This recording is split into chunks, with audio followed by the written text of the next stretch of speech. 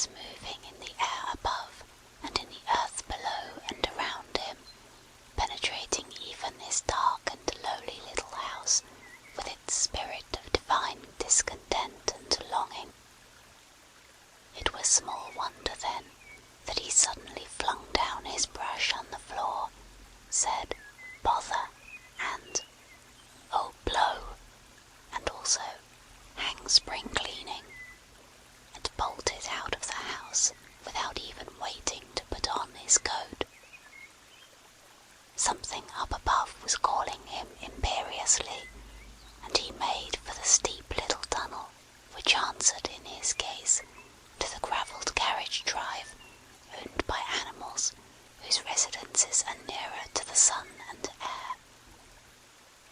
So he scraped and scratched and scrabbled and scrooged, and then he scrooged again and scrabbled and scratched and scraped, working busily with his little paws and muttering to himself, "Up we go," till at last, pop, his snout came out into the sunlight, and he found himself rolling in the warm grass of a great meadow.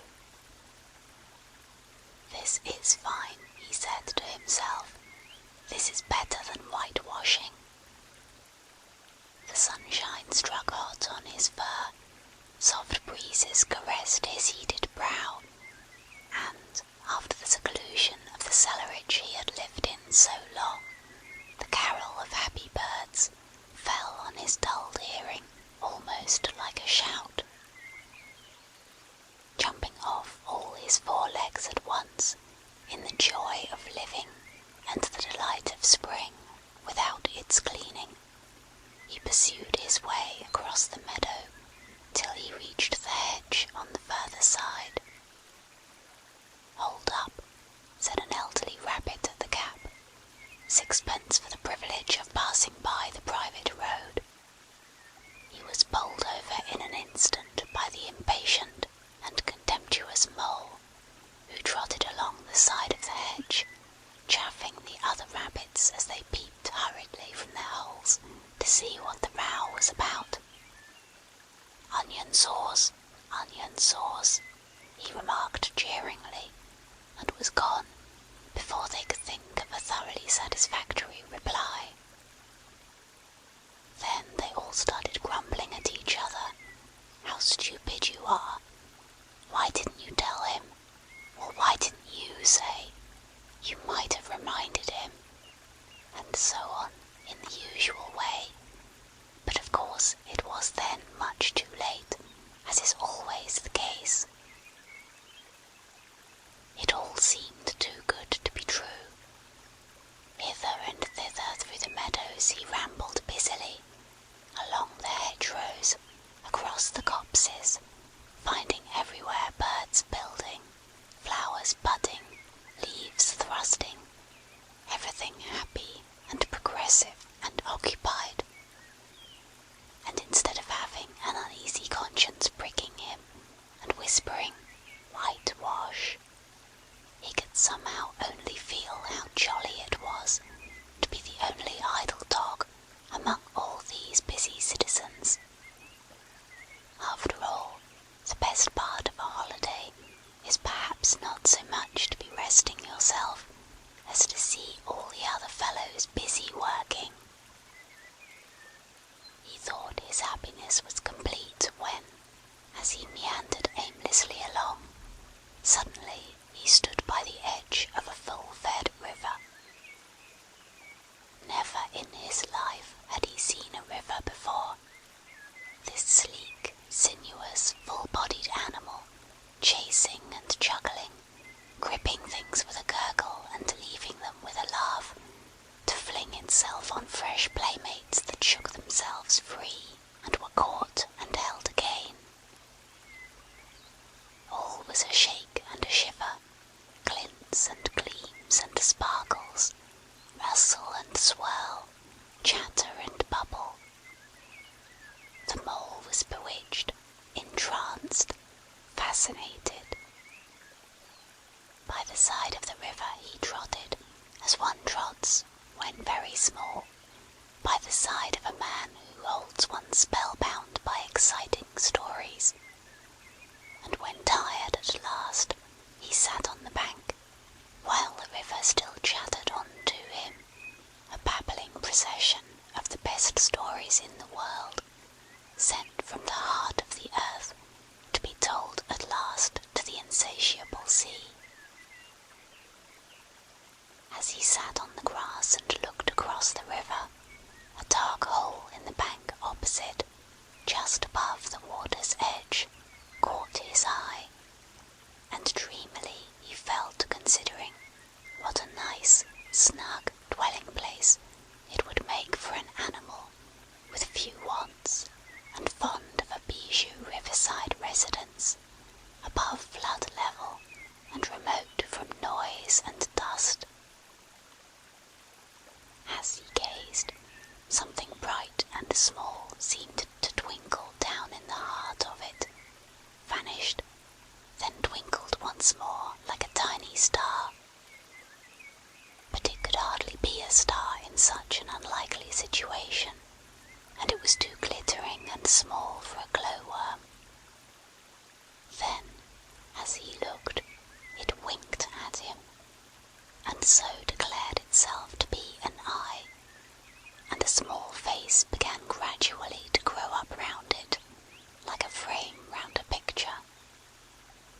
A brown little face with whiskers, a grave, round face with the same twinkle in its eye that had first attracted his notice, small neat ears, and thick silky hair. It was the water rat. Then the two animals stood and regarded each other cautiously. "Hello, Mole," said the water rat. "Hello, Rat," said the Mole. "Would you like to come over?" inquired the rat presently. "Oh, it's all very well to talk," said the Mole rather pettishly, he being new to a river and riverside life and its ways. The rat said nothing, but stooped and unfastened a rope and hauled on it, then lightly stepped into a little boat which the Mole had not observed. It was painted blue outside and white within, and was just the size for two animals, and the Mole's whole heart went out to it at once, even though he did not yet fully understand its uses. The rat sculled smartly across and made fast. Then he held up his forepaw as the Mole stepped gingerly down. "Lean on that," he said. "Now then, step lively." And the Mole, to his surprise and rapture, found himself actually seated in the stern of a real boat. "This has been a wonderful day," said he, as the rat shoved off and took to the sculls again. "Do you know, I've never been in a boat before in all my life." "What?" cried the rat, open-mouthed. "Never been in a... You never... Well, What have you been doing then?" "Is it so nice as all that?" asked the Mole shyly, though he was quite prepared to believe it, as he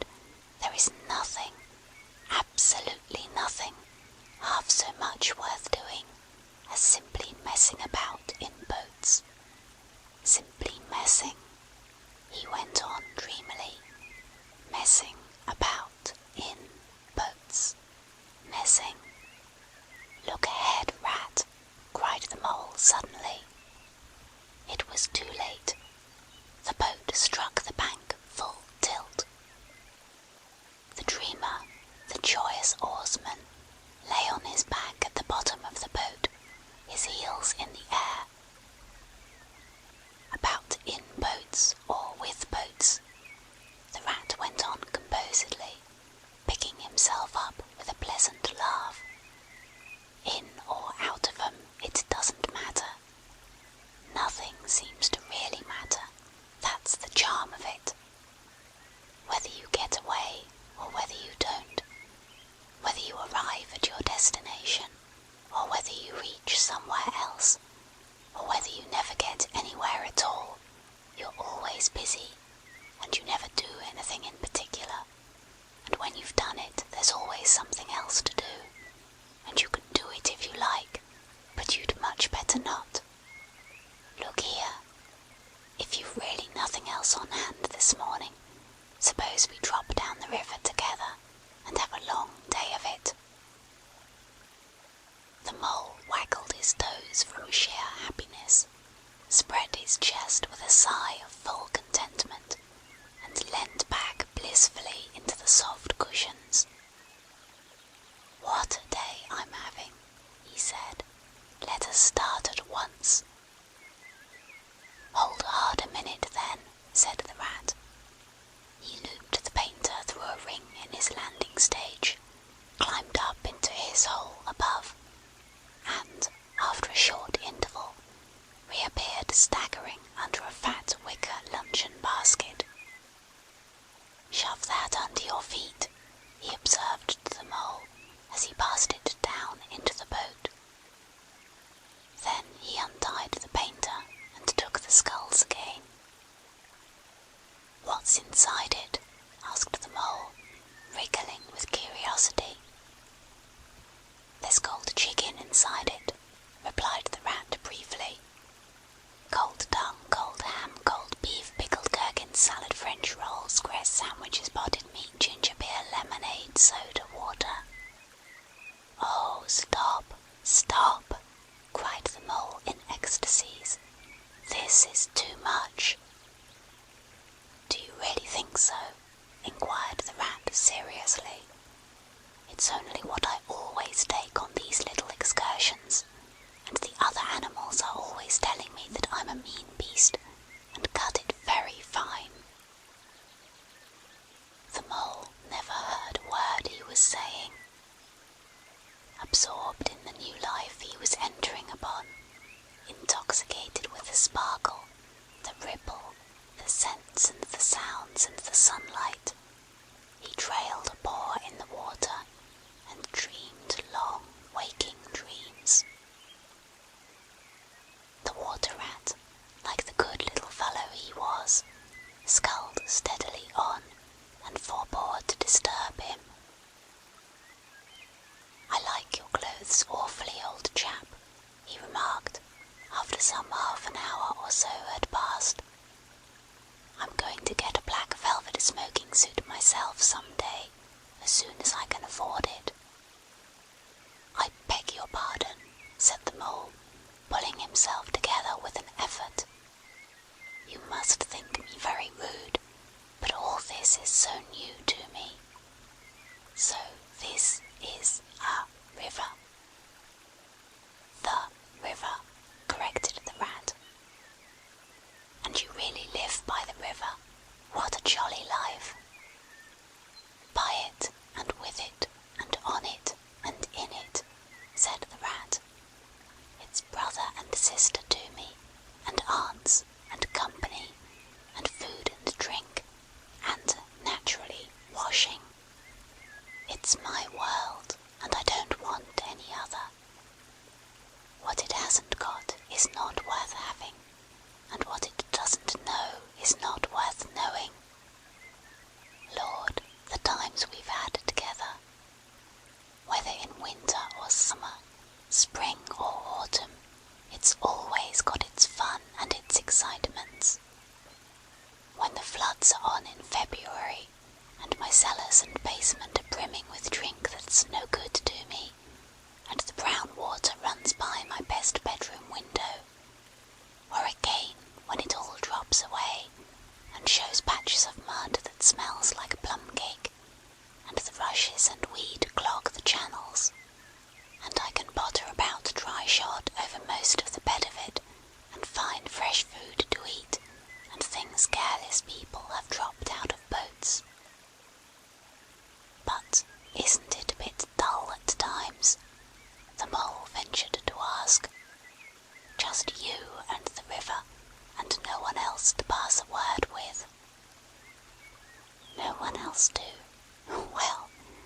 mustn't be hard on you," said the Rat with forbearance.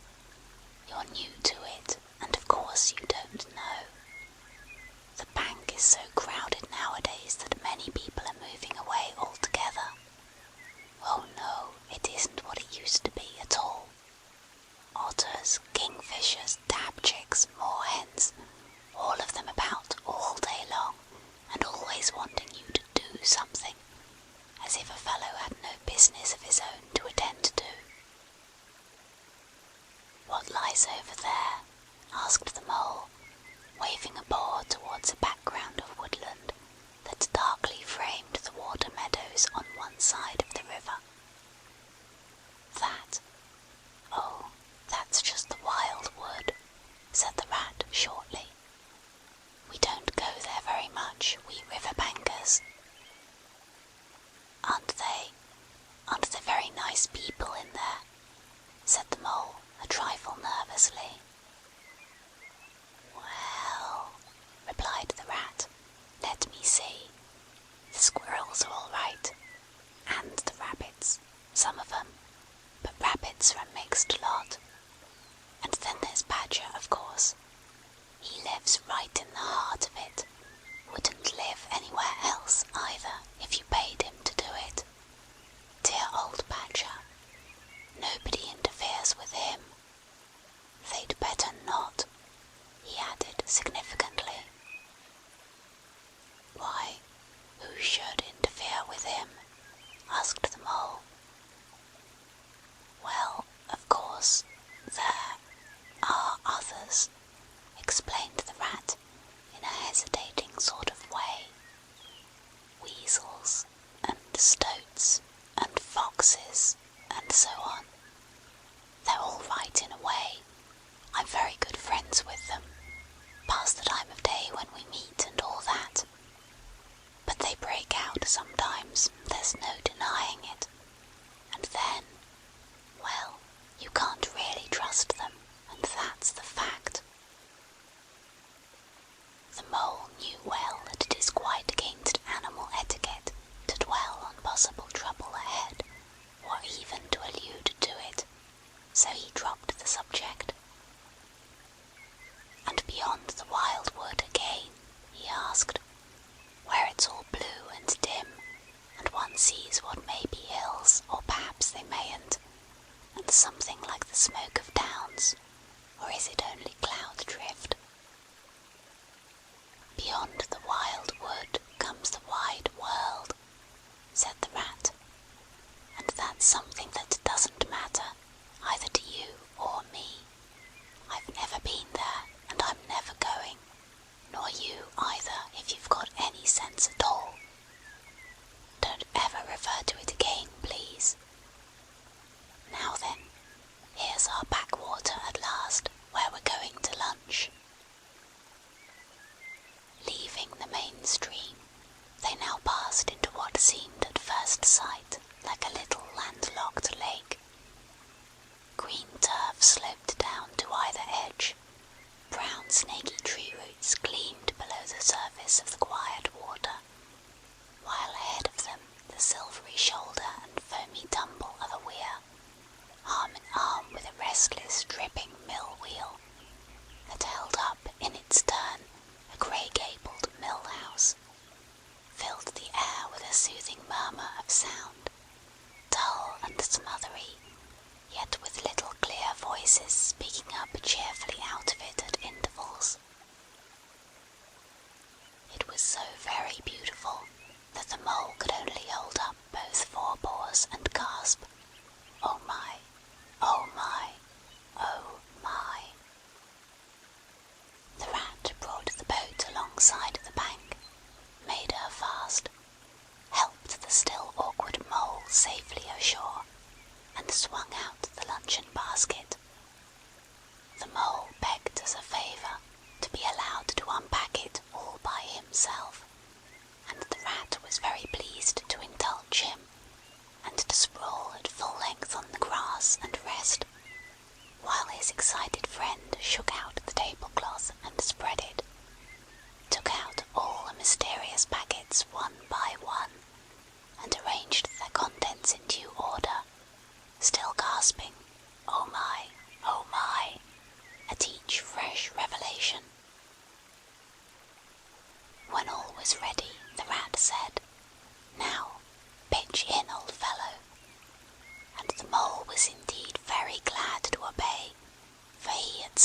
his spring cleaning at a very early hour that morning, as people will do, and had not paused for bite or sup, and he had been through a very great deal since that distant time, which now seemed so many days ago. "What are you looking at?" said the rat presently, when the edge of their hunger was somewhat dulled, and the mole's eyes were able to wander off the tablecloth a little. "I am looking," said the mole, "at a streak of bubbles that I see travelling along the surface of the water. That is a thing that strikes me as funny." "Bubbles? Oh ho!" said the rat, and chirruped cheerily in an inviting sort of way. A broad glistening muzzle showed itself above the edge of the bank, and the otter hauled himself out and shook the water from his coat. "Greedy beggars," he observed, making for the provender. "Why didn't you invite me, Ratty?" "This was an impromptu affair," explained the rat.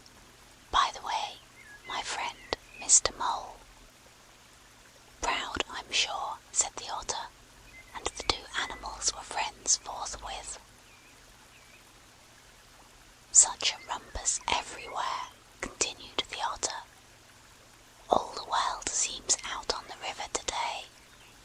I came up this backwater to try and get a moment's peace, and then stumble on you fellows.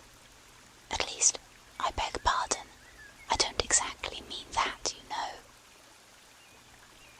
There was a rustle behind them, proceeding from a hedge wherein last year's leaves still clung thick, and a stripy head, with high shoulders behind it, peered forth on them. "Come on, old badger," shouted the rat. The badger trotted forward a pace or two, then grunted, "Company," and turned his back and disappeared from view. "That's just the sort of fellow he is," observed the disappointed rat. "Simply hates society. Now we shan't see any more of him today. Well, tell us, who's out on the river?" "Toad's out for one," replied the otter, "in his brand new wager boat, new dogs, new everything." The two animals looked at each other and laughed. "Once it was nothing but sailing," said the rat. "Then he tired of that and took to punting. Nothing would please him but to punt all day and every day, and a nice mess he made of it. Last year it was houseboating, and we all had to go and stay with him in his houseboat and pretend we liked it. He was going to spend the rest of his life in a houseboat. It's all the same, whatever he takes up. He gets tired of it and starts on something fresh."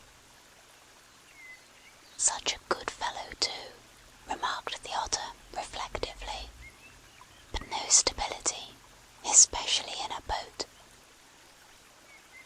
From where they sat they could get a glimpse of the main stream across the island that separated them, and just then a wager boat flashed into view, the rower, a short stout figure, splashing badly and rolling a good deal, but working his hardest. The rat stood up and hailed him, but Toad, for it was he, shook his head and settled sternly to his work. "He'll be out of the boat in a minute if he rolls like that," said the rat, sitting down again. "Of course he will," chuckled the otter. "Did I ever tell you that good story about Toad and the lock-keeper? It happened this way. Toad—" An errant mayfly swerved unsteadily athwart the current, in the intoxicated fashion affected by young bloods of mayflies seeing life. A swirl of water, and a cloop, and the mayfly was visible no more. Neither was the otter. The mole looked down. The voice was still in his ears, but the turf whereon he had sprawled was clearly vacant. Not an otter to be seen as far as the distant horizon. But again there was a streak of bubbles on the surface of the river.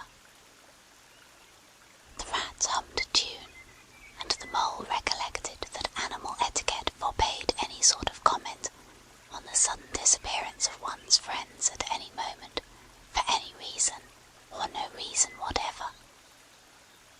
"Well, well," said the rat, "I suppose we ought to be moving. I wonder which of us had better pack the luncheon basket." He did not speak as if he was frightfully eager for the treat. "Oh, please let me," said the mole. So, of course, the rat let him. Packing the basket was not quite such pleasant work as unpacking the basket. It never is.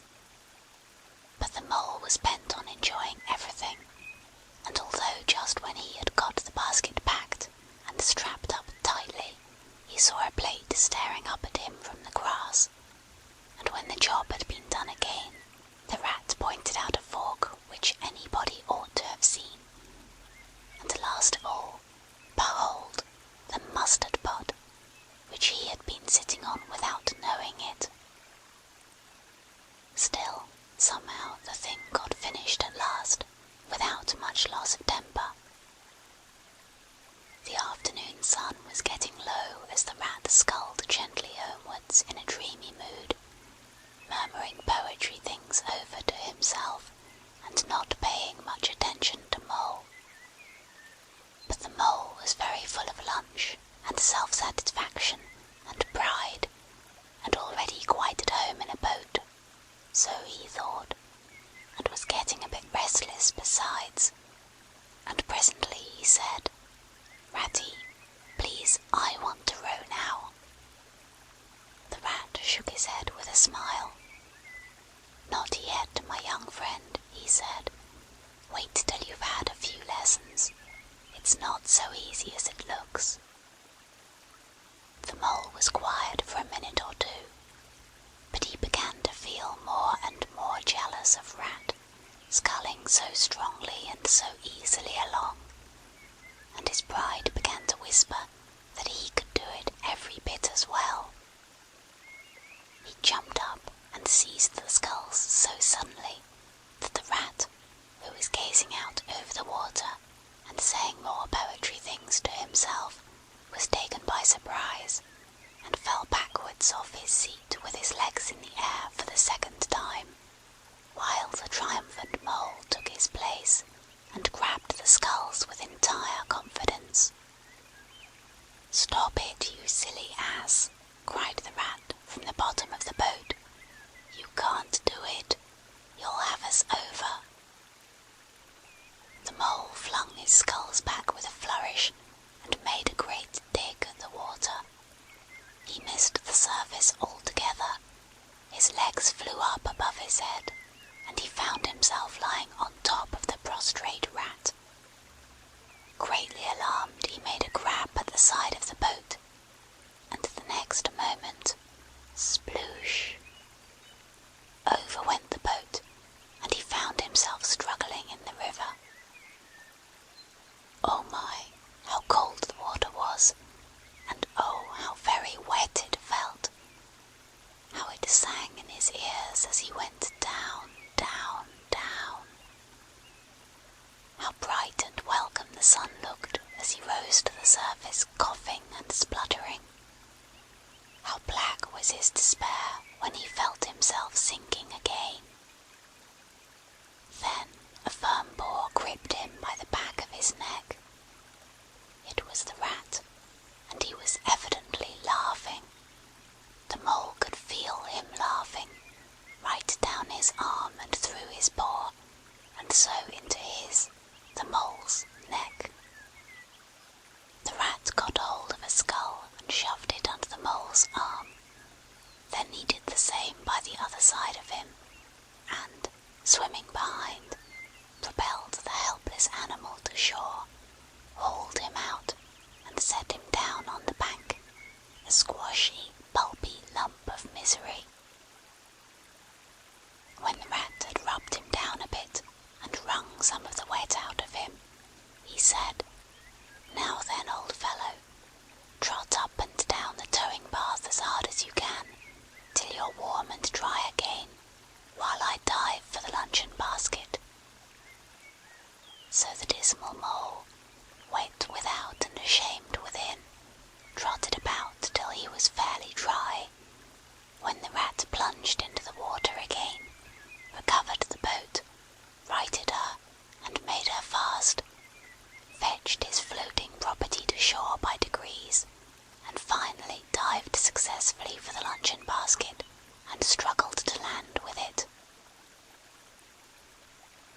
was ready for a start once more, the Mole, limp and dejected, took his seat in the stern of the boat, and as they set off, he said in a low voice, broken with emotion, "Ratty, my generous friend, I'm very sorry indeed for my foolish and ungrateful conduct.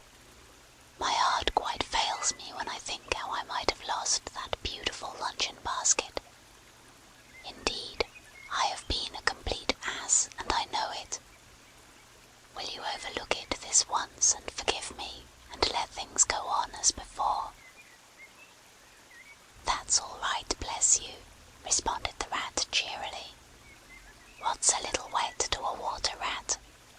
I'm more in the water than out of it most days.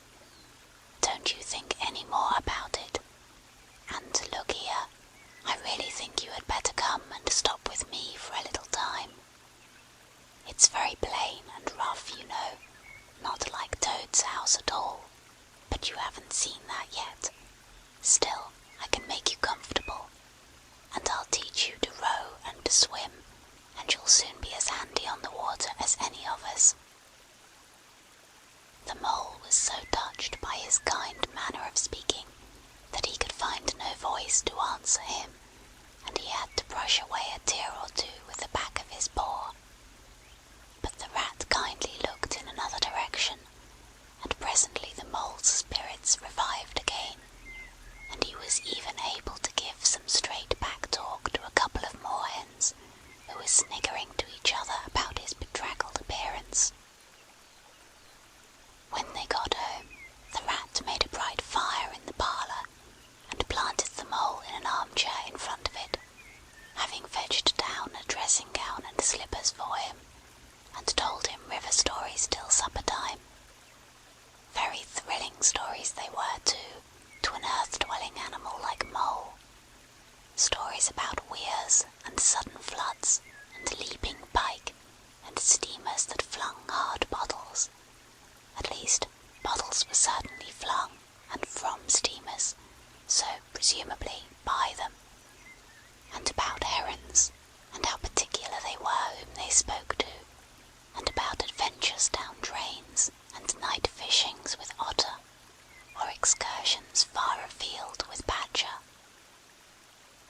Supper was a most cheerful meal, but very shortly afterwards a terribly sleepy Mole had to be escorted upstairs by his considerate host to the best bedroom, where he soon laid his head on his pillow in great peace and contentment, knowing that his new-found friend of the river was lapping the sill of his window. This day was only the first of many similar ones for the emancipated Mole, each of them longer and full of interest as the ripening summer moved onward. He learned to swim and to row, and entered into the joy of running water, and with his ear to the reed stems he caught, at intervals, some of what the wind went whispering so constantly among them. End of chapter 1.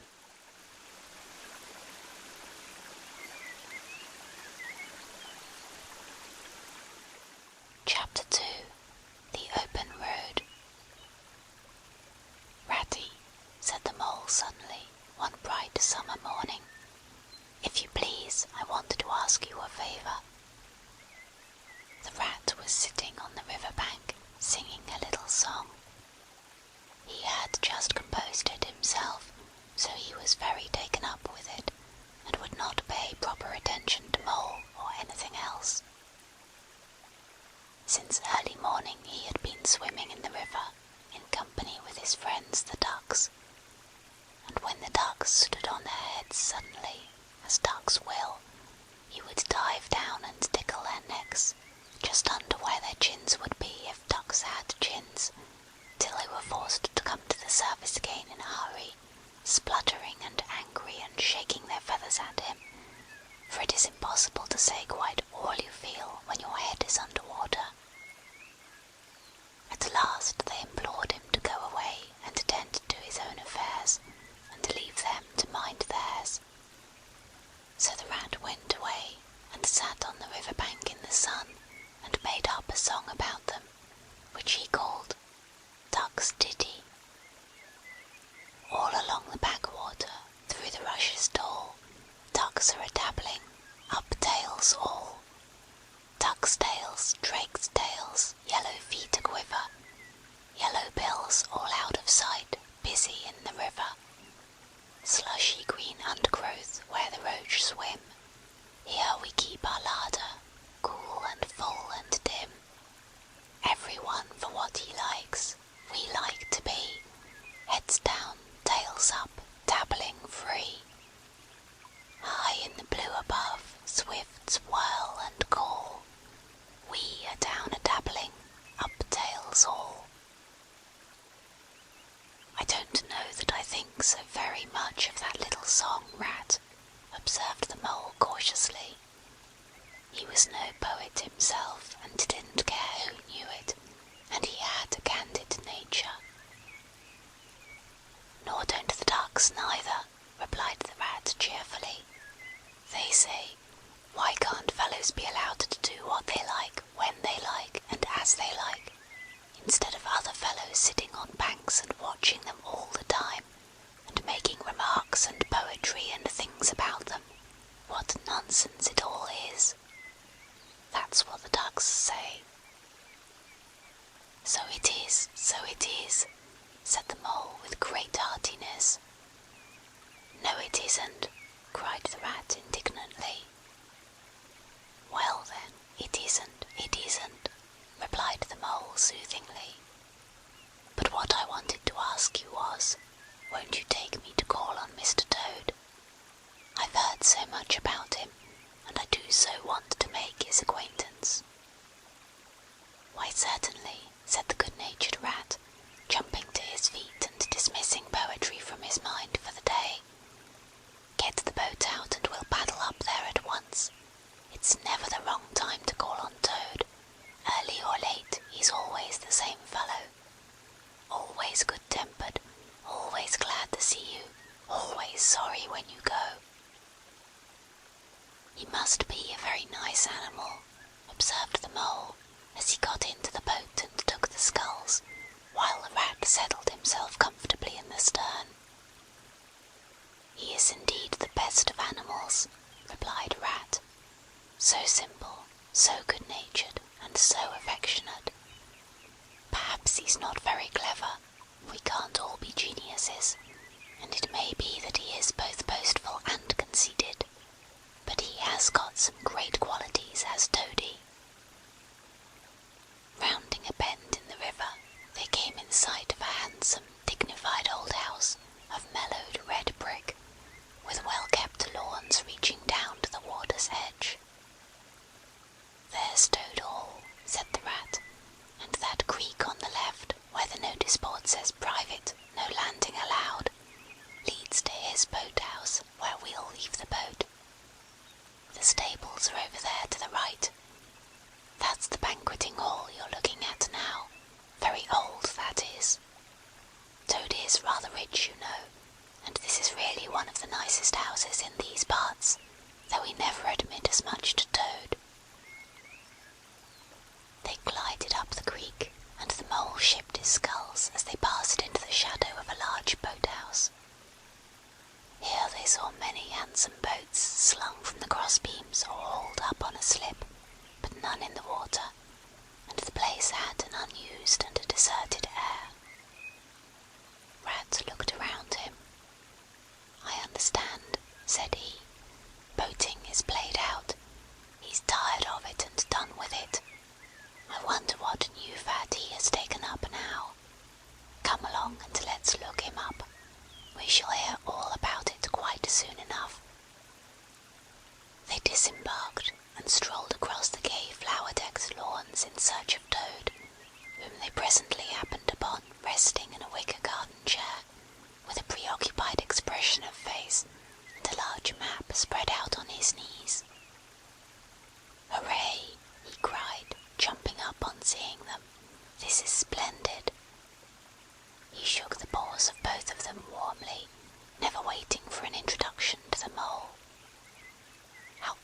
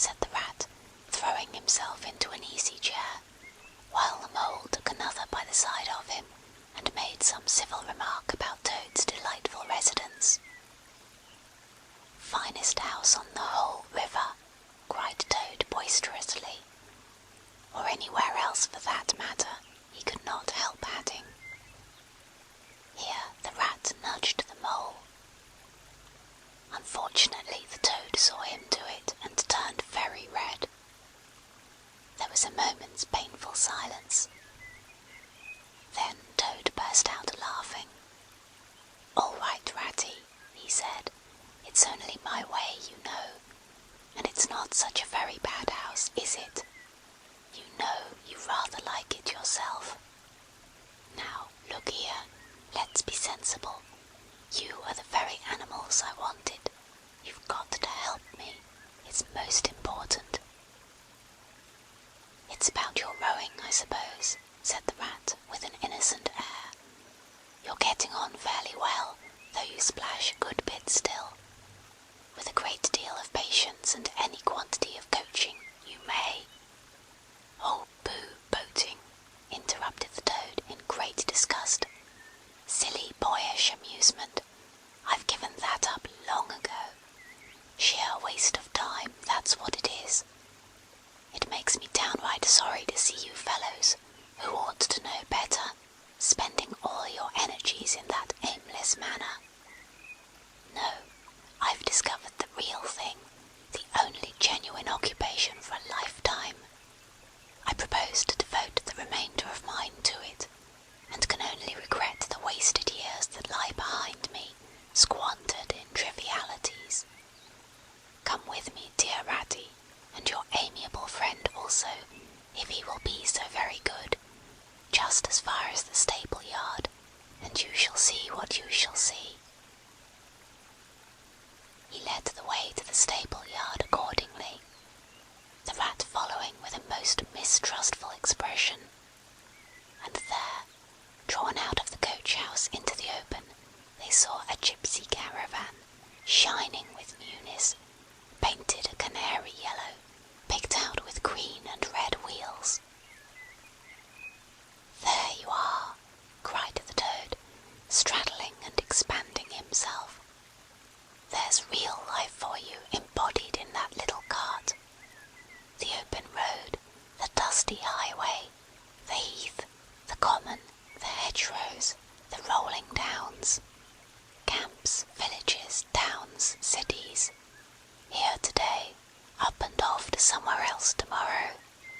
Travel, change, interest, excitement. The whole world before you, and a horizon that's always changing. And mind, this is the very finest cart of its sort that was ever built, without any exception. Come inside and look at the arrangements. Planned 'em all myself, I did." The Mole was tremendously interested and excited, and followed him eagerly up the steps and into the interior of the caravan. The Rat only snorted, and thrust his hands deep into his pockets, remaining where he was. It was indeed very compact and comfortable. Little sleeping bunks, a little table had folded up against the wall, a cooking stove, lockers, bookshelves, a birdcage with a bird in it, and pots, pans, jugs, and kettles of every size and variety. "All complete," said the Toad triumphantly, pulling open a locker. "You see, biscuits, potted lobster, sardines, everything you can possibly want. Soda water here, baccy there, letter paper, bacon, jam, cards, and dominoes. You'll find," he continued as they descended the steps again, "you'll find that nothing whatever has been forgotten when we make our start this afternoon." "I beg your pardon," said the Rat slowly, as he chewed a straw. "But did I overhear you say something about we and start and this afternoon? Now, you dear good old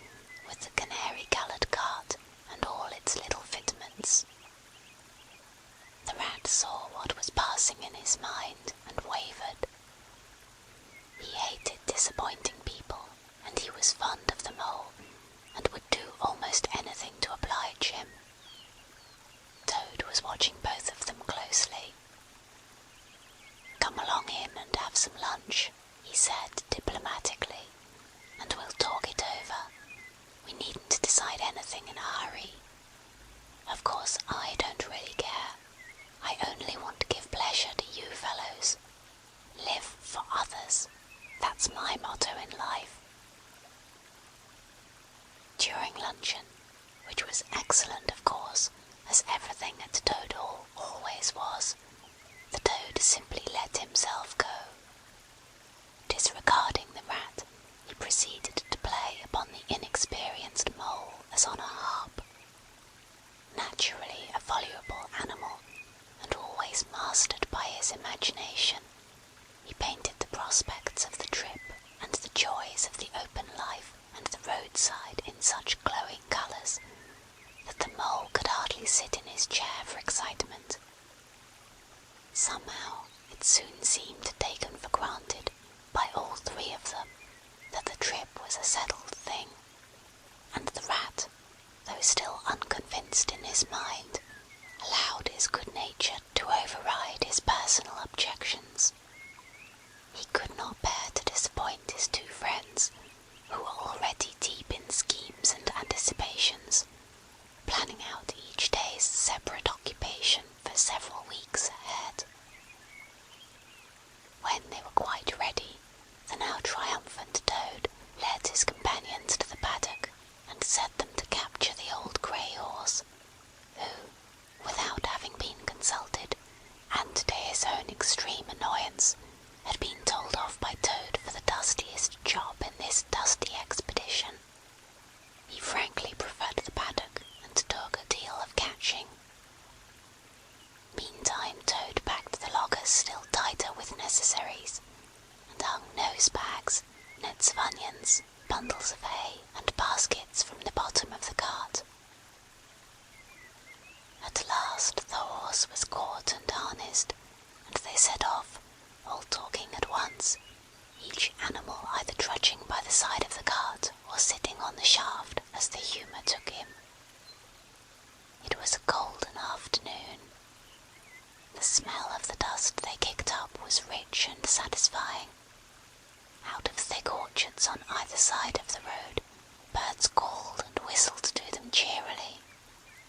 Good-natured wayfarers passing them gave them good day, or stopped to say nice things about their beautiful cart, and rabbits, sitting at their front doors in the hedgerows, held up their forepaws and said, "Oh my, oh my, oh my."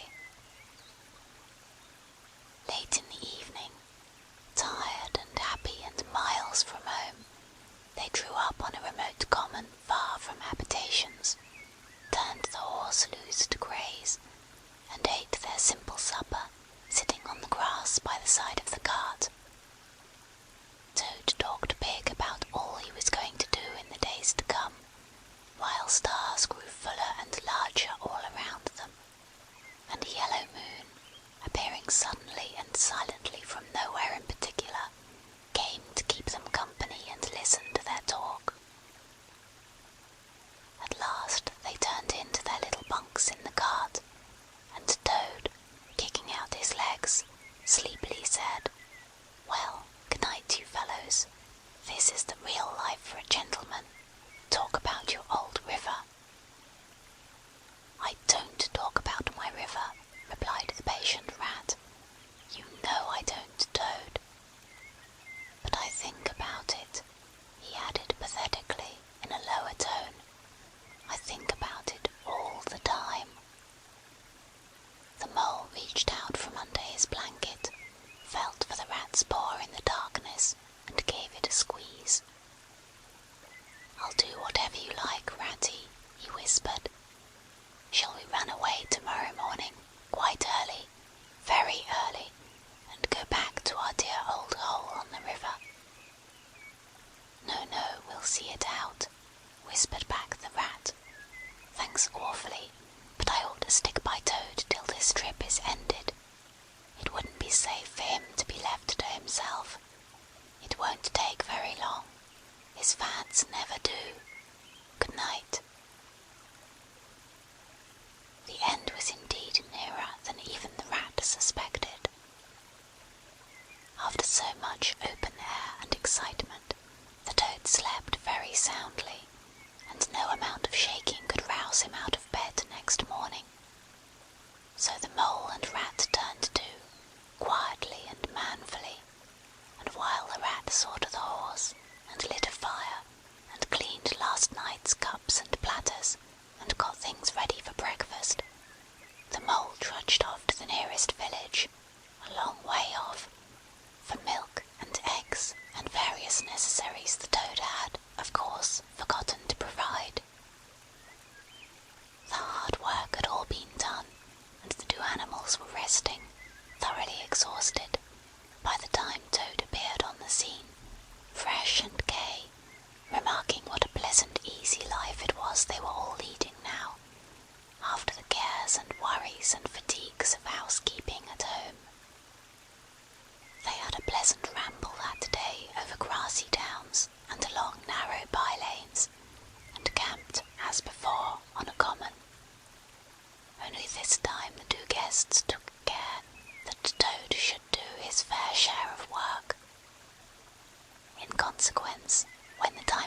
starting next morning, Toad was by no means so rapturous about the simplicity of the primitive life, and indeed attempted to resume his place in his bunk, whence he was hauled by force.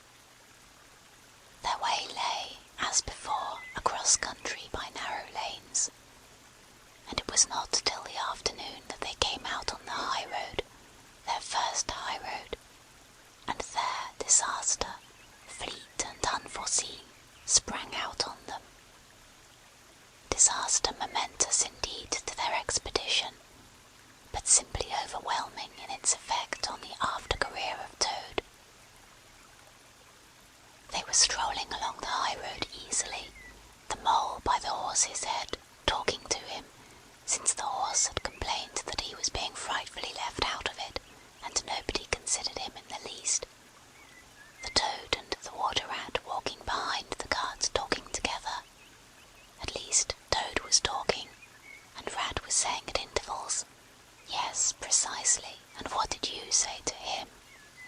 and thinking all the time of something very different, when far behind them they heard a faint warning hum, like the drone of a distant bee.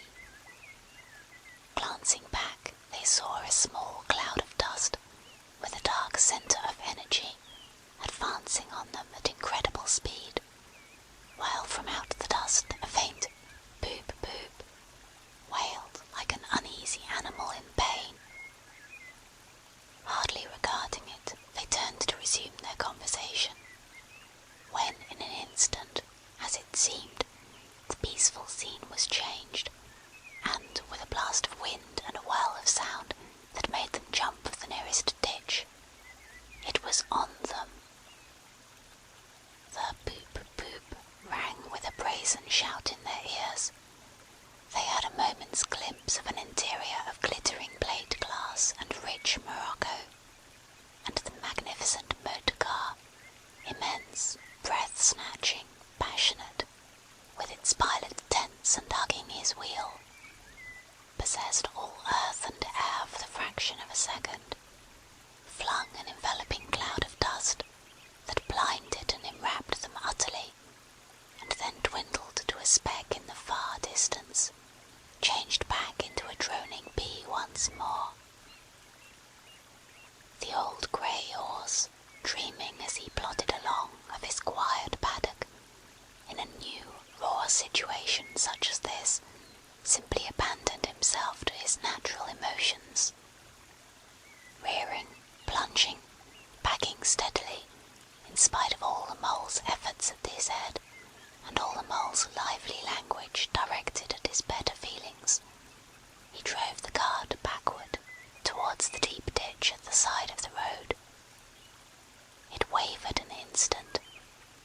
Then there was a heart-rending crash, and the canary-coloured cart, their pride and their joy, lay on its side in the ditch, an irredeemable wreck. The Rat danced up and down in the road, simply transported with passion. "You villains!" he shouted, shaking both fists. "You scoundrels! You highwaymen!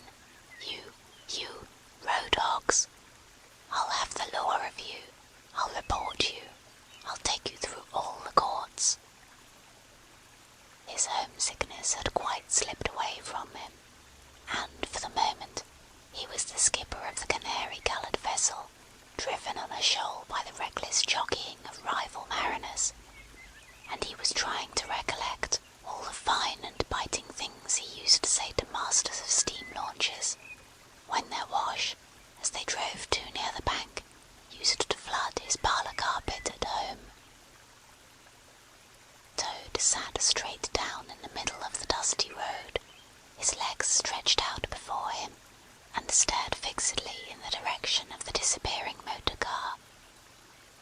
He breathed short. His face wore a placid, satisfied expression, and at intervals he faintly murmured, "Boop, boop." The Mole was busy trying to quiet the horse, which he succeeded in doing after a time. Then he went to look at the cart on its side in the ditch.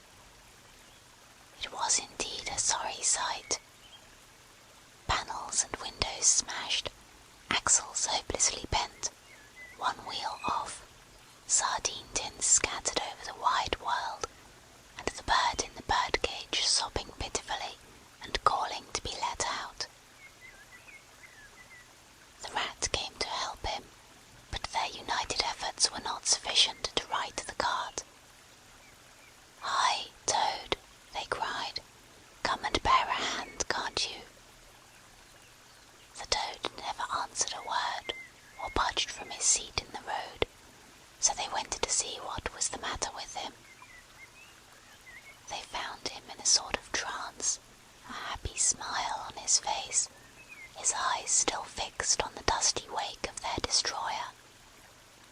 At intervals he was still heard to murmur, "Boop, boop." The rat shook him by the shoulder. "Are you coming to help us, Toad?" he demanded sternly. "Glorious, stirring sight," murmured Toad, never offering to move. "The poetry of motion, the real way to travel, the only way to travel. Here today, in next week tomorrow. Villages skipped, towns and cities jumped, always somebody else's horizon. Oh bliss, oh boop boop, oh my, oh my." "Oh, stop being an ass, Toad," cried the Mole despairingly. "And to think I never knew," went on the Toad in a dreamy monotone. "All those wasted years that lie behind me, I never knew, never even dreamt. But now that I know, now that I fully realize, oh, what a flowery track lies spread before me henceforth. What dust clouds shall spring up behind me as I speed on my reckless way. What carts I shall fling carelessly into the ditch in the wake of my magnificent onset. Horrid little carts, common carts, canary-coloured carts." "What are we to do with him?" asked the Mole of the Water Rat. "Nothing at all," replied the Rat firmly, "because there is really nothing to be done. You see, I know him from of old. He is now possessed. He has got a new craze, and it always takes him that way in its first stage. He'll continue like that for days now, like an animal walking in a happy dream, quite useless for all practical purposes. Never mind him. Let's go and see what there is to be done about the cart." A careful inspection showed them that, even if they succeeded in righting it by themselves, the cart would travel no longer. The axles were in a hopeless state, and the missing wheel was shattered into pieces. The Rat knotted the horse's reins over his back and took him by the head, carrying the birdcage and its hysterical occupant in the other hand. "Come on," he said grimly to the Mole. "It's 5 or 6 miles to the nearest town, and we shall just have to walk it. The sooner we make a start, the better." "But what about Toad?"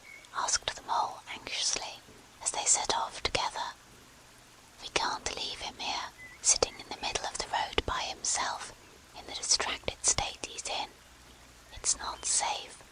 Supposing another thing were to come along." "Oh, bother Toad," said the Rat savagely. "I've done with him." They had not proceeded very far on their way, however, when there was a pattering of feet behind them, and Toad caught them up and thrust a paw inside the elbow of each of them, still breathing short and staring into vacancy. "Now look here, Toad," said the Rat sharply. "As soon as we get to the town, you'll have to go straight to the police station and see if they know anything about that motor car and who it belongs to, and lodge a complaint against it. And then you'll have to go to a blacksmith's or a wheelwright's and arrange for the cart to be fetched and mended and put to rights. It'll take time, but it's not quite a hopeless smash. Meanwhile, the Mole and I will go to an inn and find comfortable rooms where we can stay till the cart's ready, and till your nerves have recovered their shock." "Police station. Complaint," murmured Toad dreamily. "Me complain of that beautiful, that heavenly vision that has been vouchsafed me. Mend the cart. I've done with carts forever. I never want to see the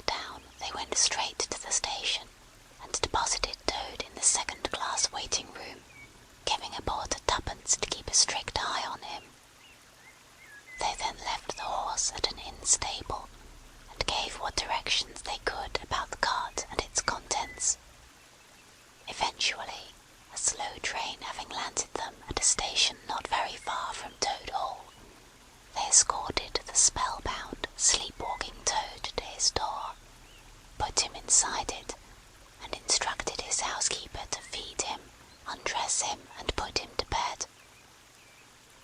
Then they got out their boat from the boathouse, sculled down the river home, and at a very late hour sat down to supper in their own cosy riverside parlour, to the Rat's great joy and contentment.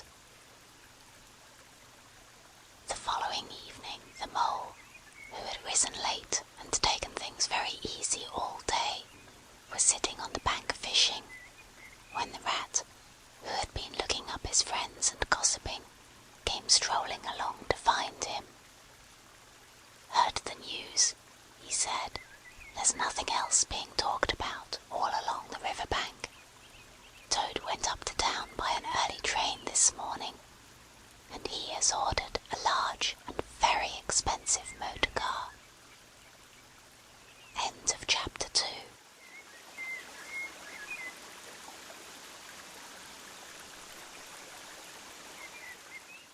Chapter 3.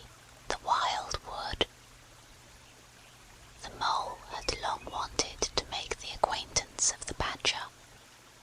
He seemed, by all accounts, to be such an important personage, and, though rarely visible, to make his unseen influence felt by everybody about the place.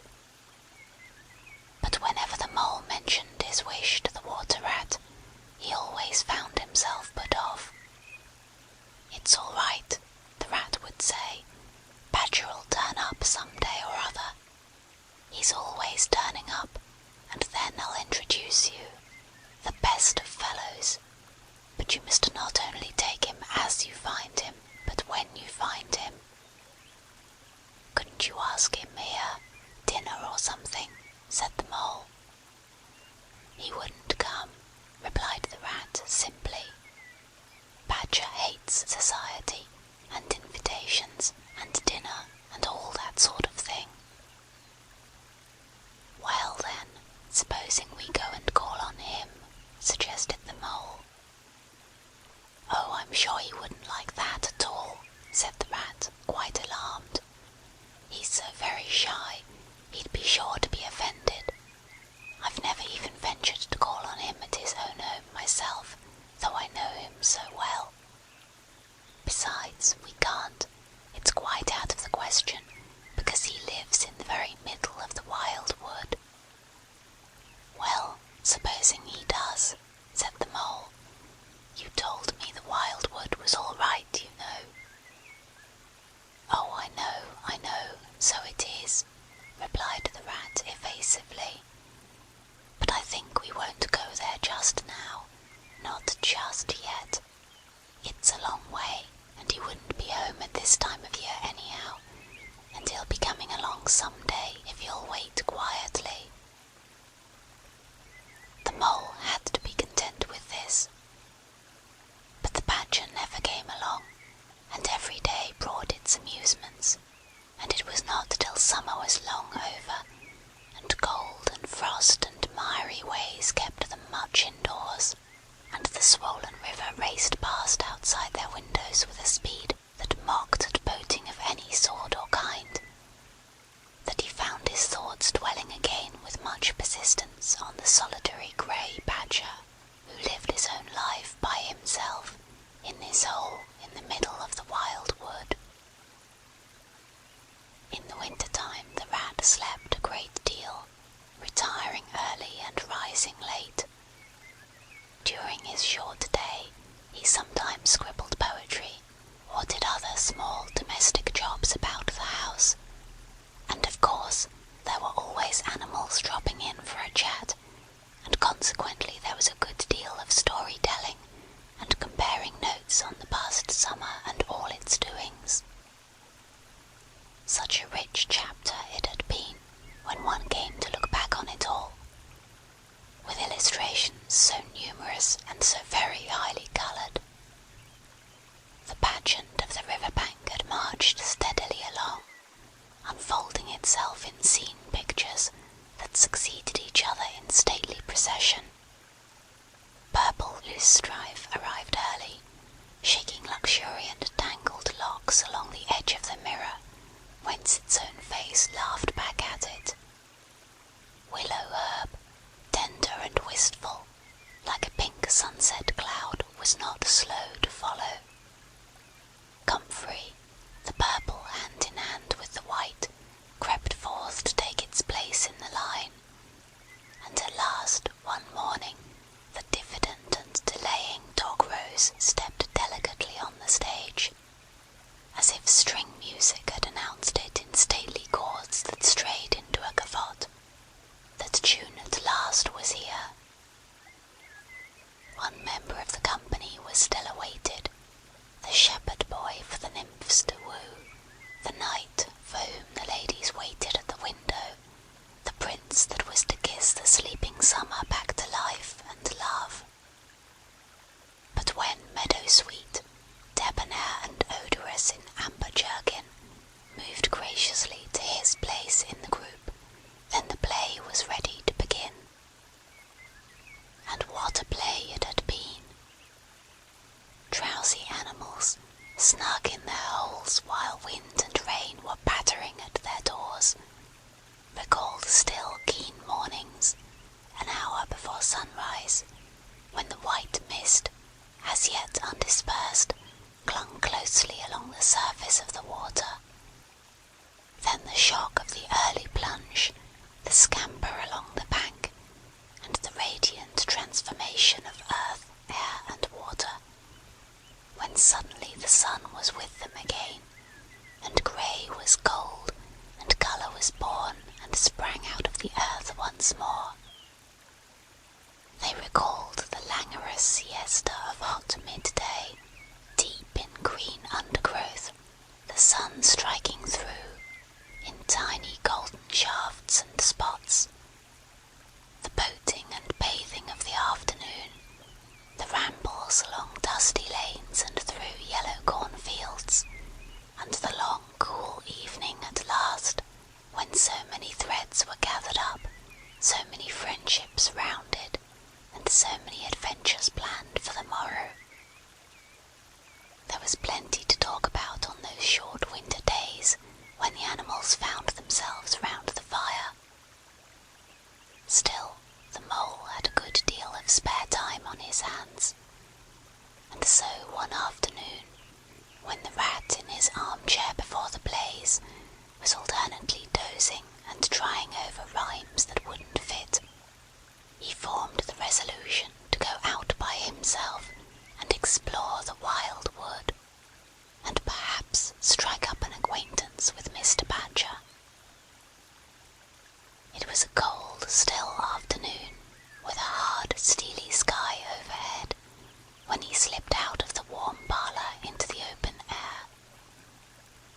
The country lay bare and entirely leafless around him, and he thought that he had never seen so far and so intimately into the insides of things as on that winter day when nature was deep in her annual slumber and seemed to have kicked the clothes off. Copses, dells, quarries, and all hidden places, which had been mysterious mines for exploration in leafy summer, now exposed themselves and their secrets pathetically, and seemed to ask him to overlook their shabby poverty for a while, till they could riot in rich masquerade as before, and trick and entice him with the old deceptions. It was pitiful in a way, and yet cheering, even exhilarating. He was glad that he liked the country undecorated, hard and stripped of its finery. He had got down to the bare bones of it, and they were fine and strong and simple. He did not want the warm clover and the play of seeding grasses, the screens of quickset. The pillowy drapery of beech and elm seemed best away, and with great cheerfulness of spirit he pushed on towards the wild wood, which lay before him low and threatening, like a black reef in some still southern sea. There was nothing to alarm him at first entry.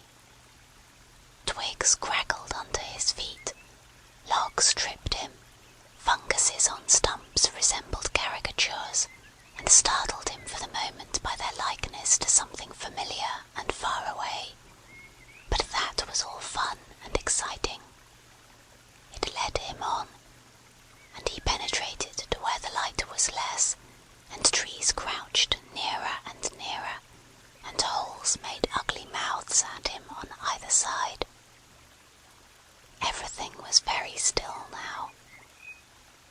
dusk advanced on him steadily, rapidly, gathering in behind and before, and the light seemed to be draining away like flood water.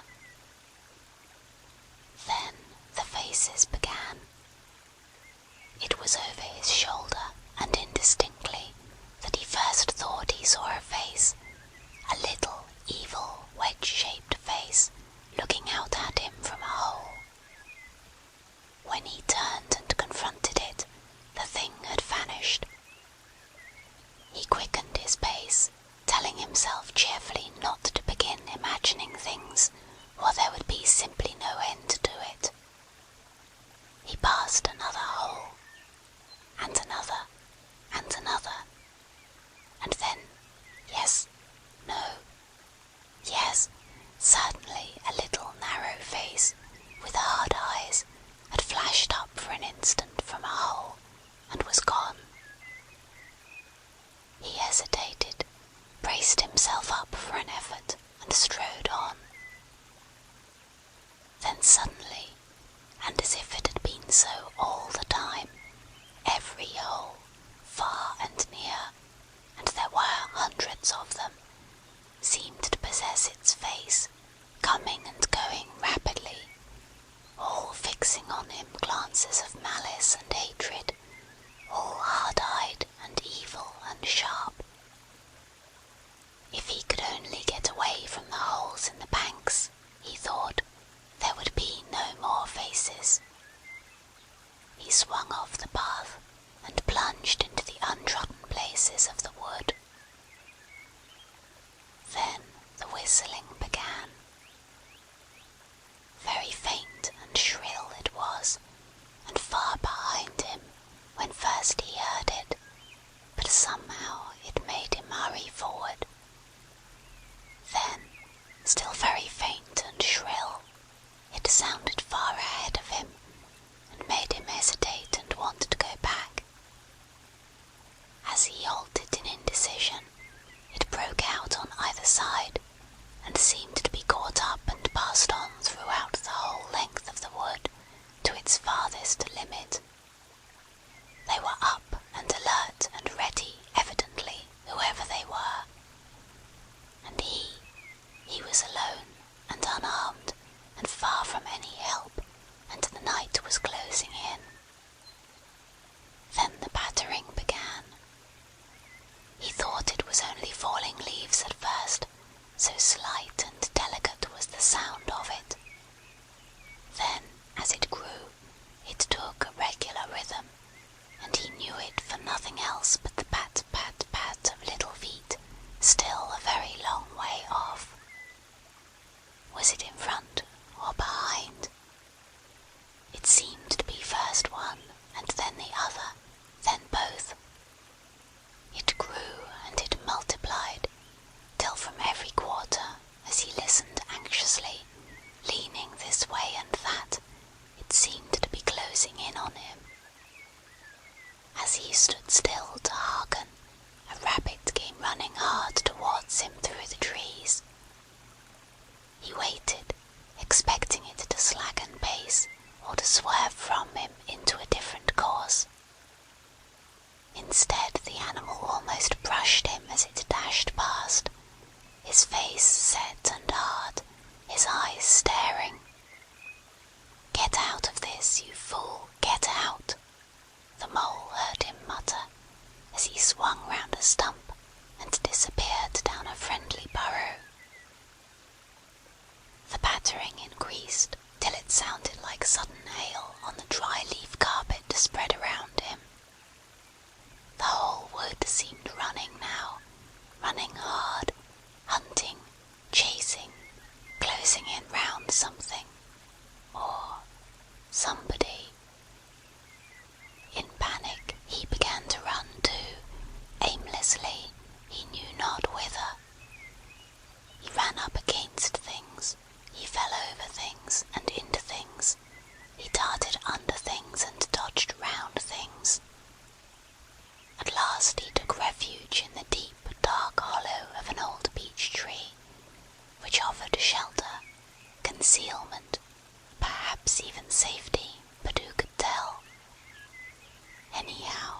He was too tired to run any further, and could only snuggle down into the dry leaves, which had drifted into the hollow, and hope he was safe for a time.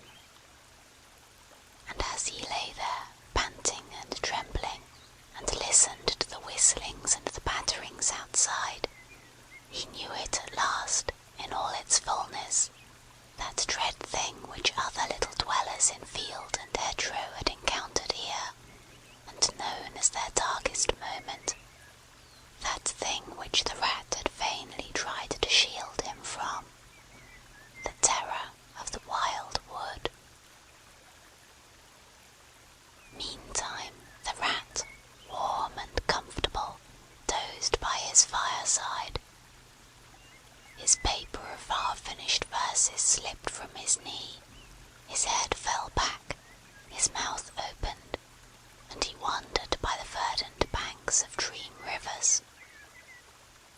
Then a coal slipped, the fire crackled and sent up a spurt of flame, and he woke with a start. Remembering what he had been engaged upon, he reached down to the floor for his verses, pored over them for a minute, and then looked round for the mole, to ask him if he knew a good rhyme for something or other. But the mole was not there. He listened for a time. The house seemed very quiet. Then he called, "Moly," several times, and, receiving no answer, got up and went out into the hall. The mole's cap was missing from its accustomed peg. His goloshes, which always lay by the umbrella stand, were also gone. The rat left the house and carefully examined the muddy surface of the ground outside, hoping to find the mole's tracks. There they were, sure enough. The goloshes were new, just bought for the winter, and the pimples on their soles were fresh and sharp. He could see the imprints of them in the mud, running along straight and purposeful, leading direct to the wild wood. The rat looked very grave, and stood in deep thought for a minute or two. Then he re-entered the house, strapped a belt round his waist, shoved a brace of pistols into it, took up a stout cudgel that stood in a corner of the hole, and set off for the wild wood at a smart pace. It was already getting towards dusk when he reached the first fringe of trees, and plunged without hesitation into the wood, looking anxiously on either side for any sign of his friend. Here and there wicked little faces popped out of holes, but vanished immediately at sight of the valorous animal, his pistols, and the great ugly cudgel in his grasp, and the whistling and pattering, which he had heard quite plainly on his first entry, died away and ceased, and all was very still. He made his way manfully through the length of the wood, to its furthest edge. Then, forsaking all paths, he set himself to traverse it, laboriously working over the whole ground, and all the time calling out cheerfully, "Moly, Moly, Moly, where are you? It's me, it's old Rat." He had patiently hunted through the wood for an hour or more, when at last, to his joy, he heard a little answering cry.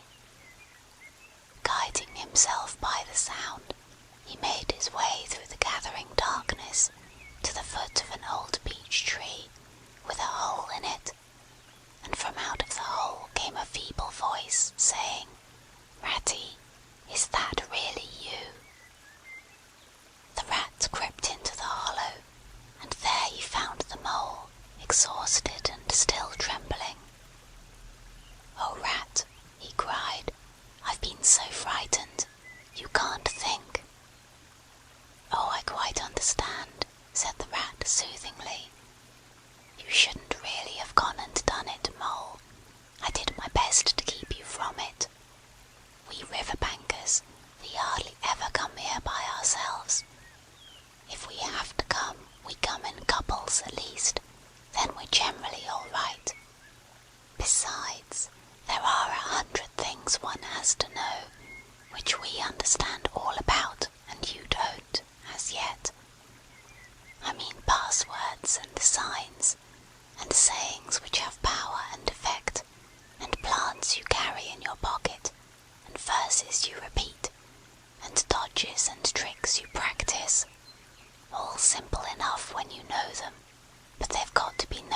you're small, or you'll find yourself in trouble. Of course, if you were badger or otter, it would be quite another matter. Surely the brave Mr. Toad wouldn't mind coming here by himself, would he? Inquired the Mole. Old Toad, said the Rat, laughing heartily.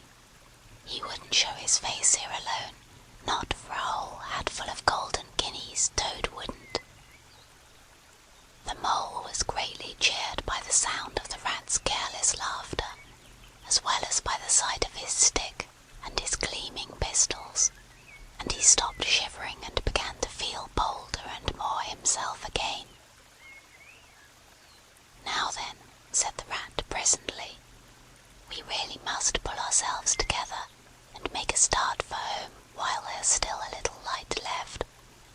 It will never do to spend the night here, you understand. Too cold for one thing. Dear Ratty, said the poor Mole, I'm dreadfully sorry, but I'm simply dead beat, and that's a solid fact. You must let me rest here a while longer, and get my strength back, if I'm to get home at all. Oh, all right, said the good-natured Rat. Rest away. It's pretty nearly pitch dark now, anyhow, and there ought to be a bit of moon later. So the Mole got well into the dry leaves and stretched himself out, and presently dropped off into sleep, though of a broken and troubled sort, while the Rat covered himself up too, as best he might, for warmth, and lay patiently waiting, with a pistol in his paw. When at last the Mole woke up, much refreshed and in his usual spirits, the Rat said, Now then, I'll just take a look outside and see if everything's quiet, and then we really must be off. He went to the entrance of their retreat and put his head out. Then the Mole heard him saying quietly to himself, Hello, hello, here is a go. What's up, Ratty? Asked the Mole. Snow is up, replied the Rat briefly. Or rather, down. It's snowing hard. The Mole came and crouched beside him, and looking out, saw the wood that had been so dreadful to him in quite a changed aspect. Holes, hollows, pools, pitfalls, and other black menaces to the wayfarer were vanishing fast, and a gleaming carpet of fairy was springing up everywhere, that looked too delicate to be trodden upon by rough feet. A fine powder filled the air, and caressed the cheek with a tinkle in its touch, and the black boles of the trees showed up in a light that seemed to come from below. Well, well, it can't be helped, said the Rat after pondering. We must make a start and take our chance, I suppose. The worst of it is, I don't exactly know where we are, and now this snow makes everything look so very different. It did indeed. The Mole would not have known that it was the same wood. However, they set out bravely, and took the line that seemed most promising, holding on to each other, and pretending with invincible cheerfulness that they recognized an old friend in every fresh tree that grimly and silently greeted them, or saw openings, gaps or paths with a familiar turn in them, in the monotony of white space and black tree trunks that refused to vary. An hour or two later, they had lost all count of time. They pulled up, dispirited, weary, and hopelessly at sea, and sat down on a fallen tree trunk to recover their breath and consider what was to be done. They were aching with fatigue and bruised with tumbles. They had fallen into several holes and got wet through. The snow was getting so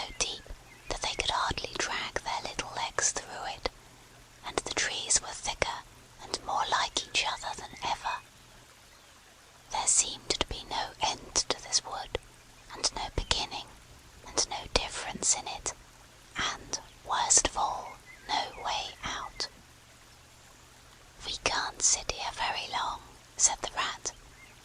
"We shall have to make another push for it, and do something or other. The cold is too awful for anything, and the snow will soon be too deep for us to wade through." He peered about him and considered. "Look here," he went on. "This is what occurs to me. There's a sort of dell down here in front of us, where the ground seems all hilly and humpy and hummocky. We'll make our way down into that, and try and find some sort of shelter, a cave or a hole with a dry floor to it, out of the snow and the wind, and there we'll have a good rest before we try again, for we're both of us pretty dead beat. Besides, the snow may leave off, or something may turn up." So once more they got on their feet, and struggled down into the dell, where they hunted about for a cave or some corner that was dry and a protection from the keen wind and the whirling snow. They were investigating one of the hummocky bits the rat had spoken of, when suddenly the mole tripped up and fell forward on his face with a squeal. "Oh, my leg!" he cried. "Oh, my poor shin!" And he sat up on the snow and nursed his leg in both his front paws. "Poor old mole," said the rat kindly. "You don't seem to be having much luck today, do you? Let's have a look at the leg." "Yes," he went on, going down on his knees to look. "You've cut your shin, sure enough. Wait till I get at my handkerchief, and I'll tie it up for you." "I must have tripped over a hidden branch or a stump," said the mole miserably. "Oh my, oh my!" "It's very clean cut," said the rat, examining it again attentively. "That was never done by a branch or a stump. Looks like it was made by a sharp edge of something in metal. Funny." He pondered a while and examined the humps and slopes that surrounded them. "Well, never mind what done it," said the mole, forgetting his grammar in his pain. "It hurts just the same, whatever done it." But the rat, after carefully tying up the leg with his handkerchief, had left him and was busy scraping in the snow. He scratched and shovelled and explored, all four legs working busily, while the mole waited impatiently, remarking at intervals, "Oh, come on, rat." Suddenly the rat cried, "Hooray!" and then, "Hooray, hooray, hooray, hooray!" and fell to executing a feeble jig in the snow. "What have you found, Ratty?" asked the mole, still nursing his leg. "Come and see," said the delighted rat as he jigged on. The mole hobbled up to the spot and had a good look. "Well," he said at last, slowly, "I see it right enough. Seen the same sort of thing before, lots of times. Familiar object, I call it. A door scraper. Well, what of it? Why dance jigs around a door scraper?" "But don't you see what it means, you dull-witted animal?"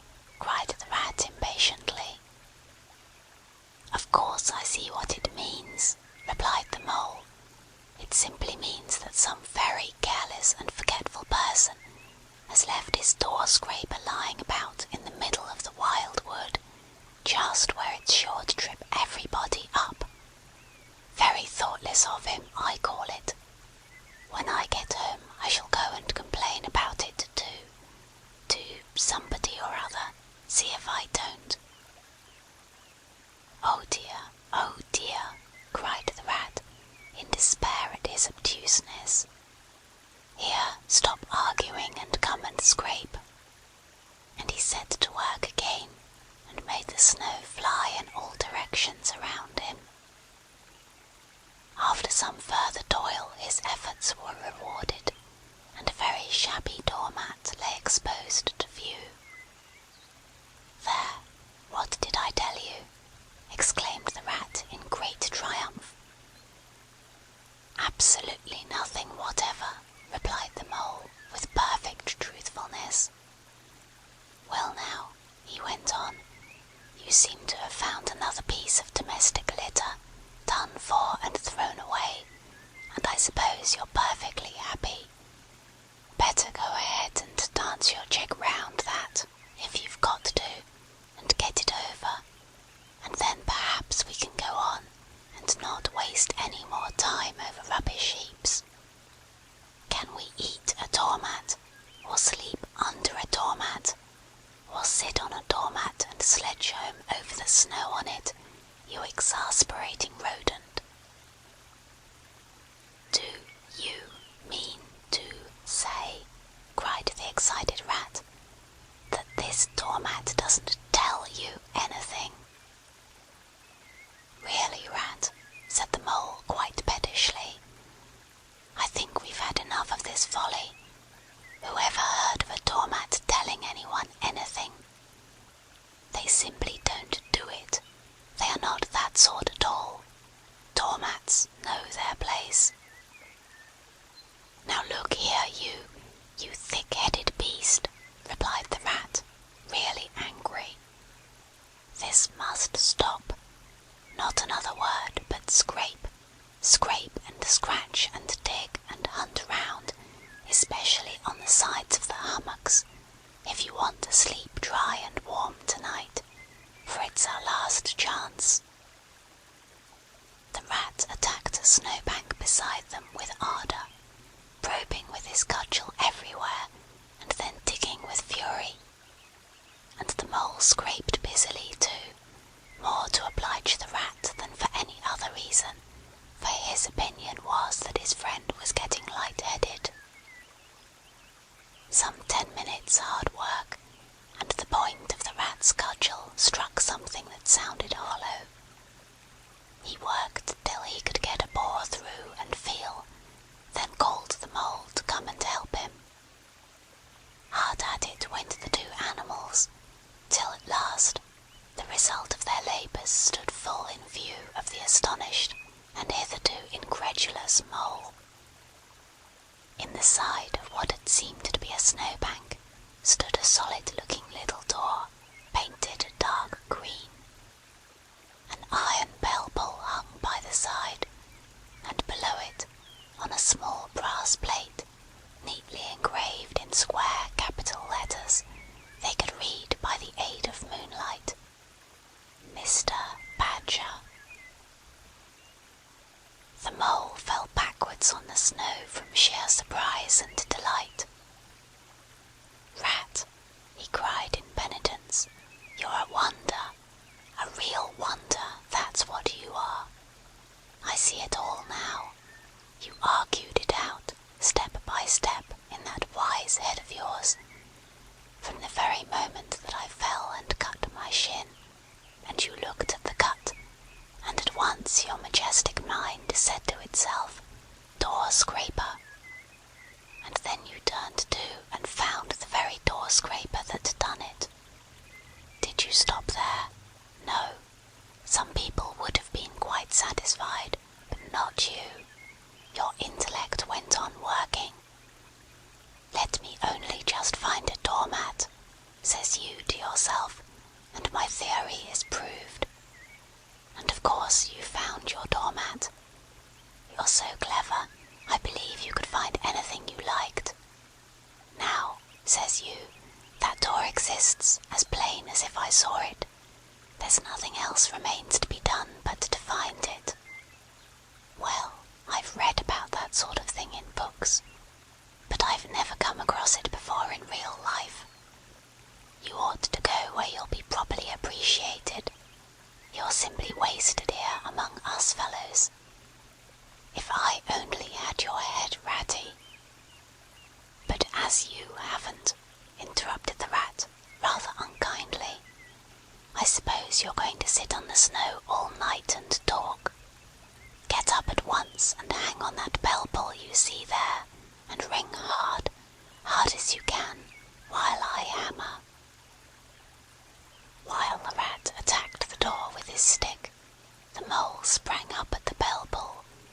touched it and swung there, both feet well off the ground, and from quite a long way off they could faintly hear a deep-toned bell respond. End of chapter 3.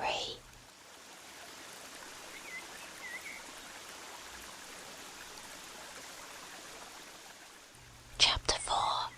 Mr. Badger.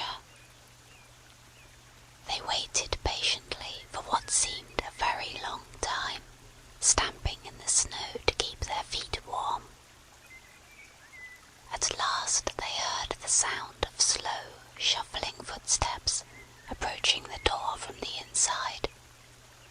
It seemed, as the Mole remarked to the Rat, like someone walking in carpet slippers that were too large for him and down at heel, which was intelligent of Mole, because that was exactly what it was. There was the noise of a bolt shot back, and the door opened a few inches, enough to show a long snout and a pair of sleepy, blinking eyes. "Now, the very next time this happens," said a gruff and suspicious voice, "I shall be exceedingly angry. Who is it this time, disturbing people on such a night? Speak up." "Oh, Badger," cried the Rat, "let us in, please. It's me, Rat, and my friend Mole, and we've lost our way in the snow." "What, Ratty, my dear little man," exclaimed the Badger in quite a different voice. "Come along in, both of you, at once.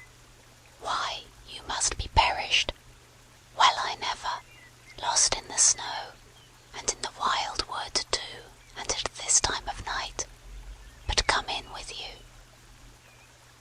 The two animals stumbled over each other in their eagerness to get inside, and heard the door shut behind them with great joy and relief. The Badger, who wore a long dressing gown, and whose slippers were indeed very down at heel, carried a flat candlestick in his paw, and had probably been on his way to bed when their summons sounded. He looked kindly down on them and patted both their heads. "This is not the sort of night for small animals to be out," he said paternally. "I'm afraid you've been up to some of your pranks again, Ratty. But come along, come into the kitchen.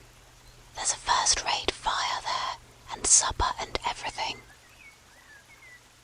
He shuffled on in front of them, carrying the light, and they followed him, nudging each other in an anticipating sort of way, down a long, gloomy, and, to tell the truth, decidedly shabby passage, into a sort of central hall, out of which they could dimly see other long tunnel-like passages branching, passages mysterious and without apparent end.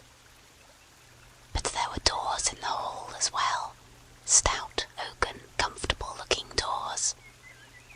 One of these the Badger flung open, and at once they found themselves in all the glow and warmth of a large firelit kitchen. The floor was well-worn red brick, and on the wide hearth burnt a fire of logs, between two attractive chimney corners tucked away in the wall, well out of any suspicion of draught. A couple of high-backed settles, facing each other on either side of the fire, gave further sitting accommodations for the sociably disposed. In the middle of the room stood a long table of plain boards placed on trestles, with benches down each side. At one end of it, where an armchair stood pushed back, were spread the remains of the Badger's plain but ample supper. Rows of spotless plates winked from the shelves of the dresser at the far end of the room, and from the rafters overhead hung hams, bundles of dried herbs, nets of onions, and baskets of eggs. It seemed a place where heroes could fitly feast after victory, where weary harvesters could line up in scores along the table, and keep their harvest home with mirth and song,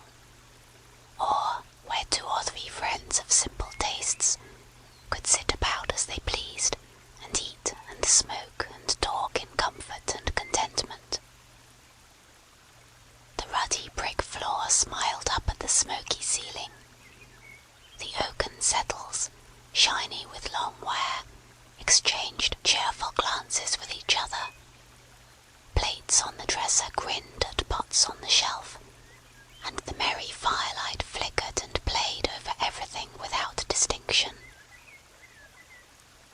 The kindly badger thrust them down on a settle to toast themselves at the fire, and bade them remove their wet coats and boots. Then he fetched them dressing gowns and slippers, and himself bathed the mole's shin with warm water, and mended the cut with sticking plaster, till the whole thing was just as good as new, if not better. In the embracing light and warmth, warm and dry at last, with weary legs propped up in front of them, and a suggestive clink of plates being arranged on the table behind, it seemed to the storm-driven animals, now in safe anchorage, that the cold and trackless wild wood just left outside was miles and miles away, and all that they had suffered in it a half-forgotten dream.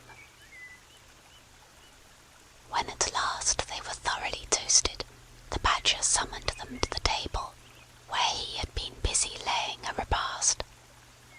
They had felt pretty hungry before, but when they actually saw at last the supper that was spread for them, really it seemed only a question of what they should attack first, where all was so attractive, and whether the other things would obligingly wait for them till they had time to give them attention. Conversation was impossible for a long time, and when it was slowly resumed, it was that regrettable sort of conversation that results from talking with your mouth full. The badger did not mind that sort of thing at all, nor did he take any notice of elbows on the table, or everybody speaking at once. As he did not go into society himself, he had got an idea that these things belonged to the things that didn't really matter. We know, of course, that he was wrong, and took too narrow a view, because they do matter very much, though it would take too long to explain why. He sat in his armchair at the head of the table, and nodded gravely at intervals as the animals told their story, and he did not seem surprised or shocked at anything, and he never said, "I told you so," or "just what I always said," or remarked that they ought to have done so and so, or ought not to have done something else. The mole began to feel very friendly towards him. When supper was really finished at last, and each animal felt that his skin was now as tight as was decently safe, and that by this time he didn't care a hang for anybody or anything, they gathered round the glowing embers of the great wood fire, and thought how jolly it was to be sitting up so late, and so independent, and so full. And after they had chatted for a time about things in general, the badger said heartily, "Now then, tell us the news from your part of the world. How's old Toad going on?" "Oh, from bad to worse," said the rat gravely, while the mole, cocked up on a settle and basking in the firelight, his heels higher than his head, tried to look properly mournful. "Another smash-up only last week, and a bad one. You see, he will insist on driving himself, and he's hopelessly incapable. If he'd only employ a decent, steady, well-trained animal, pay him good wages, and leave everything to him, he'd get on all right.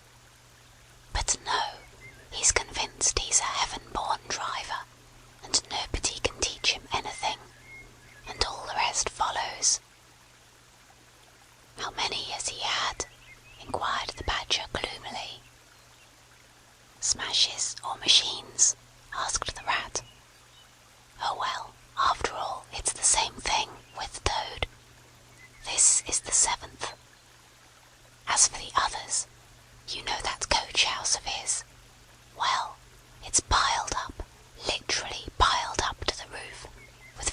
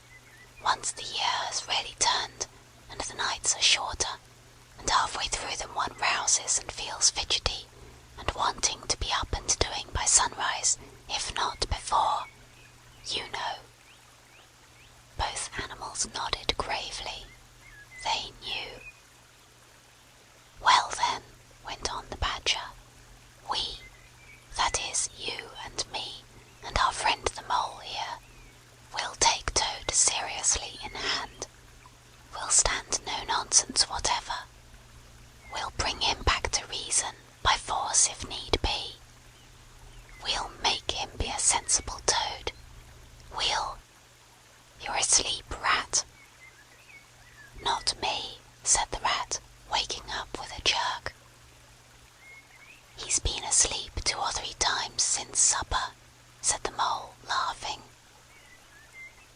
He himself was feeling quite wakeful and even lively, though he didn't know why. The reason was, of course, that he being naturally an underground animal by birth and breeding, the situation of Badger's house exactly suited him and made him feel at home. While the Rat, who slept every night in a bedroom, the windows of which opened on a breezy river, naturally felt the atmosphere still and oppressive. "Well, it's time we were all in bed," said the Badger, getting up and fetching flat candlesticks. "Come along, you two, and I'll show you your quarters. And take your time tomorrow morning. Breakfast at any hour you please." He conducted the two animals to a long room that seemed half bedchamber and half loft. The Badger's winter stores, which indeed were visible everywhere, took up half the room. Piles of apples, turnips and potatoes, baskets full of nuts and jars of honey. But the two little white beds on the remainder of the floor looked soft and inviting, and the linen on them, though coarse, was clean and smelt beautifully of lavender.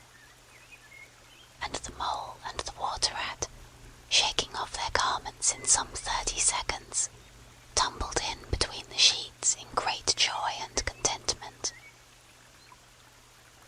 In accordance with the kindly Badger's injunctions, the two tired animals came down to breakfast very late next morning, and found a bright fire burning in the kitchen, and two young hedgehogs sitting on a bench at the table, eating oatmeal porridge out of wooden bowls.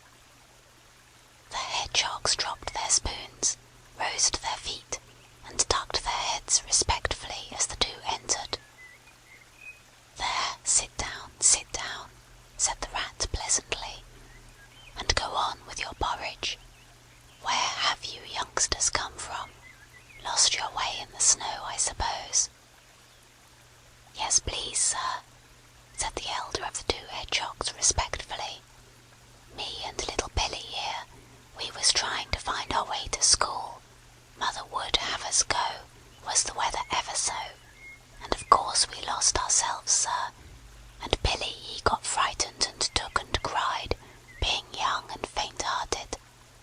And at last we happened up against Mr. Badger's back door, and made so bold as to knock, sir, for Mr. Badger he's a kind-hearted gentleman, as everyone knows."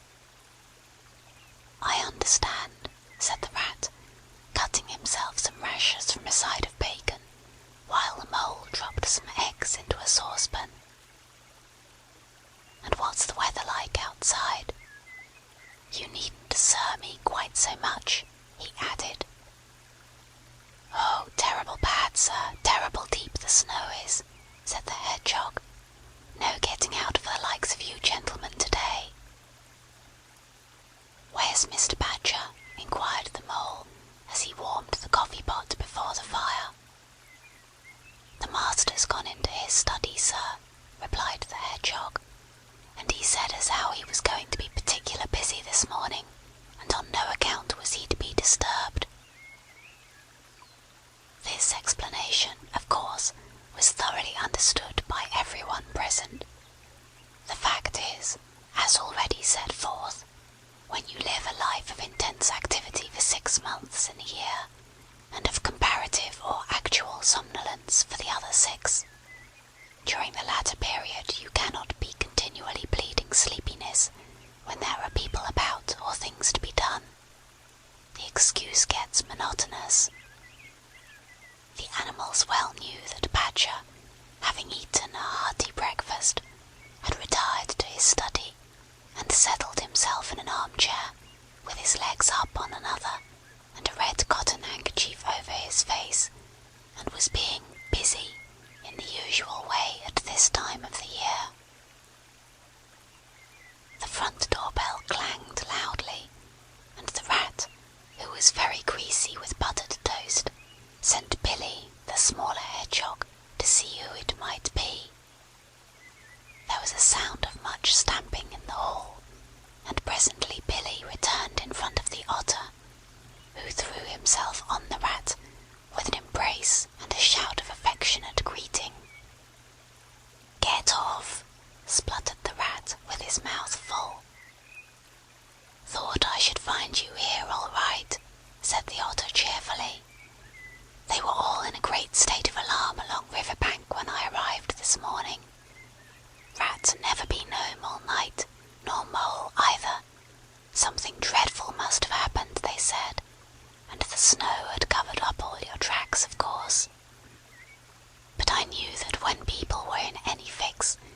mostly went to Badger, or else Badger got to know of it somehow.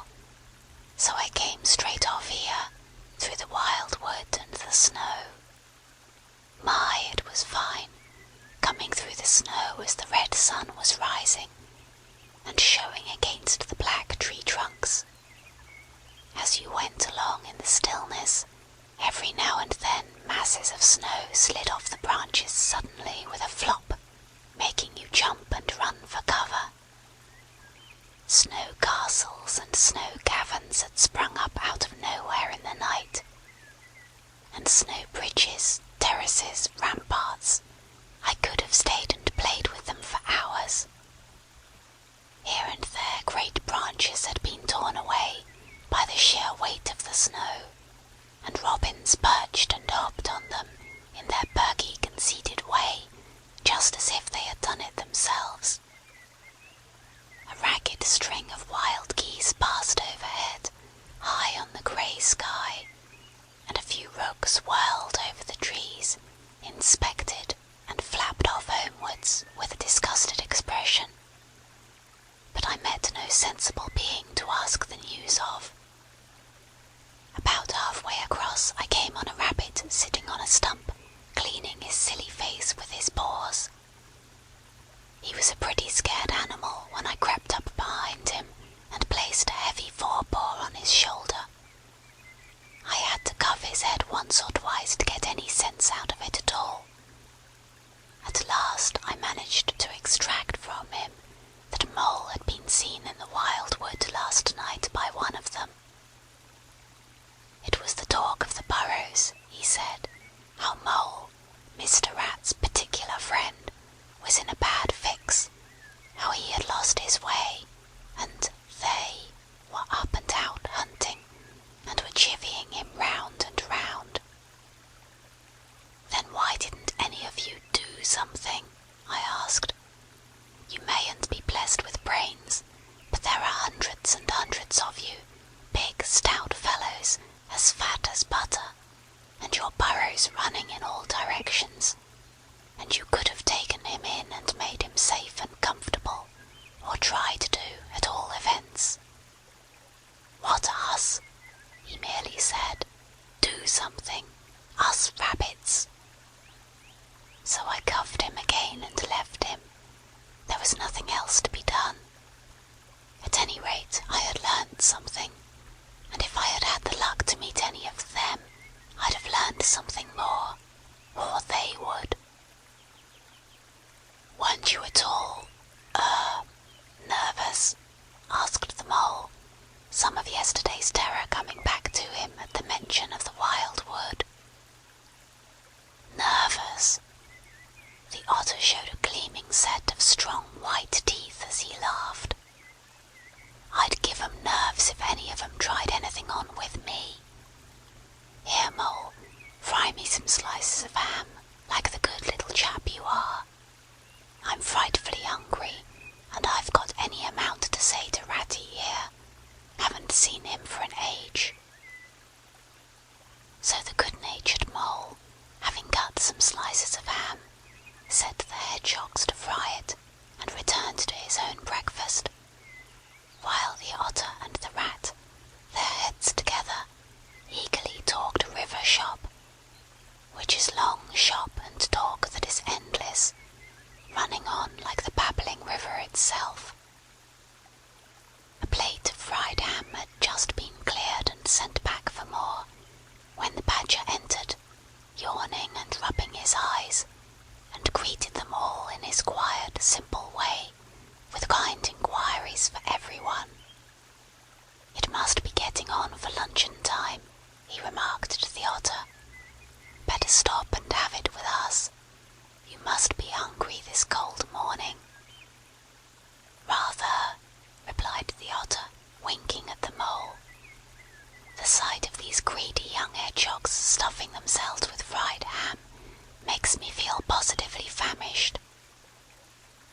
The hedgehogs, who were just beginning to feel hungry again after their porridge, and after working so hard at their frying, looked timidly up at Mr. Badger, but were too shy to say anything. "You two youngsters, be off home to your mother," said the Badger kindly. "I'll send someone with you to show you the way. You won't want any dinner today, I'll be bound." He gave them sixpence apiece and a pat on the head, and they went off with much respectful swinging of caps and touching of forelocks. Presently they all sat down to luncheon together. The Mole found himself placed next to Mr. Badger, and, as the other two were still deep in river gossip, from which nothing could divert them, he took the opportunity to tell Badger how comfortable and homelike it all felt to him. "Once well underground," he said, "you know exactly where you are.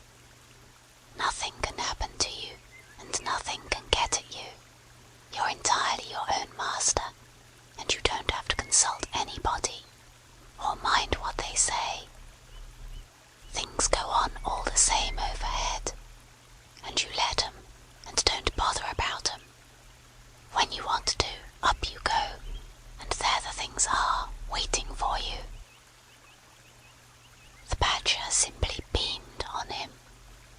"That's exactly what I say," he replied. "There's no security or peace and tranquillity except underground. And then, if your ideas get larger and you want to expand, why, a dig and a scrape and there you are. If you feel your house is a bit too big, you stop up a hole or two, and there you are again. No builders, no tradesmen, no remarks passed on you by fellows looking over your wall, and above all, no weather. Look at Rat now. A couple of feet of flood water, and he's got to move into hired lodgings. Uncomfortable, inconveniently situated, and horribly expensive. Take Toad. I say nothing against Toad Hall, quite the best house in these parts, as a house. But supposing a fire breaks out, where's Toad? Supposing tiles are blown off, or walls sink or crack, or windows get broken, where's Toad? Supposing the rooms are draughty, I hate a draught myself, where's Toad? No, up and out of doors is good enough to roam about and get one's living in, but underground to come back to at last, that's my idea of home." The Mole assented heartily, and the Badger in consequence got very friendly with him. "When lunch is over," he said, "I'll take you all round this little place of mine. I can see you'll appreciate it. You understand what domestic architecture ought to be, you do." After luncheon, accordingly, when the other two had settled themselves into the chimney corner, and had started a heated argument on the subject of eels, the Badger lighted a lantern and bade the Mole follow him. Crossing the hall, they passed down one of the principal tunnels, and the wavering light of the lantern gave glimpses on either side of rooms both large and small, some mere cupboards, others nearly as broad and imposing as Toad's dining hall. A narrow passage at right angles led them into another corridor, and here the same thing was repeated. The Mole was staggered at the size, the extent, the ramifications of it all, at the length of the dim passages, the solid vaultings of the crammed store chambers, the masonry everywhere, the pillars, the arches, the pavements. "How on earth, Badger," he said at last, "did you ever find time and strength to do all this? It's astonishing." "It would be astonishing indeed," said the Badger, simply, "if I had done it. But as a matter of fact I did none of it. Only cleaned out the passages and chambers as far as I had need of them. There's lots more of it all round about. understand, and I must explain it to you.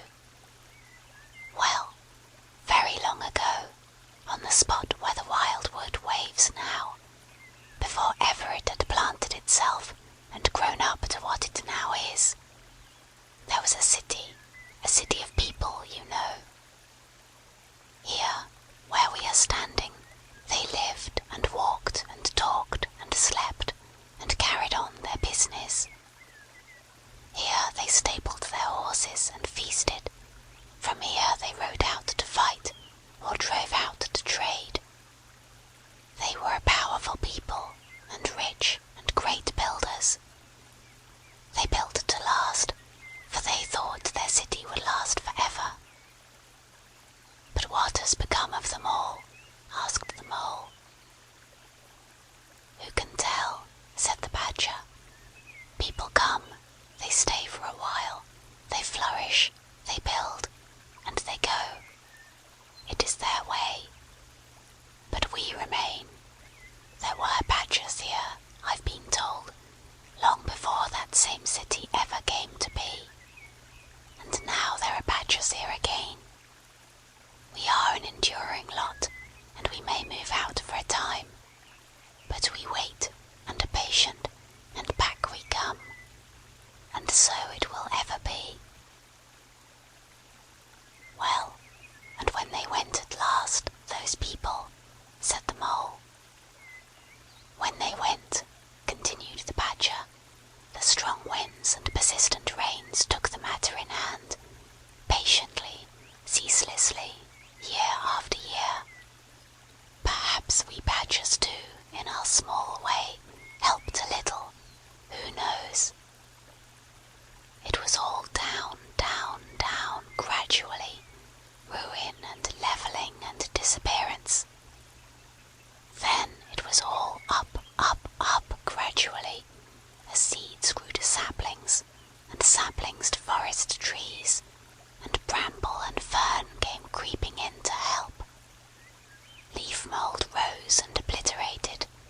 Streams in their winter freshets brought sand and soil to clog and to cover. And in course of time our home was ready for us again, and we moved in.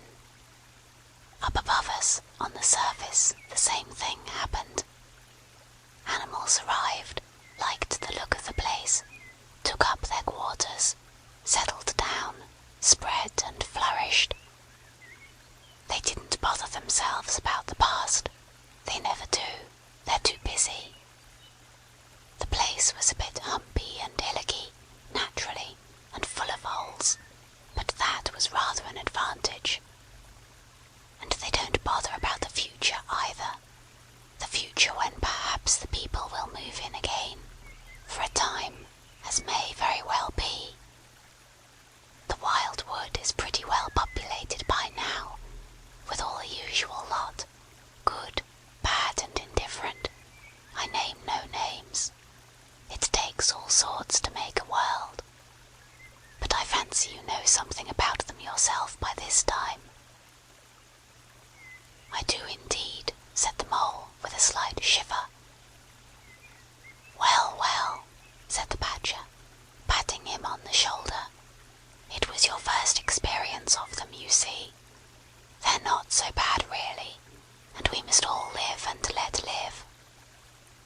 But I'll pass the word around tomorrow, and I think you'll have no further trouble. Any friend of mine walks where he likes in this country, or I'll know the reason why. When they got back to the kitchen again, they found the rat walking up and down, very restless. The underground atmosphere was oppressing him and getting on his nerves, and he seemed really to be afraid that the river would run away if he wasn't there to look after it. So he had his overcoat on and his pistols thrust into his belt again. "Come along, Mole," he said anxiously, as soon as he caught sight of them. "We must get off while it's daylight. Don't want to spend another night in the wild wood again." "It'll be all right, my fine fellow," said the Otter. "I'm coming along with you, and I know every path blind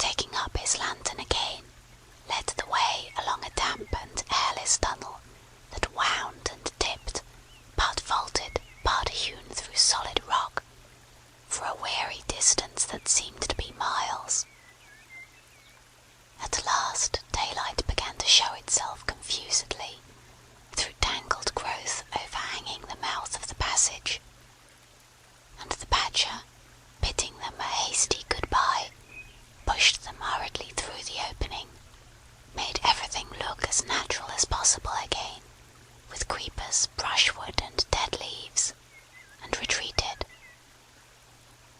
They found themselves standing on the very edge of the wild wood, rocks and brambles and tree roots behind them, confusedly heaped and tangled. In front, a great space of quiet fields, hemmed by lines of hedges black on the snow, and, far ahead, a glint of the familiar old river, while the wintry sun hung red and low on the horizon. The Otter, as knowing all the paths, took charge of the party, and they trailed out on a bee-line for a distant stile. Pausing there a moment and looking back, they saw the whole mass of the wild wood, dense, menacing, compact, grimly set in vast white surroundings. Simultaneously they turned and made swiftly for home, for firelight and the familiar things it played on. For the voice, sounding cheerily outside their window, of the river that they knew and trusted in all its moods, that never made them afraid with any amazement. As he hurried along, eagerly anticipating the moment when he would be at home again, among the things he knew and liked, the Mole saw clearly that he was an animal of tilled field and hedgerow, linked to the ploughed furrow, the frequented pasture, the lane of evening lingerings, the cultivated garden plot. For others, the asperities, the stubborn endurance, or the clash of actual conflict that went with nature in the rough. He must be wise, must keep to the pleasant places in which his lines were laid, and which held adventure enough, in their way, to last for a lifetime. End of chapter 4.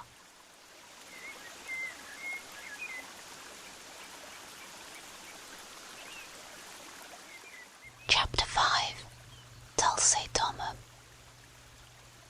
The sheep ran huddling together against the hurdles, blowing out thin nostrils and stamping with delicate forefeet, their heads thrown back and a light steam rising from the crowded sheep pen into the frosty air, as the two animals hastened by in high spirits, with much chatter and laughter.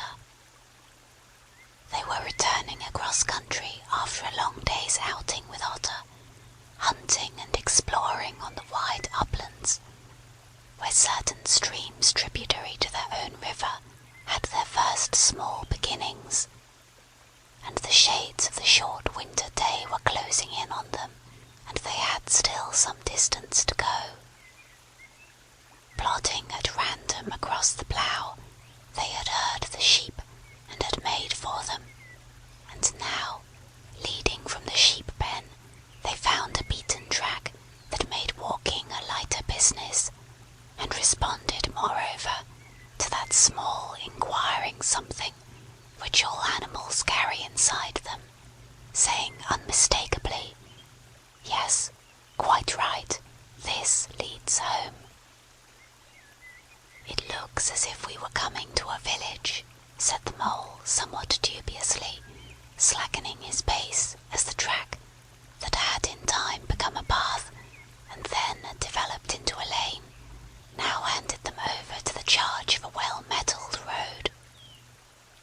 The animals did not hold with villages, and their own highways, thickly frequented as they were, took an independent course, regardless of church, post office, or public house. "Oh, never mind," said the Rat. "At this season of the year they're all safe indoors by this time, sitting round the fire.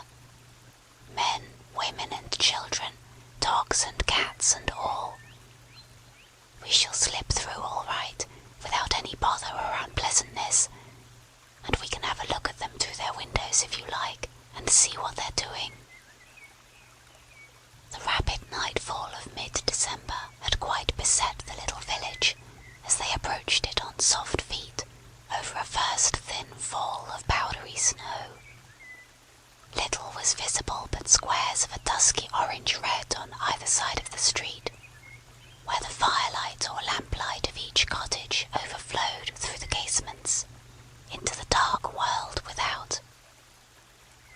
Most of the low-latticed windows were innocent of blinds, and to the lookers in from outside, the inmates, gathered round the tea-table, absorbed in handiwork, or talking with laughter and gesture, had each that happy grace which is the last thing the skilled actor shall capture, the natural grace which goes with perfect unconsciousness of observation. Moving at will from one theatre to another, the two spectators, so far from home themselves, had something of wistfulness in their eyes as they watched a cat being stroked, a sleepy child picked up and huddled off to bed, or a tired man stretch and knock out his pipe on the end of a smouldering log. But it was from one little window, with its blind drawn down, a mere blank transparency on the night, that the sense of home and the little curtained world within walls, the larger, stressful world of outside nature shut out and forgotten, most pulsated. Close against the white blind hung a bird-cage, clearly silhouetted, every wire, perch and appurtenance, distinct and recognizable, even to yesterday's dull-edged lump of sugar. On the middle perch the fluffy occupant, head tucked well into feathers, seemed so near to them as to be easily stroked, had they tried. Even the delicate tips of his plumped-out plumage pencilled plainly on the illuminated screen. As they looked, the sleepy little fellow stirred uneasily, woke, shook himself and raised his head. They could see the gape of his tiny beak as he yawned in a bored sort of way, looked round, and then settled his head into his pack again, while the ruffled feathers gradually subsided into perfect stillness. Then a gust of bitter wind took them in the back of the neck. A small sting of frozen sleet on the skin woke them as from a dream, and they knew their toes to be cold, and their legs tired, and their own home distant a weary way. Once beyond the village, where the cottages ceased abruptly, on either side of the road they could smell through the darkness the friendly fields again, and they braced themselves for the last long stretch, the home stretch, the stretch that we know is bound to end, sometime, in the rattle of the door latch, the sudden firelight, and the sight of familiar things greeting us as long-absent travellers from far over sea. They plodded along steadily and silently, each of them thinking his own thoughts. The moles ran a good deal on supper, as it was pitch dark, and it was all a strange country for him as far as he knew, and he was following obediently in the wake of the rat, leaving the guidance entirely to him. As for the rat, he was walking a little way ahead, as his habit was, his shoulders humped, his eyes fixed on the straight grey road in front of him, so he did not notice poor Mole when suddenly the summons reached him and took him like an electric shock. We others, who have long lost the more subtle of the physical senses, have not even proper terms to express an animal's intercommunications with his surroundings, living or otherwise, and have only the word smell, for instance, to include the whole range of delicate thrills which murmur in the nose of the animal, night and day, summoning, warning, inciting, repelling. It was one of these mysterious fairy calls from out the void that suddenly reached Mole in the darkness, making him tingle through and through with its very familiar appeal, even while yet he could not clearly remember what it was. He stopped his tracks, his nose searching hither and thither in its efforts to recapture the fine filament, the telegraphic current that had so strongly moved him. A moment, and he had caught it again, and with it this time came recollection in fullest flood. Home. That was what they meant, those caressing appeals, those soft touches wafted through the air, those invisible little hands pulling and tugging, all one way. Why, it must be quite close by him at that moment, his old home that he had hurriedly forsaken and never sought again, that day when he first found the river. And now it was sending out its scouts and its messengers to capture him and bring him in. Since his escape on that bright morning, he had hardly given it a thought, so absorbed had he been in his new life, in all its pleasures, its surprises, its fresh and captivating experiences. Now, with a rush of old memories, how clearly it stood up before him in the darkness.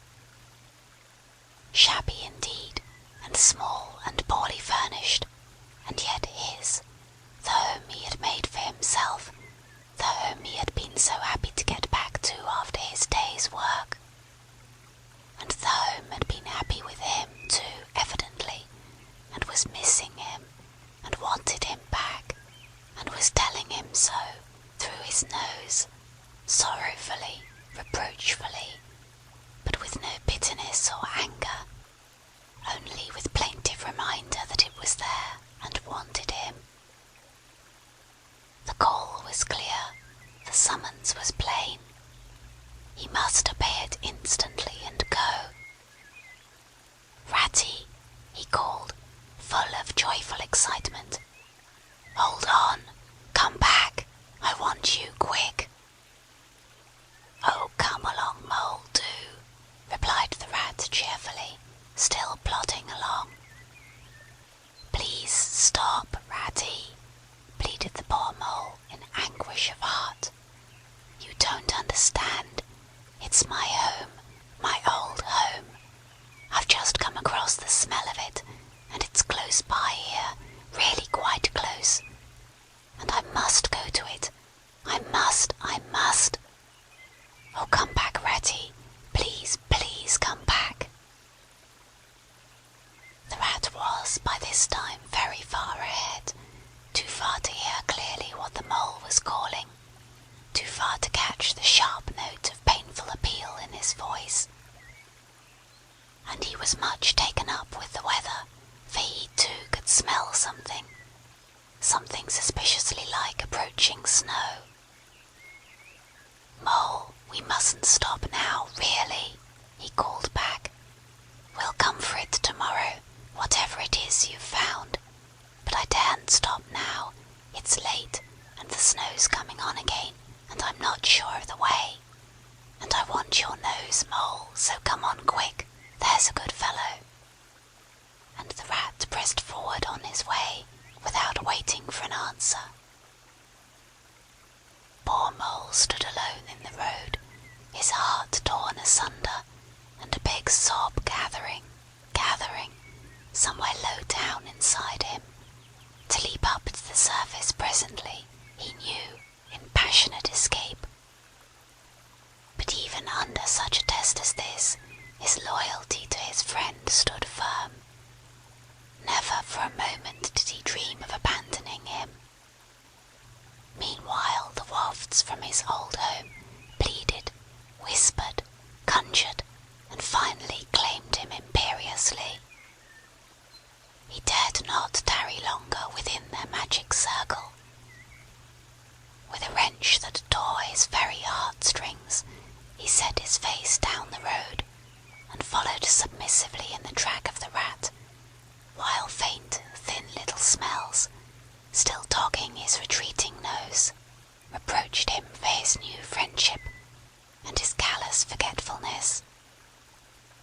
With an effort he caught up to the unsuspecting rat, who began chattering cheerfully about what they would do when they got jolly a fire of logs in the parlour would be, and what a supper he meant to eat, never noticing his companion's silence and distressful state of mind.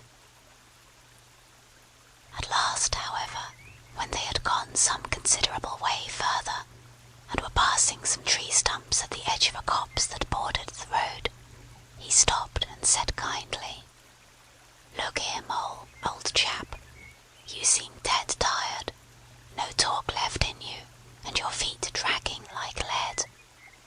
We'll sit down here for a minute and rest. The snow has held off so far, and the best part of our journey is over." The Mole subsided forlornly on a tree stump, and tried to control himself, for he felt it surely coming. The sob he had fought with so long refused to be beaten.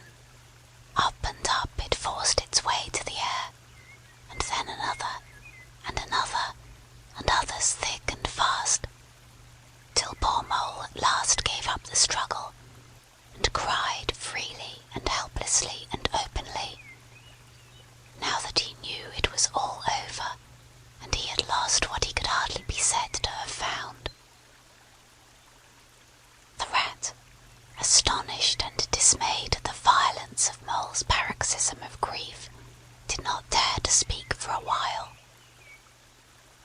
At last he said very quietly and sympathetically, "What is it, old fellow? Whatever can be the matter?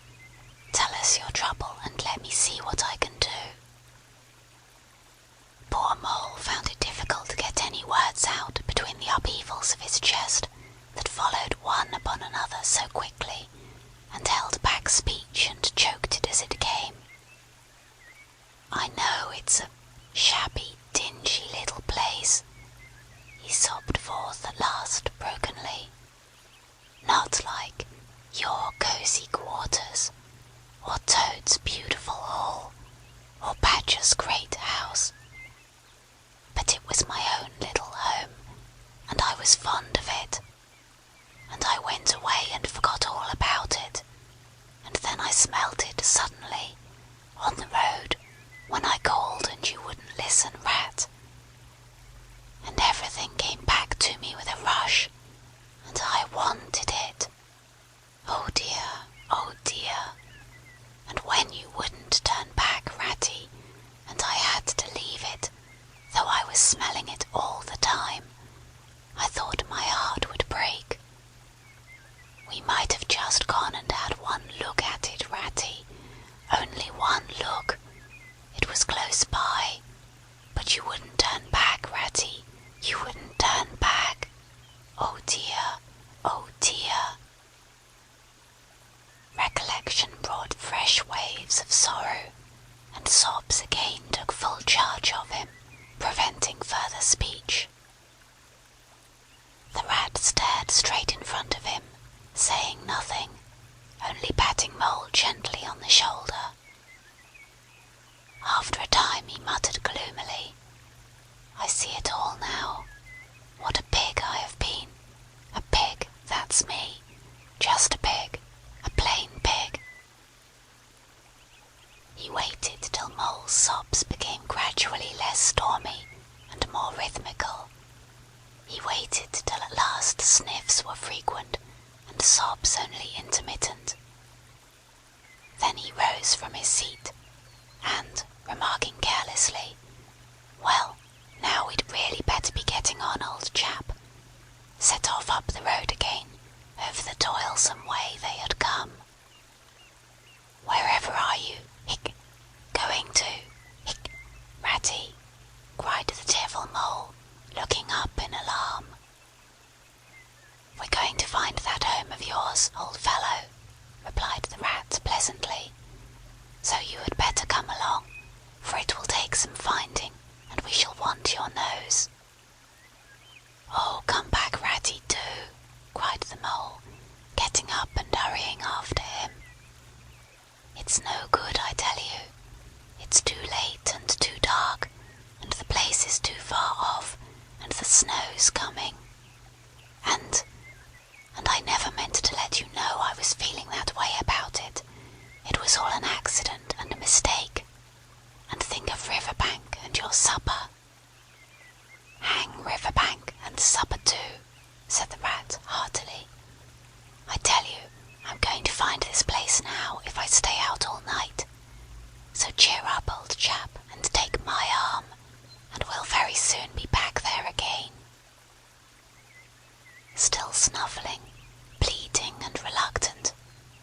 suffered himself to be dragged back along the road by his imperious companion, who, by a flow of cheerful talk and anecdote, endeavoured to beguile his spirits back and make the weary way seem shorter. When at last it seemed to the rat that they must be nearing that part of the road where the mole had been held up, he said, "Now, no more talking. Business. Use your nose and give your mind to it." They moved on in silence for some little way, when suddenly the rat was conscious, through his arm that was linked in Mole's, of a faint sort of electric thrill that was passing down that animal's body. Instantly he disengaged himself, fell back a pace, and waited, all attention. The signals were coming through. Mole stood a moment rigid, while his uplifted nose, quivering slightly, felt the air.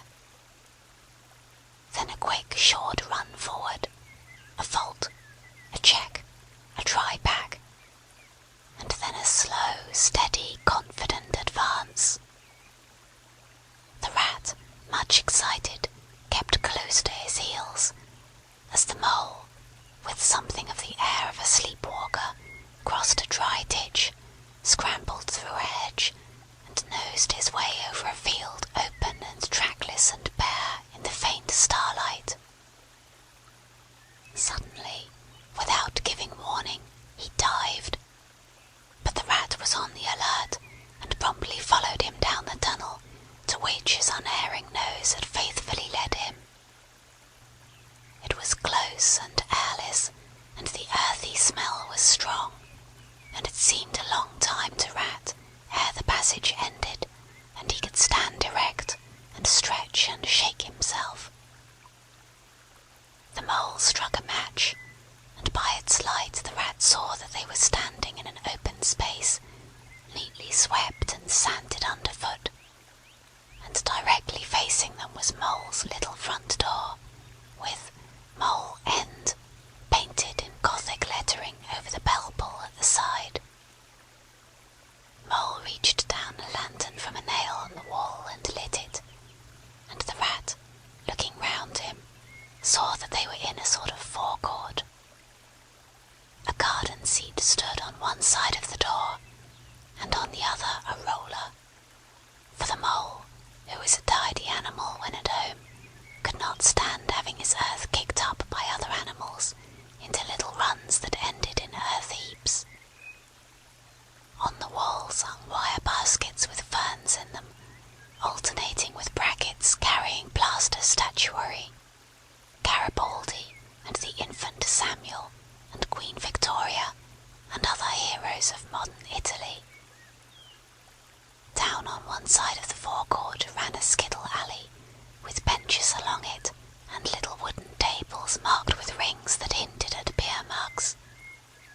In the middle was a small round pond containing goldfish, and surrounded by a cockle-shell border. Out of the centre of the pond rose a fanciful erection, clothed in more cockle-shells, and topped by a large silvered glass bowl that reflected everything wrong, and had a very pleasing effect. Mole's face beamed at the sight of all these objects so dear to him, and he hurried Rat through the door, lit a lamp in the hall, and took one glance round his old home. He saw the dust lying thick on everything, saw the cheerless, deserted look of the long-neglected house, and its narrow, meagre dimensions, its worn and shabby contents, and collapsed again on a whole chair, his nose to his paws. "Oh, Ratty," he cried dismally, "why ever did I do it? Why did I bring you to this poor, cold little place, on a night like this, when you might have been at Riverbank by this time, toasting your toes before a blazing fire, with all your own nice things about you?" The rat paid no heed to his doleful self-reproaches. He was running here and there, opening doors, inspecting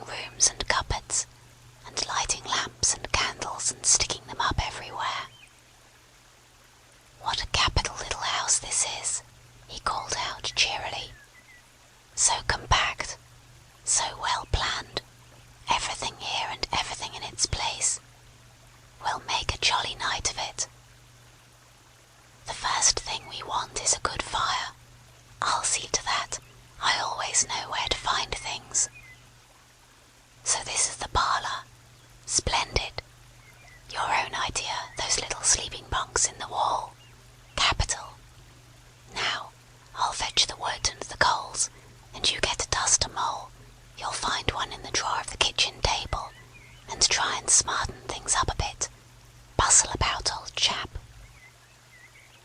Encouraged by his inspiriting companion, the Mole roused himself and dusted and polished with energy and heartiness, while the Rat, running to and fro with armfuls of fuel, soon had a cheerful blaze roaring up the chimney. He hailed the Mole to come and warm himself, but Mole promptly had another fit of the blues, dropping down on a couch in dark despair and burying his face in his duster. "Rat," he moaned, "how about your supper, you poor, cold, hungry, weary animal? I've nothing to give you, nothing, not a crumb." "What a fellow you are for giving in," said the Rat reproachfully. "Why, only just now I saw a sardine opener on the kitchen dresser, quite distinctly, and everybody knows that means there are sardines about somewhere in the neighbourhood. Rouse yourself, pull yourself together, and come with me and forage." They went and foraged accordingly, hunting through every cupboard and turning out every drawer. The result was not so very depressing after all, though of course it might have been better. A tin of sardines, a box of Captain's biscuits, nearly full, and a German sausage encased in silver paper. "There's a banquet for you," observed the Rat, as he arranged the table. "I know some animals who would give their ears to be sitting down to supper with us tonight." "No bread," groaned the Mole dolorously. "No butter, no pâté de foie gras, no champagne," continued the Rat, grinning. "And that reminds me, what's that little door at the end of the passage? Your cellar, of course. Every luxury in this house. Just you wait a minute." He made for the cellar door, and presently reappeared, somewhat dusty, with a bottle of beer in each paw, and another under each arm. "Self-indulgent beggar you seem to be, Mole," he observed. "Deny yourself nothing. This is really the jolliest little place I ever was in. Now, wherever did you pick up those prints? Make the place look so home-like, they do. No wonder you're so fond of it, Mole. Tell us all about it, and how you came to make it what it is." Then, while the Rat busied himself fetching plates and knives and forks, and mustard which he mixed in an egg cup, the Mole, his bosom still heaving with the stress of his recent emotion, related, somewhat shyly at first, but with more freedom as he warmed to his subject, how this was planned, and how that was thought out, and how this was got through a windfall from an aunt, and that was a wonderful find and a bargain, and this other thing was bought out of laborious savings, and a certain amount of going without. His spirits finally quite restored, he must needs go and caress his possessions, and take a lamp, and show off their points to his visitor, and expatiate on them, quite forgetful of the supper they both so much needed. Rat, who was desperately hungry, but strove to conceal it, nodding seriously, examining with a puckered brow, and saying "wonderful" and "most remarkable" at intervals, when the chance for an observation was given him. At last the Rat succeeded in decoying him to the table, and had just got seriously to work with the sardine opener, when sounds were heard from the forecourt without. Sounds like the scuffling of small feet in the gravel, and a confused murmur of tiny voices, while broken sentences reached them. Now, all in a line. Hold the lantern up a bit, Tommy. Clear your throats first. No coughing after I say 1, 2, 3. Where's young Bill? Here, come on, do. We're all awaiting. What's up? Inquired the rat, pausing in his labours. I think it must be the field mice, replied the mole, with a touch of pride in his manner. They go round carol singing regularly at this time of the year. They're quite an institution in these parts. And they never pass me over. They come to Mole End last of all. And I used to give them hot drinks, and supper too sometimes when I could afford it. It will be like old times to hear them again. Let's have a look at them, cried the rat, jumping up and running to the door. It was a pretty sight, and a seasonable one, that met their eyes when they flung the door open. In the forecourt, lit by the dim rays of a horn lantern, some 8 or 10 little field mice stood in a semicircle, red worsted comforters round their throats, their forepaws thrust deep into their pockets, their feet jigging for warmth. With bright, beady eyes they glanced shyly at each other, sniggering a little, sniffing and applying coat sleeves a good deal. As the door opened, one of the elder ones that carried the lantern was just saying, "Now then, 1, 2, 3. And forthwith their shrill little voices uprose on the air, singing one of the old-time carols that their forefathers composed in fields that were fallow and held by frost, or when snow-bound in chimney corners, and handed down to be sung in the miry street to lamp-lit windows at Yule time. Carol. Villagers all this frosty tide, let your doors swing open wide. Though wind may follow and snow beside, yet draw us in by your fire to bide. Joy shall be yours in the morning. Here we stand in the cold and the sleet, blowing fingers and stamping feet, come from far away you to greet, you by the fire and we in the street, bidding you joy in the morning. For ere one half of the night was gone, sudden a star has led us on, raining bliss and benison, bliss tomorrow and more anon, joy for every morning. Good man Joseph toiled through the snow, saw the star o'er a stable low. Mary she might not further go, welcome thatch and litter below, joy was hers in the morning. And then they heard the angels tell, who were the first to cry Noel, animals all as it befell, in the stable where they did dwell, joy shall be theirs in the morning. The voices ceased. The singers, bashful but smiling, exchanged sidelong glances, and silence succeeded, but for a moment only.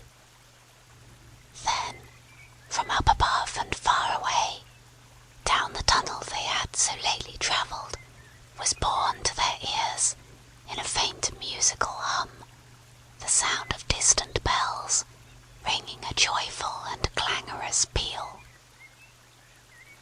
Very well sung, boys, cried the rat heartily. And now come along in, all of you, and warm yourselves by the fire, and have something hot. Yes, come along, field mice, cried the mole eagerly. This is quite like old times. Shut the door after you. Pull up that settle to the fire. Now, you just wait a minute while we... Oh, Ratty! He cried in despair, plumping down on a seat, with tears impending. Whatever are we doing? We've nothing to give them. You leave all that to me, said the masterful rat. Here, you with the lantern, I want to talk to you. Now tell me, are there any shops open at this hour of the night?" "Why, certainly, sir," replied the field mouse respectfully. "At this time of the year our shops keep open to all sorts of hours." "Then look here," said the rat. "You go off at once, you and your lantern, and you get me." Here much muttered conversation ensued, and the mole only heard bits of it, such as "fresh mind," "No, a pound of that will do," "See you get Buggins, for I won't have any other," "No, only the best," "If you can't get it there, try somewhere else," "Yes, of course, homemade, no tinned stuff," "Well then, do the best you can." Finally there was a chink of coin passing from paw to paw. The field mouse was provided with an ample basket for his purchases, and off he hurried, he and his lantern. The rest of the field mice, perched in a row on the settle, their small legs swinging, gave themselves up to enjoyment of the fire, and toasted their chilblains till they tingled, while the mole, failing to draw them into easy conversation, plunged into family history, and made each of them recite the names of his numerous brothers, who were too young, it appeared, to be allowed to go out a-carolling this year, but looked forward very shortly to winning the parental consent. The rat, meanwhile, was busy examining the label on one of the beer bottles. "I perceive this to be Old Burton," he remarked approvingly. "Sensible mole, the very thing. Now we shall be able to mull some ale. Get the things ready, mole, while I draw the corks."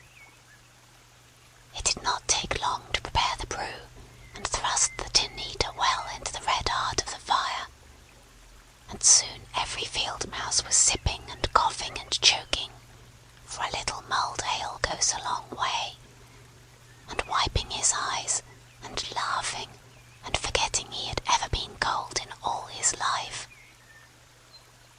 "They act plays too, these fellows," the mole explained to the rat. "Make them up all by themselves and act them afterwards.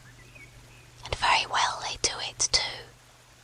They gave us a capital one last year, about a field mouse who was captured at sea by a Barbary corsair, and made to row in a galley, and when he escaped and got home again, his lady love had gone into a convent. Here, you were in it, I remember. Get up and recite a bit." The field mouse addressed got up on his legs, giggled shyly, looked round the room, and remained absolutely tongue-tied. His comrades cheered him on, Mole coaxed and encouraged him, and the rat went so far as to take him by the shoulders and shake him, but nothing could overcome his stage fright.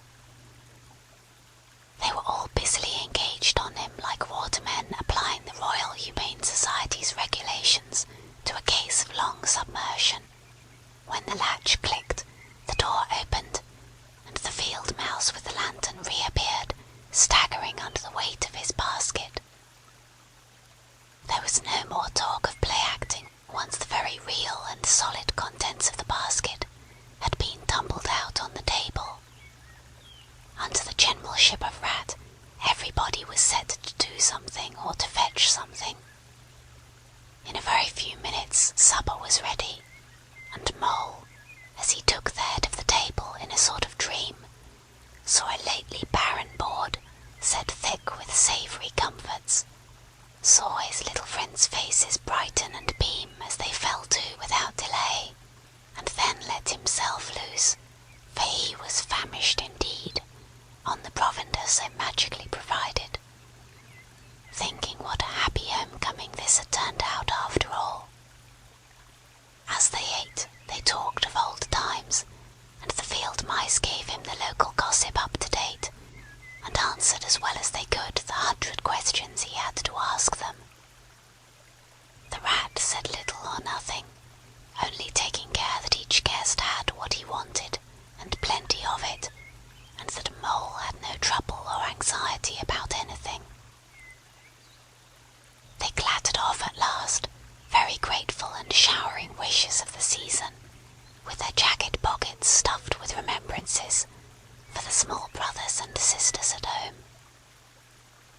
when the door had closed on the last of them, and the chink of the lanterns had died away, Mole and Rat kicked the fire up, drew their chairs in, brewed themselves a last nightcap of mulled ale, and discussed the events of the long day.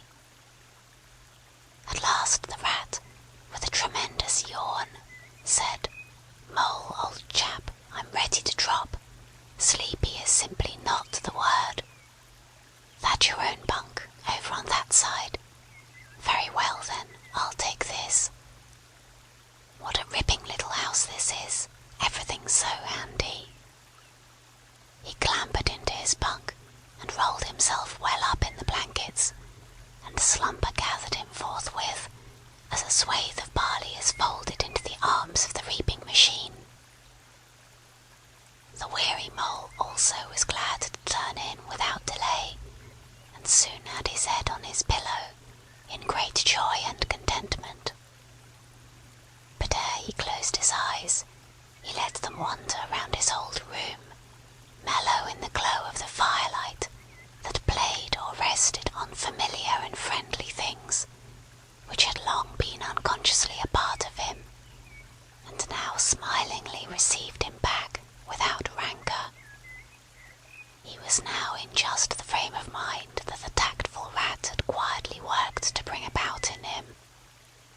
He saw clearly how plain and simple, how narrow even, it all was, but clearly, too, how much it all meant to him, and the special value of some such anchorage in one's existence. He did not at all want to abandon the new life and its splendid spaces, to turn his back on sun and air and all they offered him, and creep home and stay there. The upper world was all too strong. It called to him still, even down there, and he knew he must return to the larger stage. But it was good to think he had this to come back to, this place which was all his own, these things which were so glad to see him again, and could always be counted upon for the same simple welcome. End of chapter 5.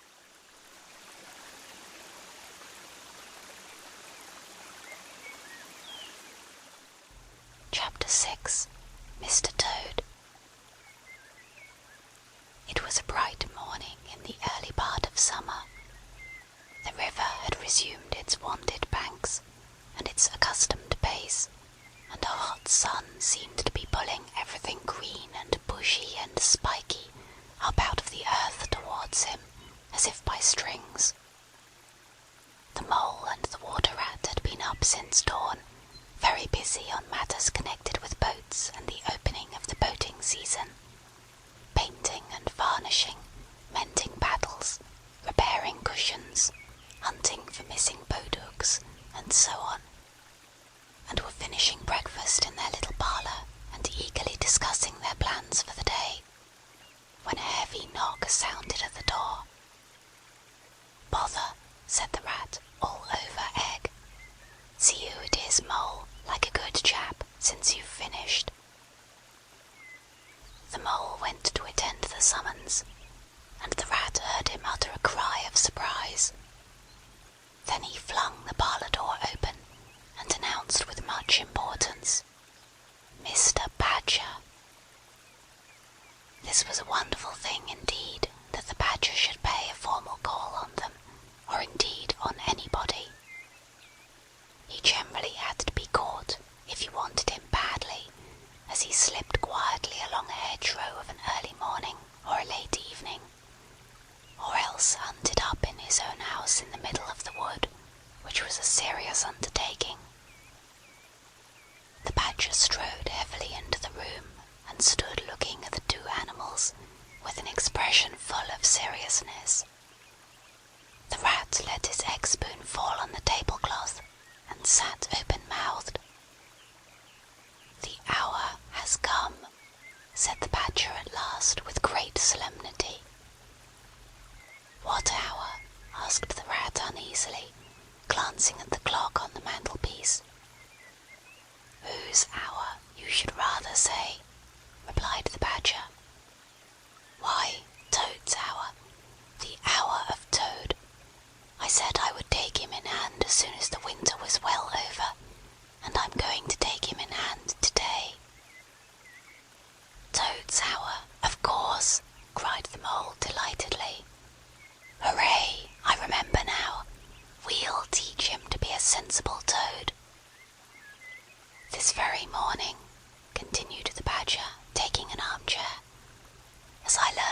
last night from a trustworthy source. Another new and exceptionally powerful motor car will arrive at Toad Hall on approval or return. At this very moment, perhaps, Toad is busy arraying himself in those singularly hideous habiliments so dear to him, which transform him from a comparatively good-looking toad into an object which throws any decent-minded animal that comes across it into a violent fit. We must be up and doing ere it is too late. You two animals will accompany me instantly to Toad Hall, and the work of rescue shall be accomplished. Right you are, cried the rat, starting up. We'll rescue the poor unhappy animal. We'll convert him. He'll be the most converted toad that ever was before we've done with him. They set off up the road on their mission of mercy, Badger leading the way. Animals, when in company, walk in a proper and sensible manner, in single file, instead of sprawling all across the road, and being of no use or support to each other, in case of sudden trouble or danger. They reached the carriage drive of Toad Hall to find, as Badger had anticipated, a shiny new motor car of great size, painted a bright red, Toad's favourite colour, standing in front of the house. As they neared the door, it was flung open, and Mr. Toad, arrayed in goggles, cap, gaiters, and enormous overcoat, came swaggering down the steps, drawing on his gauntleted gloves. "Hello, come on, you fellows," he cried cheerfully on catching sight of them. "You're just in time to come with me for a jolly, jolly."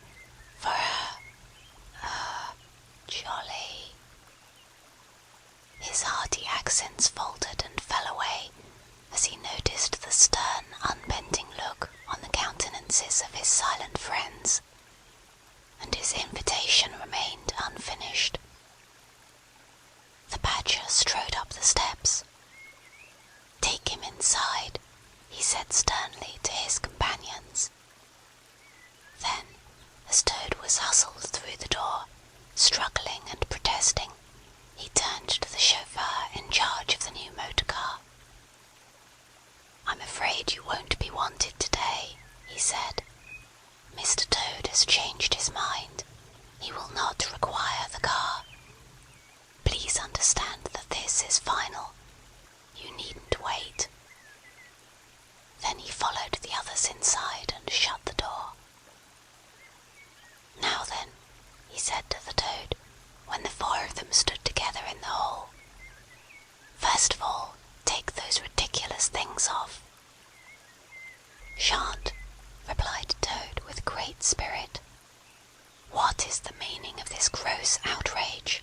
I demand an instant explanation." "Take them off him then, you two," ordered the Badger briefly. They had to lay Toad out on the floor, kicking and calling all sorts of names, before they could get to work properly. Then the rat sat on him, and the mole got his motor clothes off him bit by bit, and they stood him up on his legs again. A good deal of his blustering spirit seemed to have evaporated with the removal of his fine panoply. Now that he was merely Toad, and no longer the terror of the highway, he giggled feebly, and looked from one to the other appealingly, seeming quite to understand the situation. "You knew it must come to this sooner or later, Toad," the Badger explained severely. "You've disregarded all the warnings we've given you. You've gone on squandering the money your father left you. And you're getting us animals a bad name in the district by your furious driving, and your smashes, and your rows with the police. Independence is all very well, but we animals never allow our friends to make fools of themselves beyond a certain limit, and that limit you've reached. Now, you're a good fellow in many respects, and I don't want to be too hard on you. I'll make one more effort to bring you to reason. You will come with me into the smoking room, and there you will hear some facts about yourself, and we'll see whether you come out of that room the same Toad that you went in." He took Toad firmly by the arm, led him into the smoking room, and closed the door behind them. "That's no good," said the Rat contemptuously. "Talking to Toad'll never cure him. He'll say anything." They made themselves comfortable in armchairs and waited patiently. Through the closed door they could just hear the long, continuous drone of the Badger's voice, rising and falling in waves of oratory, and presently they noticed that the sermon began to be punctuated at intervals by long-drawn sobs, evidently proceeding from the bosom of Toad, who was a soft-hearted and affectionate fellow, very easily converted, for the time being, to any point of view.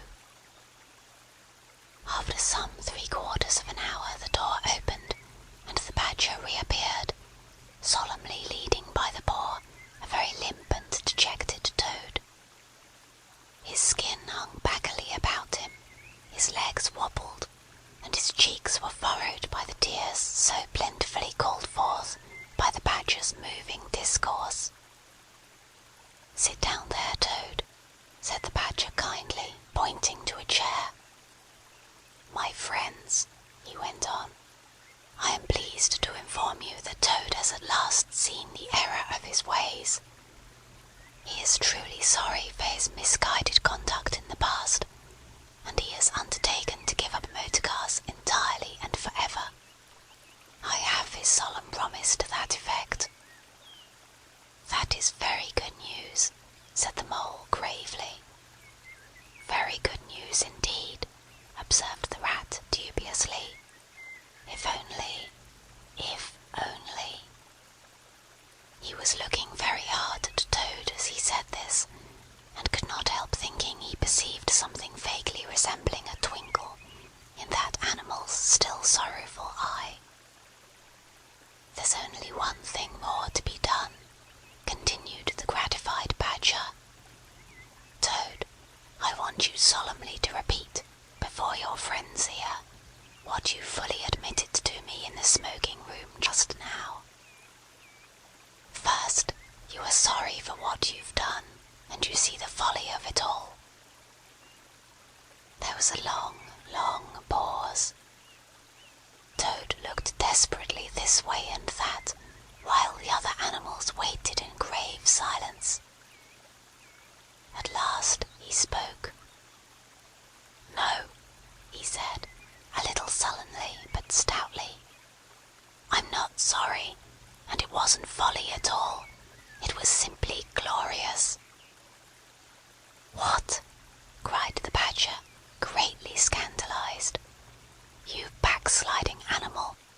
Didn't you tell me just now, in there?" "Oh, yes, in there," said Toad impatiently. "I'd have said anything in there. You're so eloquent, dear Badger, and so moving, and so convincing, and put all your points so frightfully well, you can do what you like with me in there, and you know it. But I've been searching my mind since, and going over things in it, and I find that I'm not a bit sorry or repentant really, so it's no earthly good saying I am, now is it?" "Then you don't promise," said the Badger, "never to touch a motor car again?" "Certainly not," replied Toad emphatically. "On the contrary, I faithfully promise that the very first motor car I see, poop poop, off I go in it." "Told you so, didn't I?" observed the Rat to the Mole. "Very well then," said the Badger firmly, rising to his feet. "Since you won't yield to persuasion, we'll try what force can do. I feared it would come to this all along. You've often asked us three to come and stay with you, Toad, in this handsome house of yours. Well, now we're going to.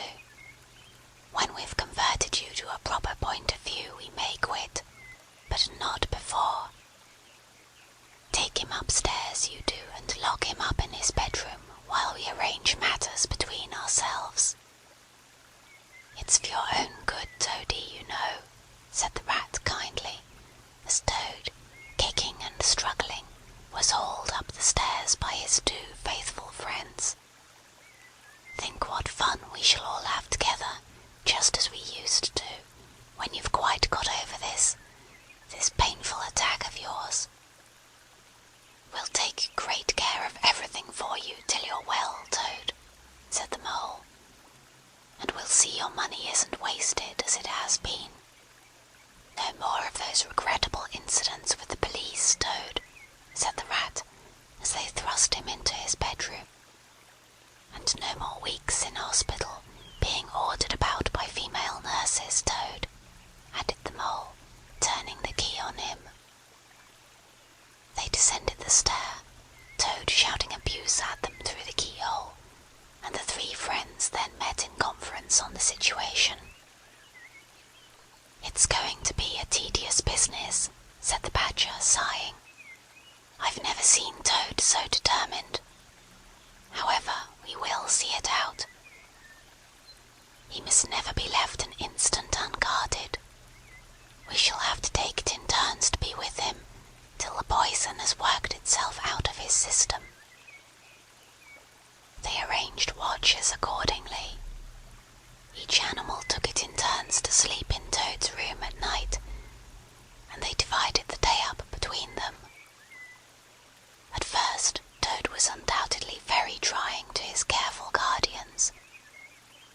When his violent paroxysms possessed him, he would arrange bedroom chairs in rude resemblance of a motor car, and would crouch on the foremost of them, bent forward and staring fixedly ahead, making uncouth and ghastly noises, till the climax was reached, when, turning a complete somersault, he would lie prostrate amidst the ruins of the chairs, apparently completely satisfied for the moment.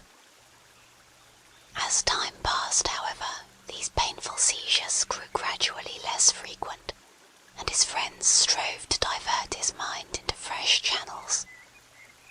But his interest in other matters did not seem to revive, and he grew apparently languid and depressed. One fine morning, the Rat, whose turn it was to go on duty, went upstairs to relieve Badger, whom he found fidgeting to be off and stretch his legs in a long ramble round his wood and down his earths and burrows. "Toad's still in bed," he told the Rat outside the door. "Can't get much out of him, except, 'Oh, leave him alone. He wants nothing. Perhaps he'll be better presently. It may pass off in time. Don't be unduly anxious,' and so on. Now, you look out, Rat. When Toad's quiet and submissive, and playing at being the hero of a Sunday school prize, then he's at his artfullest. There's sure to be something up. I know him. Well now, I must be off."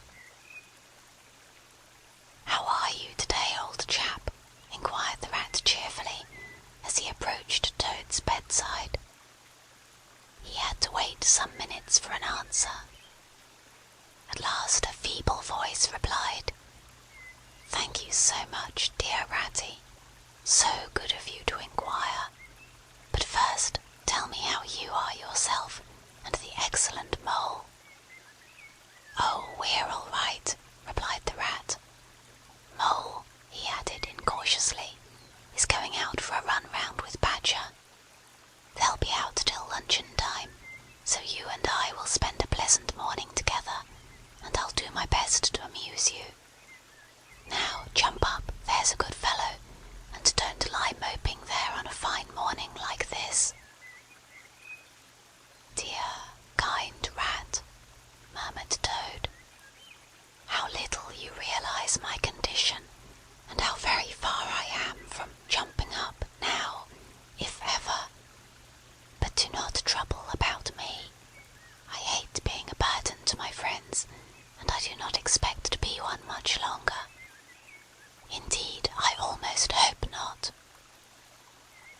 "Well, I hope not too," said the Rat heartily. "You've been a fine bother to us all this time, and I'm glad to hear it's going to stop.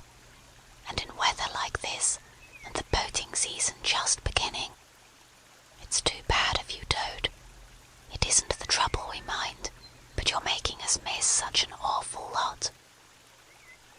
"I'm afraid it is the trouble you mind, though," replied the Toad languidly. "I can quite understand it. It's natural enough. You're tired of bothering about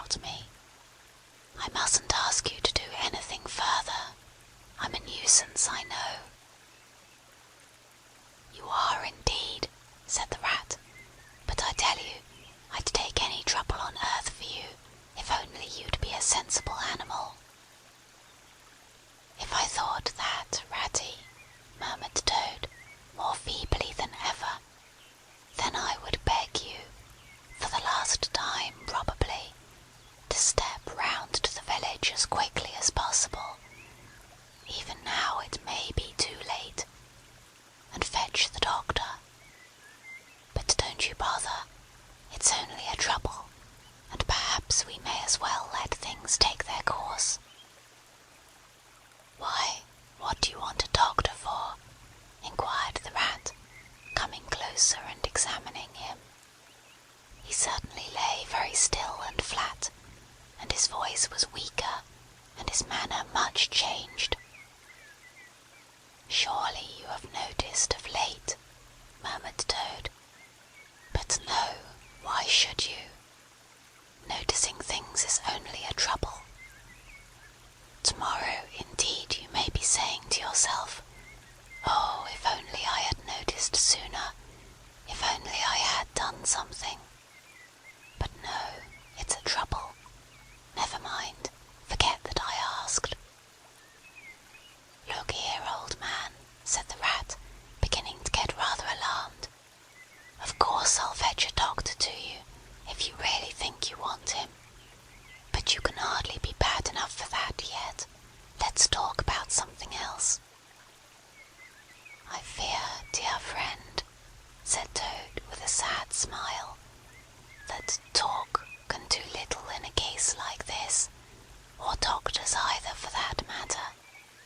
Still, one must grasp at the slightest straw. And, by the way, while you are about it, I hate to give you additional trouble, but I happen to remember that you will pass the door. Would you mind at the same time asking the lawyer to step up? It would be a convenience to me, and there are moments, perhaps I should say there is a moment, when one must face disagreeable tasks, at whatever cost to exhausted nature." "A lawyer? Oh, he must be really bad," the affrighted rat said to himself as he hurried from the room, not forgetting, however, to lock the door carefully behind him. Outside he stopped to consider. The other two were far away, and he had no one to consult. "It's best to be on the safe side," he said on reflection. "I've known Toad fancy himself frightfully bad before, without the slightest reason, but I've never heard him ask for a lawyer. If there's nothing really the matter, the doctor will tell him he's an old ass and cheer him up, and that will be something gained. I'd better humour him and go. It won't take very long." So he ran off to the village on his errand of mercy. The Toad, who had hopped lightly out of bed as soon as he heard the key turned in the lock, watched him eagerly from the window till he disappeared down the carriage drive.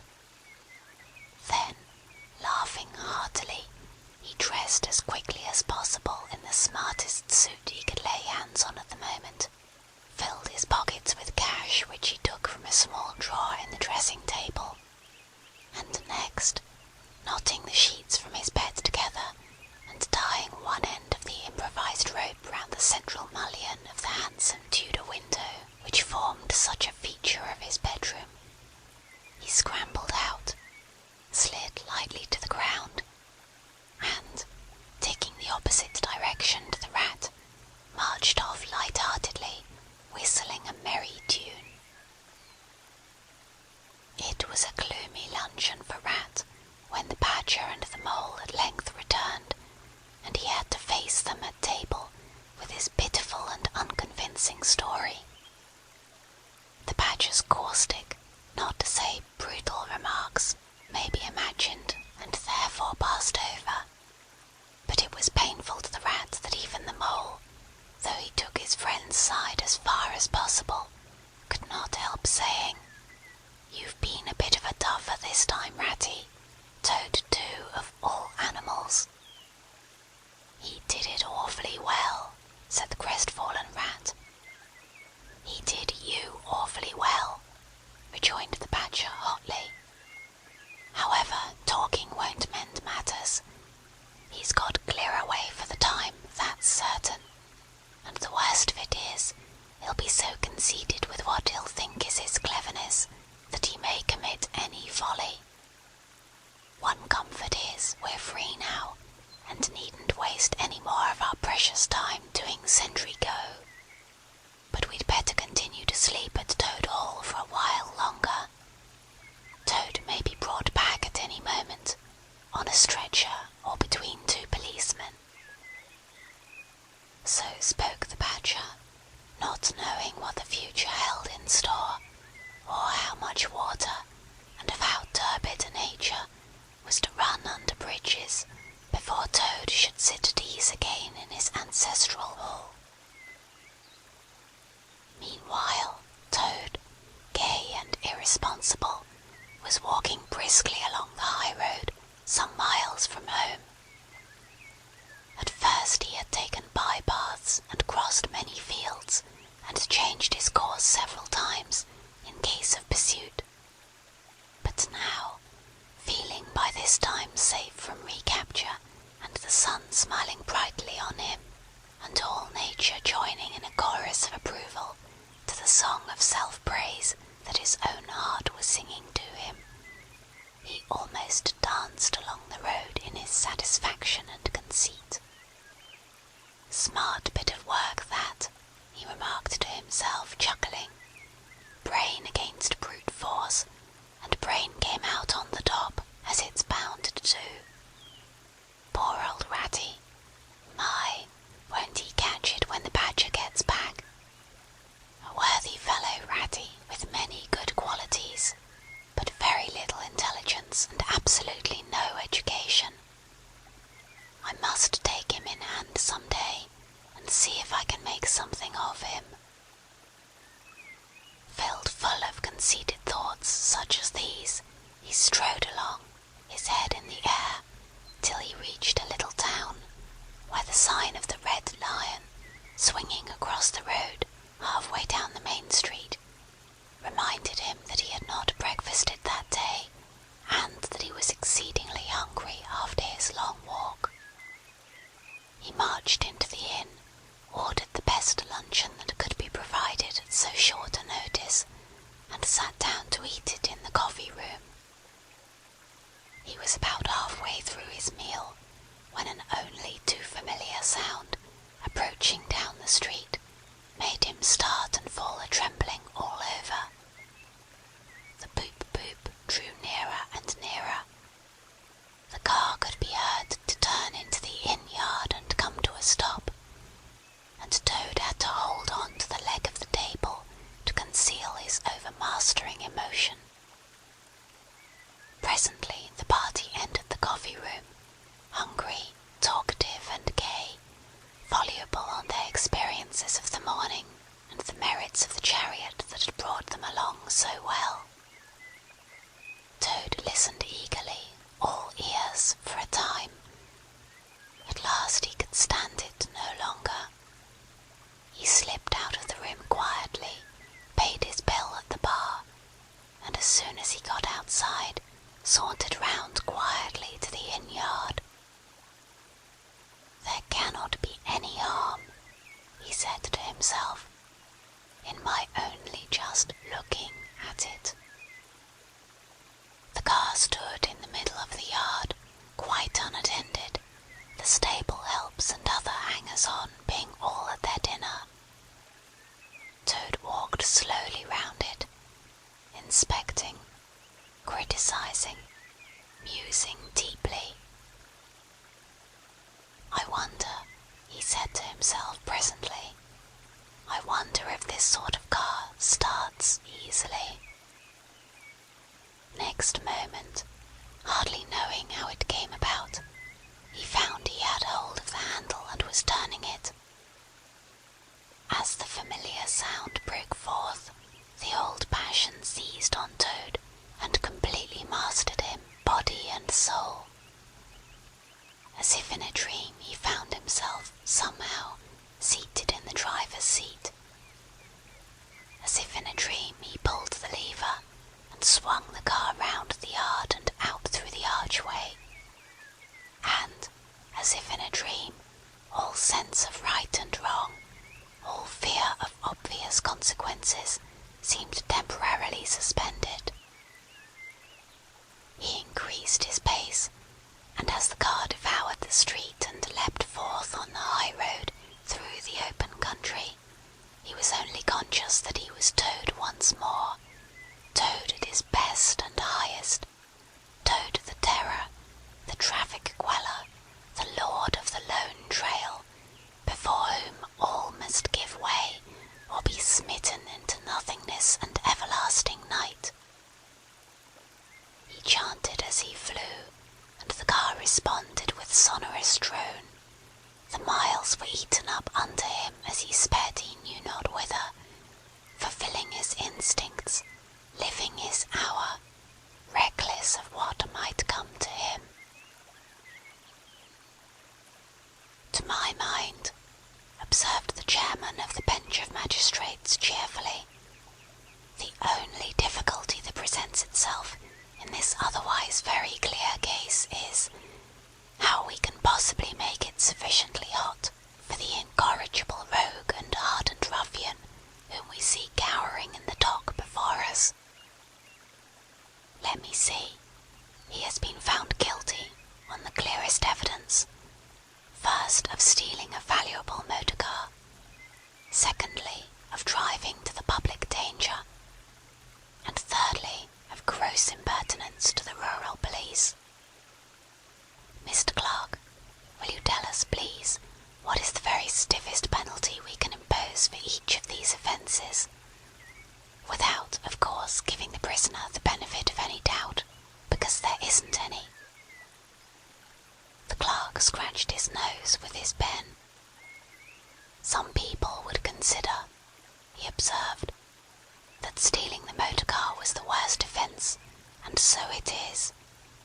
But cheeking the police undoubtedly carries the severest penalty, and so it ought. Supposing you were to say 12 months for the theft, which is mild, and 3 years for the furious driving, which is lenient, and 15 years for the cheek, which was pretty bad sort of cheek, judging from what we've heard from the witness box, even if you only believe 1/10 part of what you heard, and I never believe more myself. Those figures, if added together correctly, tot up to 19 years. First rate, said the chairman.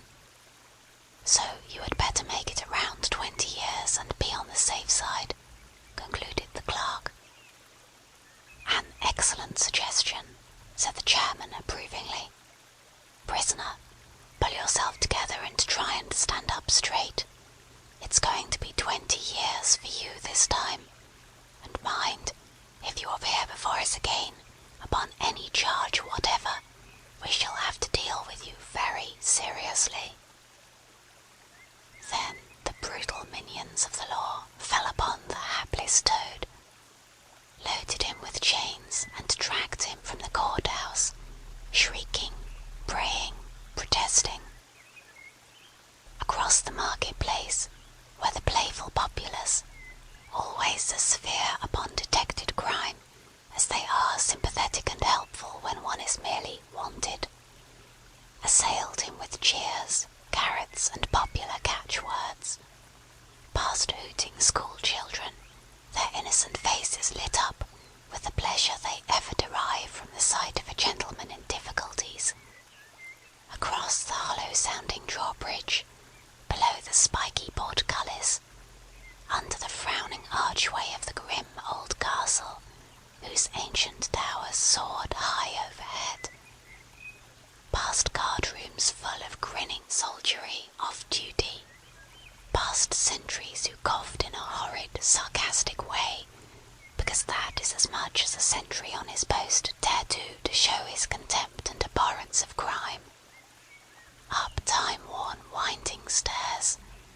past men-at-arms in casquet and corselet of steel, darting threatening looks through their visards, across courtyards where mastiffs strained at their leash and bored the air to get at him, past ancient warders, their halberds leant against the wall, dozing over a pasty and a flagon of brown ale,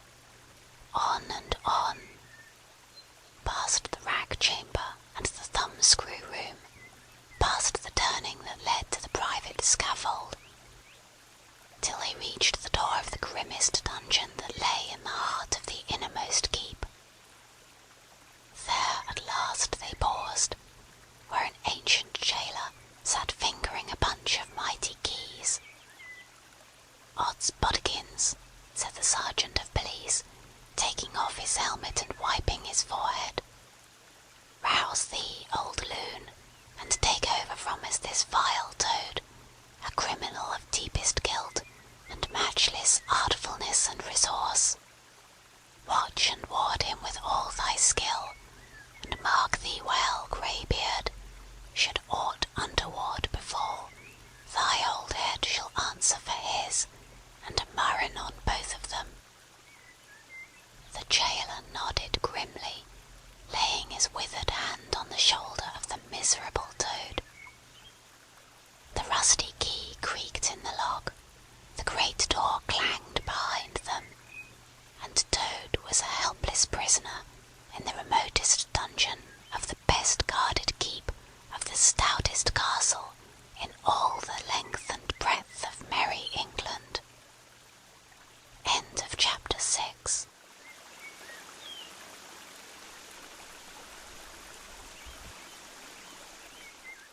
Chapter 7. The Piper at the Gates of Dawn. The willow wren was twittering his thin little song, hidden himself in the dark selvedge of the river bank. Though it was past 10 o'clock at night, the sky still clung to and retained some lingering skirts of light from the departed day, and the sullen heats of the torrid afternoon broke up and rolled away at the dispersing touch of the cool fingers of the short midsummer night. Mole lay stretched on the bank, still panting from the stress of the fierce day that had been cloudless from dawn to late sunset, and waited for his friend to return. He had been on the river with some companions, leaving the water rat free to keep an engagement of long standing with Otter, and he had come back to find the house dark and deserted, and no sign of Rat, who was doubtless keeping it up late with his old comrade. It was still too hot to think of staying indoors, so he lay on some cool dock leaves, and thought over the past day and its doings, and how very good they all had been. The rat's light footfall was presently heard approaching over the parched grass. "Oh, the blessed coolness," he said, and sat down, gazing thoughtfully into the river, silent and preoccupied. "You stayed to supper, of course," said the mole presently. "Simply had to," said the rat. "They wouldn't hear of my going before. You know how kind they always are.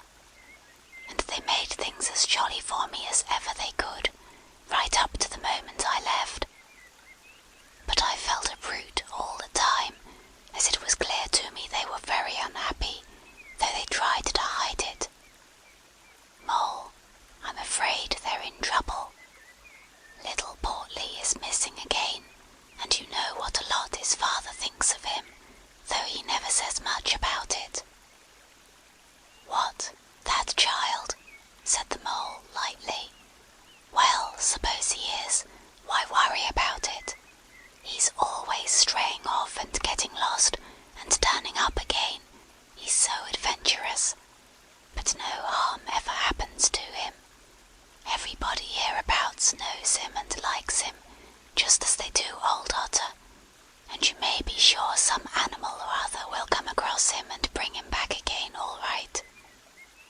Why, we found him ourselves, miles from home, and quite self-possessed and cheerful."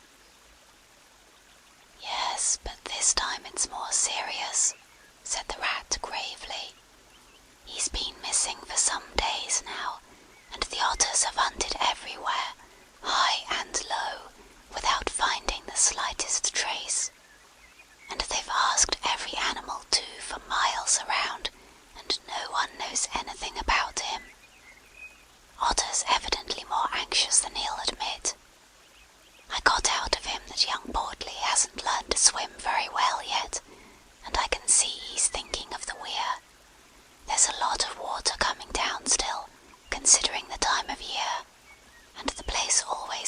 fascination for the child. And then there are, well, traps and things, you know. Otter's not the fellow to be nervous about any son of his before it's time, and now he is nervous. When I left, he came out with me, said he wanted some air and talked about stretching his legs. But I could see it wasn't that, so I drew him out and pumped him, and got it all from him at last. He was going to spend the night watching by the ford. You know the place where the old ford used to be, in bygone days before they built the bridge. I know it well, said the mole, but why should Otter choose to watch there?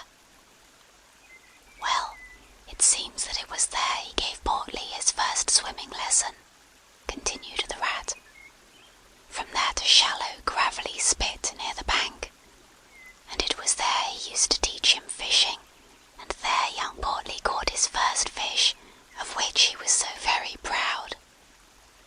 The child loved the spot, and Otter thinks that if he came back wandering from wherever he is, if he is anywhere by this time, poor little chap, he might make for the ford he was so fond of, or if he came across it, he'd remember it well, and stop there and play, perhaps. So Otter goes there every night and watches, on the chance, you know, just on the chance. They were both silent for a time, both thinking of the same thing. The lonely, heart-sore animal crouched by the ford, watching and waiting the long night through, on the chance. Well, well, said the rat presently, I suppose we ought to be thinking about turning in. But he never offered to move. Rat, said the mole, I simply can't go and turn in and go to sleep and do nothing, even though there doesn't seem to be anything to be done. We'll get the boat out and paddle upstream. The moon will be up in an hour or so, and then we will search as well as we can. Anyhow, it will be better than going to bed and doing nothing. Just what I was thinking myself, said the rat.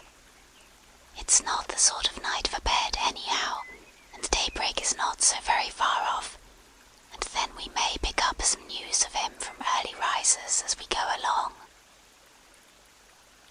They got the boat out, and the rat took the sculls, paddling with caution. Out in midstream there was a clear, narrow track that faintly reflected the sky, but wherever shadows fell on the water from bank, bush, or tree, they were as solid to all appearance as the banks themselves, and the mole had to steer with judgment accordingly. Dark and deserted as it was, the night was full of small noises, song and chatter and rustling, telling of the busy little population who were up and about, plying their trades and vocations through the night, till sunshine should fall on them at last and send them off to their well-earned repose. The water's own noises, too, were more apparent than by day, its gurglings and cloops, more unexpected and near at hand, and constantly they started at what seemed a sudden clear call from an actual articulate voice.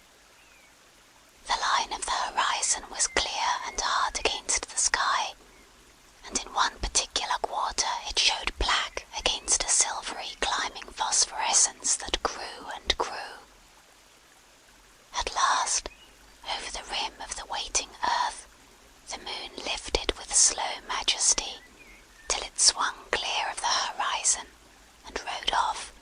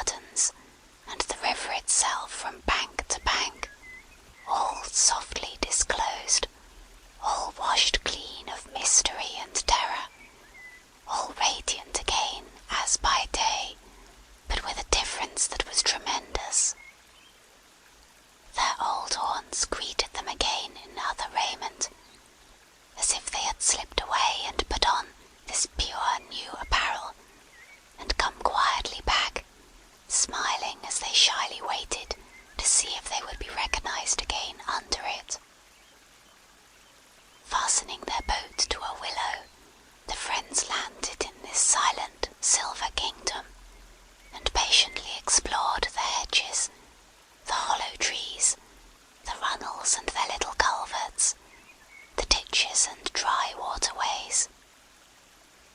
Embarking again and crossing over, they worked their way up the stream in this manner, while the moon, serene and detached in a cloudless sky, did what she could, though so far off, to help them in their quest, till her hour came, and she sank earthwards reluctantly, and left them, and mystery once more held field and river. Then a change began slowly to declare itself. The horizon became clearer, field and tree came more into sight, and somehow, with a different look, the mystery began to drop away from them. A bird piped suddenly and was still, and a light breeze sprang up and set the reeds and bulrushes rustling. Rat, who was in the stern of the boat while Mole sculled, sat up suddenly and listened with a passionate intentness. Mole, who with gentle strokes was just keeping the boat moving while he scanned the banks with care, looked at him with curiosity. "It's gone," sighed the rat, sinking back in his seat again. "So beautiful and strange and new.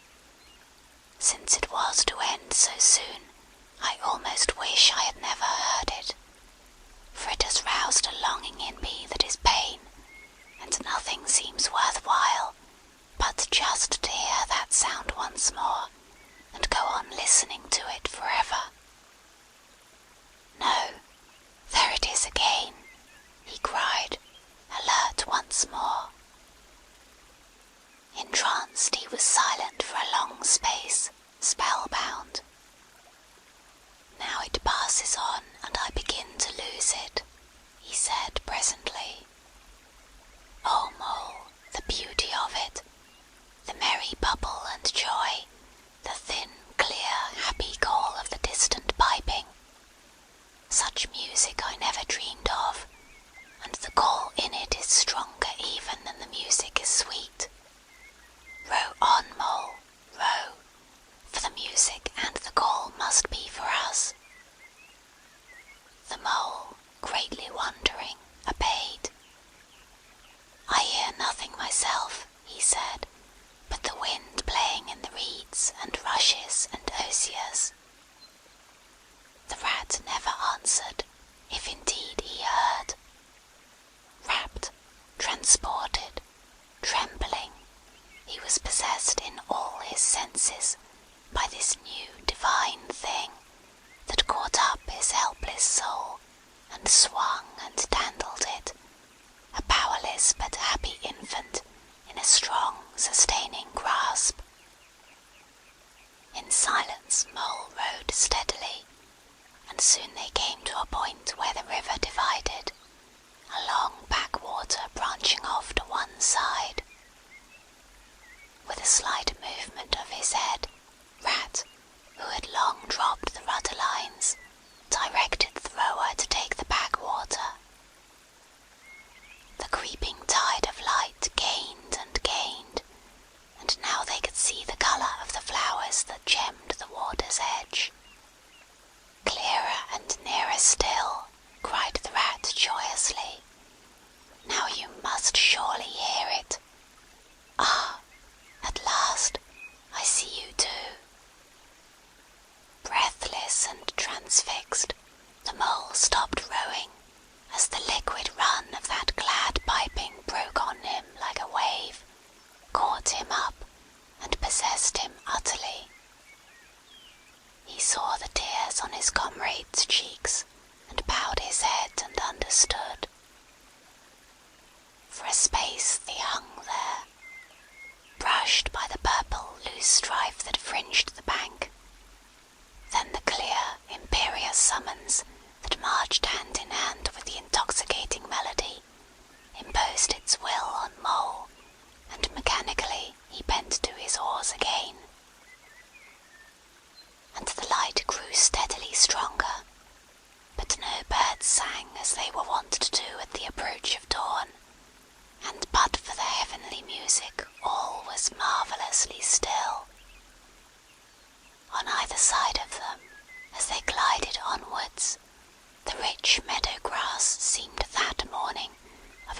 freshness and a greenness unsurpassable. Never had they noticed the roses so vivid, the willow herb so riotous, the meadow sweet so odorous and pervading. Then the murmur of the approaching weir began to hold the air, and they felt a consciousness that they were nearing the end, whatever it might be, that surely awaited their expedition. A wide half-circle of foam and glinting lights and shining shoulders of green water, the great weir closed the backwater from bank to bank, troubled all the quiet surface with twirling eddies and floating foam streaks, and deadened all other sounds with its solemn and soothing rumble. In midmost of the stream, embraced in the weir's shimmering arm spread, a small island lay anchored, fringed close with willow and silver birch and alder. Reserved, shy, but full of significance. It hid whatever it might hold behind a veil, keeping it till the hour should come, and with the hour those who were called and chosen. Slowly, but with no doubt or hesitation whatever, and in something of a solemn expectancy, the two animals passed through the broken, tumultuous water, and moored their boat at the flowery margin of the island. In silence they landed, and pushed through the blossom and scented herbage and undergrowth that led up to the level ground, till they stood on a little lawn of a marvellous green, set round with nature's own orchard trees, crab-apple, wild cherry, and sloe. "This is the place of my song-dream, the place the music played to me," whispered the rat, as if in a trance. "Here, in this holy place, here, if anywhere, surely we shall find him." Then, suddenly, the mole felt a great awe fall upon him, an awe that turned his muscles to water, bowed his head, and rooted his feet to the ground. It was no panic terror. Indeed, he felt wonderfully at peace and happy. But it was an awe that smote and held him, and, without seeing, he knew it could only mean that some august presence was very, very near. With difficulty he turned to look for his friend, and saw him at his side, cowed, stricken, and trembling violently. And still there was utter silence in the populous bird-haunted branches around them, and still the light grew and grew. Perhaps he would never have dared to raise his eyes, but that, though the piping was now hushed, the call and the summons still seemed dominant and imperious. He might not refuse, were Death himself waiting to strike him instantly, once he had looked with mortal eye on things rightly kept hidden. Trembling, he obeyed, and raised his humble head. And then, in that utter clearness of the imminent dawn, while nature, flushed with fullness of incredible colour, seemed to hold her breath for the event, he looked in the very eyes of the friend and helper, saw the backward sweep of the curved horns, gleaming in the growing daylight, saw the stern, hooked nose between the kindly eyes that were looking down on them humorously, while the bearded mouth broke into a half-smile at the corners, saw the rippling muscles on the arm that lay across the broad chest, the long, supple hand, still holding the panpipes, only just fallen away from the parted lips, saw the splendid curves of the shaggy limb,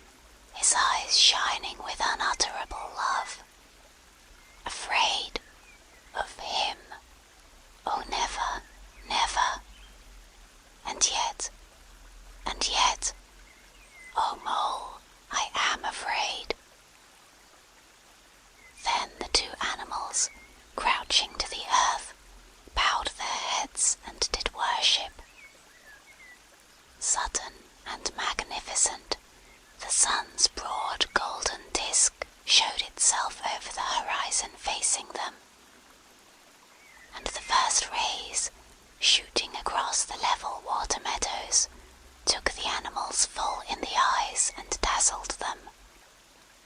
When they were able to look once more, the vision had vanished, and the air was full of the carol of birds that hailed the dawn.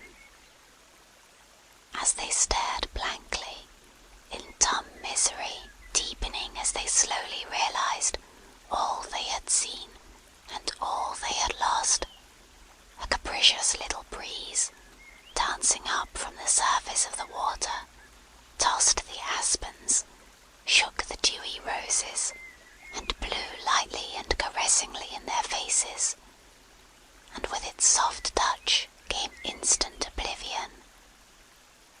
For this is the last, best gift that the kindly demigod is careful to bestow on those to whom he has revealed himself in their helping, the gift of forgetfulness, lest the awful remembrance should remain and grow, and overshadow mirth and pleasure, and the great haunting memory should spoil all the afterlives of little animals helped out of difficulties, in order that they should be happy and light-hearted as before.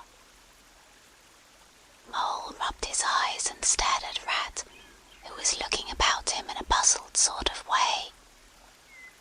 "I beg your pardon, what did you say, Rat?" he asked. "I think I was only remarking," said Rat slowly, "that this was the right sort of place, and that here, if anywhere, we should find him.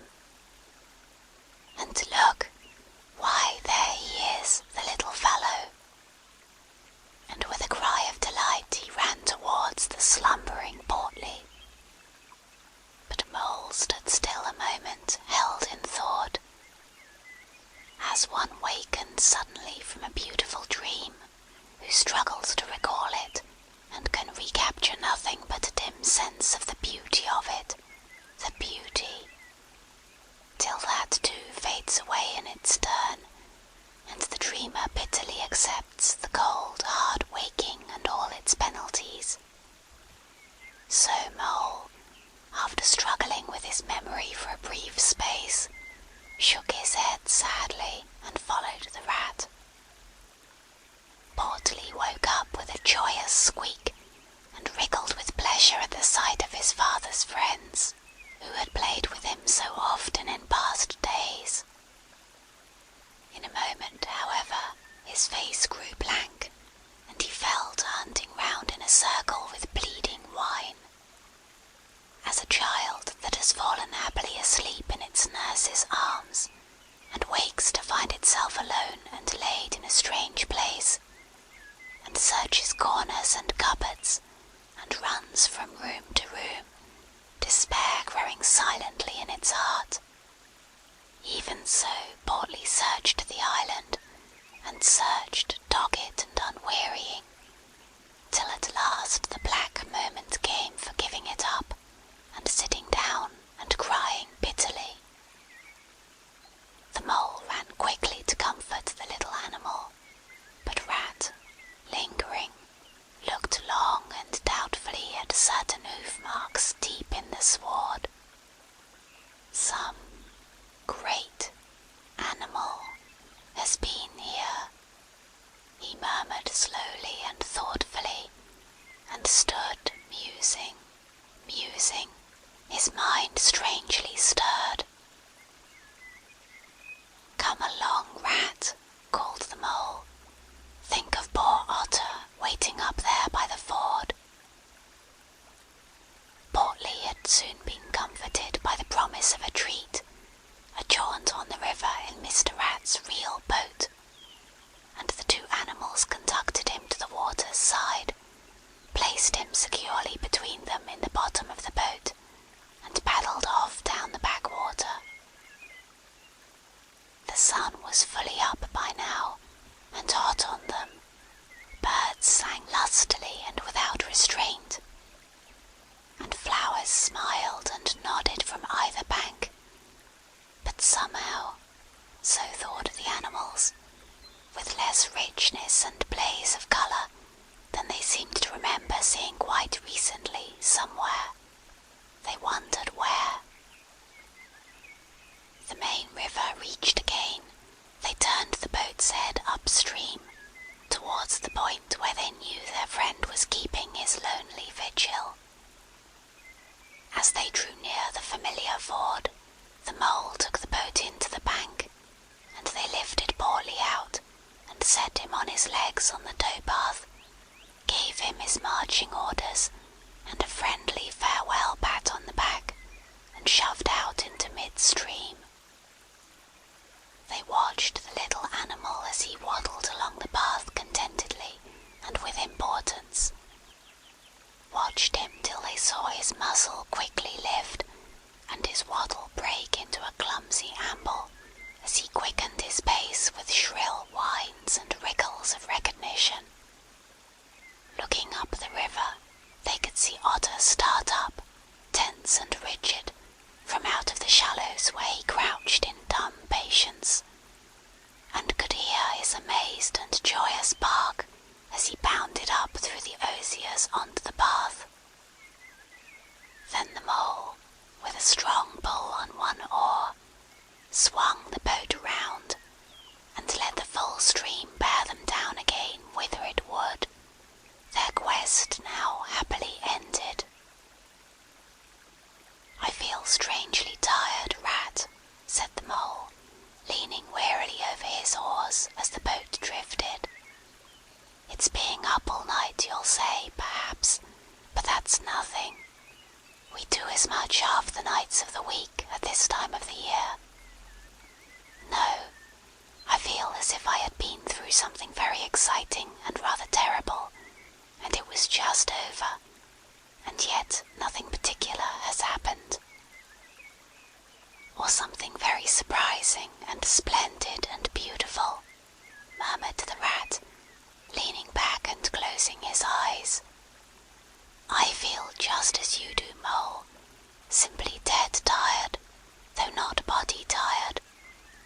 It's lucky we've got the stream with us to take us home. Isn't it jolly to feel the sun again soaking into one's bones, and hark to the wind playing in the reeds? It's like music, far-away music," said the Mole, nodding drowsily. "So I was thinking," murmured the Rat, dreamful and languid. "Dance music, the lilting sort that runs on without a stop, but with words in it too. It passes into words and out of them again. I catch them at intervals. Then it is dance music once more, and then nothing but the reeds' soft, thin whispering." "You hear better than I," said the Mole sadly. "I cannot catch the words." "Let me try and give you them," said the Rat softly, his eyes still closed. Now it is turning into words again, faint but clear. "Lest the oar should dwell, and turn your frolic to fret, you shall look on my power at the helping hour, but then you shall forget." Now the reeds take it up. "Forget, forget," they sigh, and it dies away in a rustle and a whisper. Then the voice returns. "Lest limbs be reddened and rent, I spring the trap that is set. As I loose the snare, you may glimpse me there, for surely you shall forget." Row nearer, Mole, nearer to the reeds. It is hard to catch, and grows each minute fainter. Helper and healer I cheer, small waifs in the woodland wet. Strays I find in it, wounds I bind in it, bidding them all forget. Nearer, Mole, nearer. No, it is no good. The song has died away into reed talk. But what do the words mean?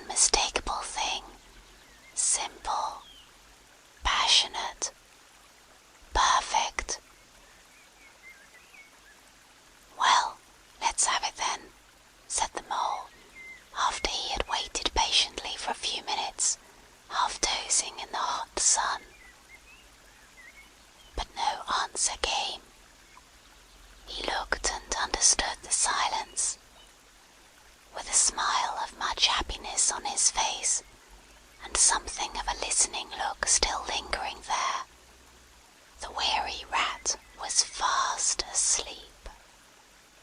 End of chapter 7.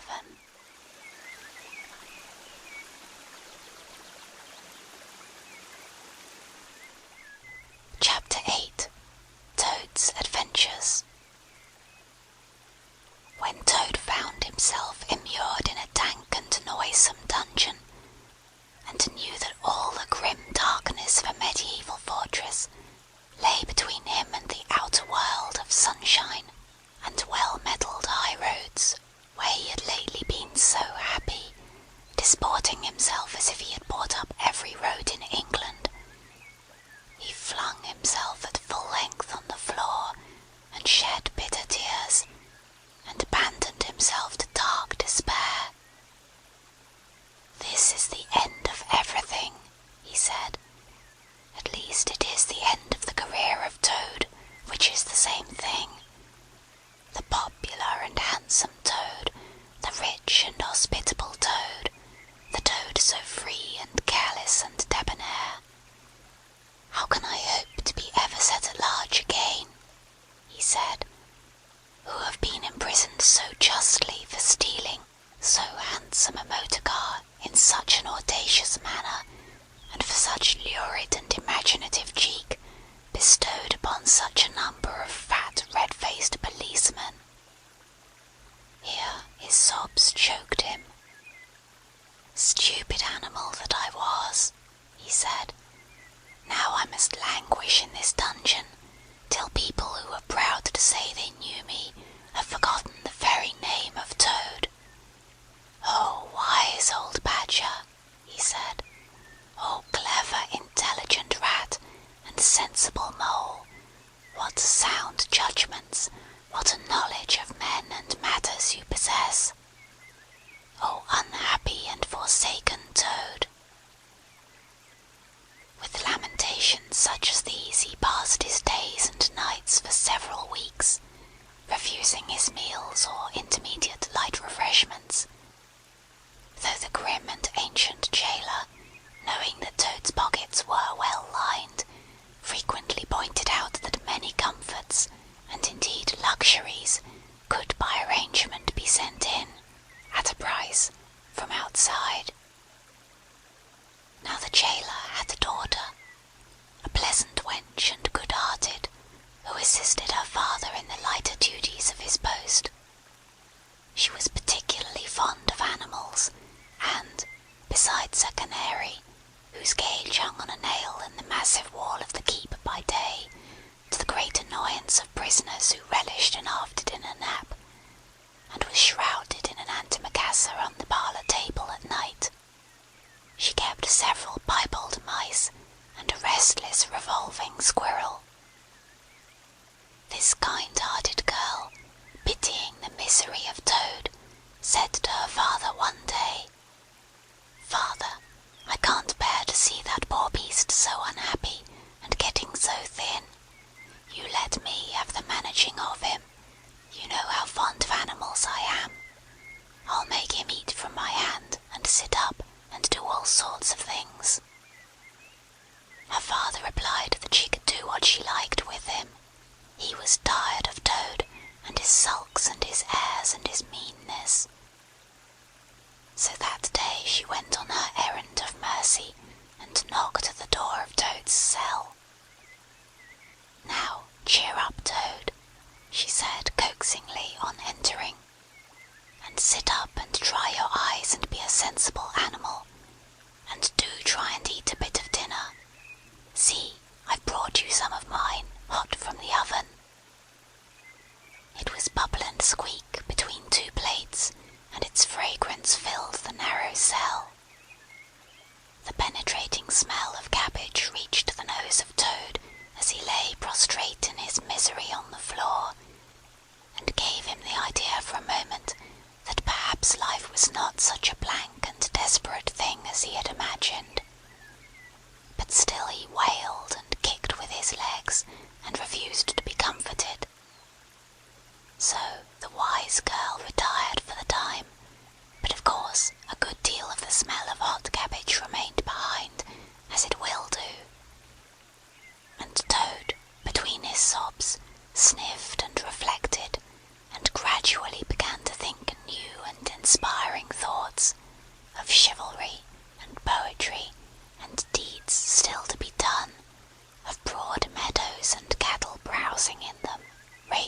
sun and wind, of kitchen gardens and straight herb borders, and warm snapdragon beset by bees, and of the comforting clink of dishes set down on the table at Toad Hall, and the scrape of chair legs on the floor as everyone pulled himself close up to his work. The air of the narrow cell took a rosy tinge.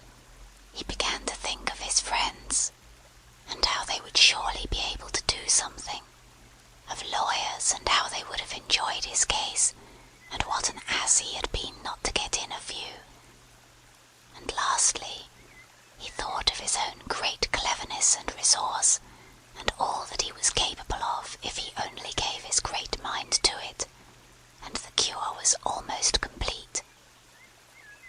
When the girl returned, some hours later, she carried a tray, with a cup of fragrant tea steaming on it, and a plate piled up with very hot buttered toast, cut thick, very brown on both sides, with the butter running through the holes in it in great golden drops, like honey from the honeycomb.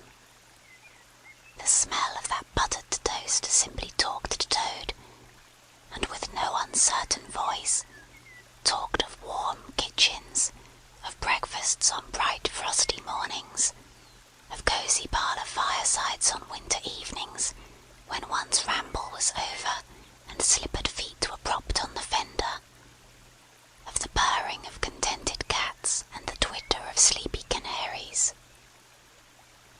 Toad sat up on end once more, dried his eyes, sipped his tea and munched his toast, and soon began talking freely about himself, and the house he lived in, and his doings there, and how important he was, and what a lot his friends thought of him.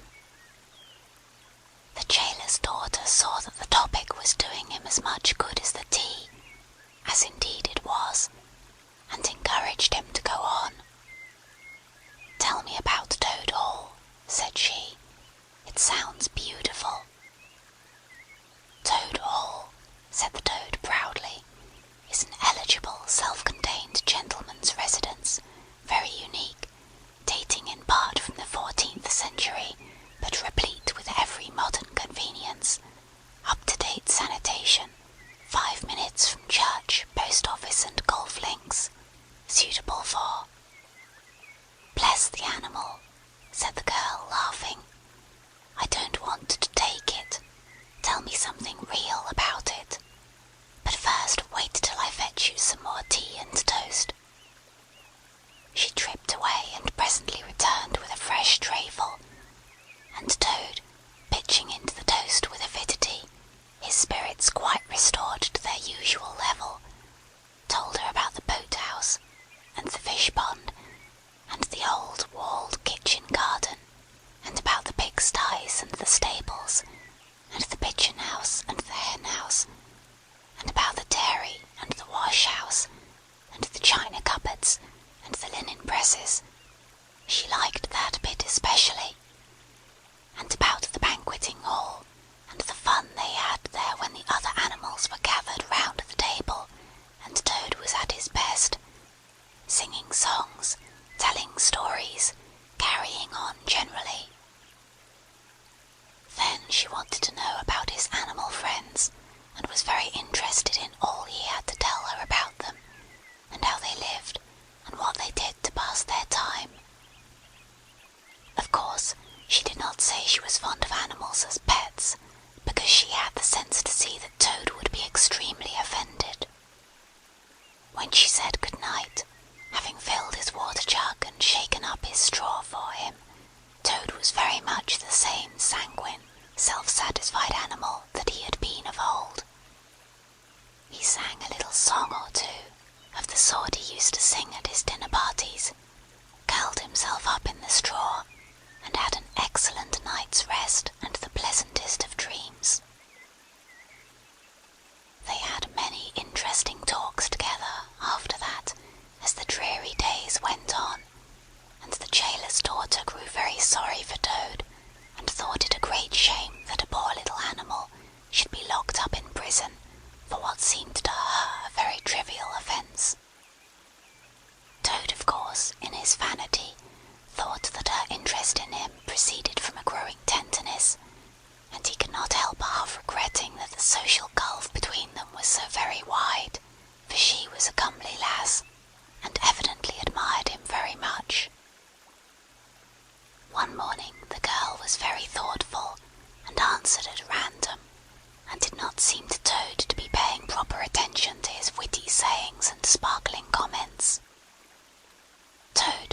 she said presently. "Just listen, please.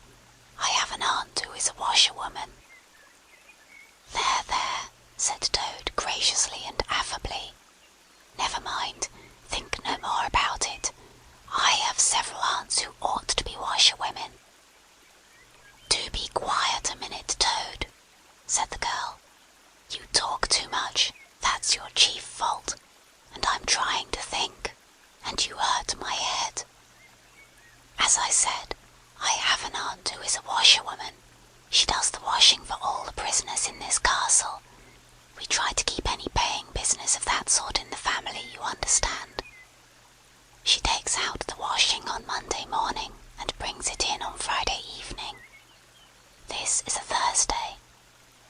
Now, this is what occurs to me. You're very rich, at least you're always telling me so, and she's very poor. A few pounds wouldn't make any difference to you, and it would mean a lot to her. Now, I think if she were properly approached, squared, I believe is the word you animals use, you could come to some arrangement by which she would let you have her dress and bonnet and so on, and you could escape from the castle as the official washerwoman. You're very alike in many respects, particularly about the figure." "We're not," said the Toad in a huff. "I have a very elegant figure for what I am." "So has my aunt," replied the girl, "for what she is. But have it your own way, you horrid, proud, ungrateful animal, when I'm sorry for you and trying to help you." "Yes, yes, that's all right. Thank you very much indeed," said the Toad hurriedly. "But look here, you wouldn't surely have Mr. Toad, of Toad Hall, going about the country disguised as a washerwoman?" "Then you can stop here as a toad," replied the girl with much spirit. "I suppose you want to go off in a coach and four." Honest Toad was always ready to admit himself in the wrong. "You are a good, kind, clever girl," he said, "and I am indeed a proud and a stupid Toad. Introduce me to your worthy aunt, if you will be so kind, and I have no doubt that the excellent lady and I will be able to arrange terms satisfactory to both parties." Next evening the girl ushered her aunt into Toad's cell, bearing his week's washing pinned up in a towel. The old lady had been prepared beforehand for the interview, and the sight of certain gold sovereigns that Toad had thoughtfully placed on the table in full view practically completed the matter and left little further to discuss. In return for his cash, Toad received a cotton print gown, an apron, a shawl, and a rusty black bonnet. The only stipulation the old lady made being that she should be gagged and bound and dumped down in a corner. By this not very convincing artifice, she explained, aided by picturesque fiction which she could supply herself, she hoped to retain her situation, in spite of the suspicious appearance of things. Toad was delighted with the suggestion. It would enable him to leave the prison in some style, and with his reputation for being a desperate and dangerous fellow untarnished. And he readily helped the jailer's daughter to make her aunt appear as much as possible the victim of circumstances over which she had no control. "Now it's your turn, Toad," said the girl. "Take off that coat and waistcoat of yours. You're fat enough as it is." Shaking with laughter, she proceeded to hook and tie him into the cotton print gown, arranged the shawl with a professional fold, and tied the strings of the rusty bonnet under his chin. "You're the very image of her," she giggled, "only I'm sure you never looked half so respectable in all your life before.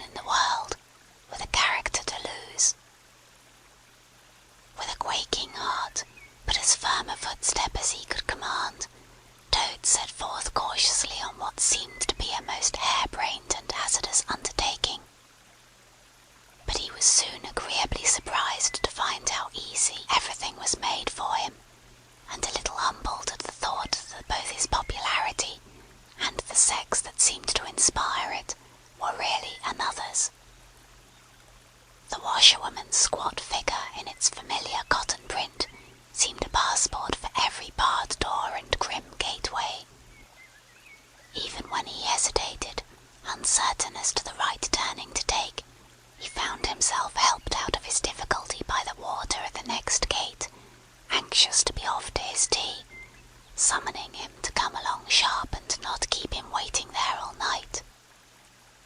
The chaff and the humorous sallies to which he was subjected, and to which of course he had to provide prompt and effective reply, formed indeed his chief danger.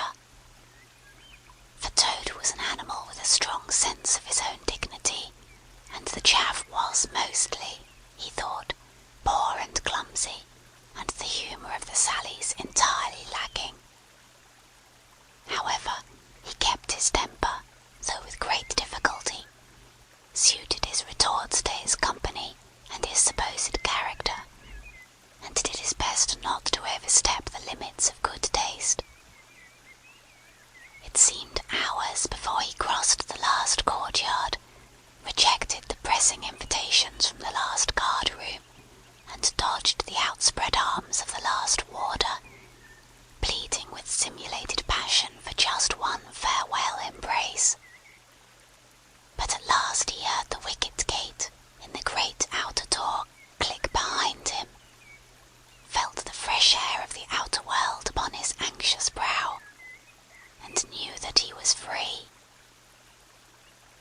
Dizzy with the easy success of his daring exploit, he walked quickly towards the lights of the town, not knowing in the least what he should do next, only quite certain of one thing, that he must remove himself as quickly as possible from the neighbourhood where the lady he was forced to represent was so well known and so popular a character. As he walked along, considering, his attention was caught by some red and green lights a little way off to one side of the town, and the sound of the puffing and snorting of engines and the banging of shunted trucks fell on his ear. "Aha!" he thought, "this is a piece of luck. A railway station is the thing I want most in the whole world at this moment, and what's more, I needn't go through the town to get it, and shan't have to support this humiliating character by repartees which, though thoroughly effective, do not assist one's sense of self-respect." He made his way to the station accordingly, consulted a timetable, and found that a train, bound more or less in the direction of his home, was due to start in half an hour. "More luck," said Toad, his spirits rising rapidly, and went off to the booking office to buy his ticket. He gave the name of the station that he knew to be nearest to the village, of which Toad Hall was the principal feature, and mechanically put his fingers in search of the necessary money where his waistcoat pocket should have been. But here the cotton gown, which had nobly stood by him so far, and which he had basely forgotten, intervened and frustrated his efforts. In a sort of nightmare he struggled with the strange, uncanny thing that seemed to hold his hands, turn all muscular strivings to water, and laugh at him all the time, while other travellers, forming up in a line behind, waited with impatience, making suggestions of more or less value, and comments of more or less stringency and point. At last, somehow, he never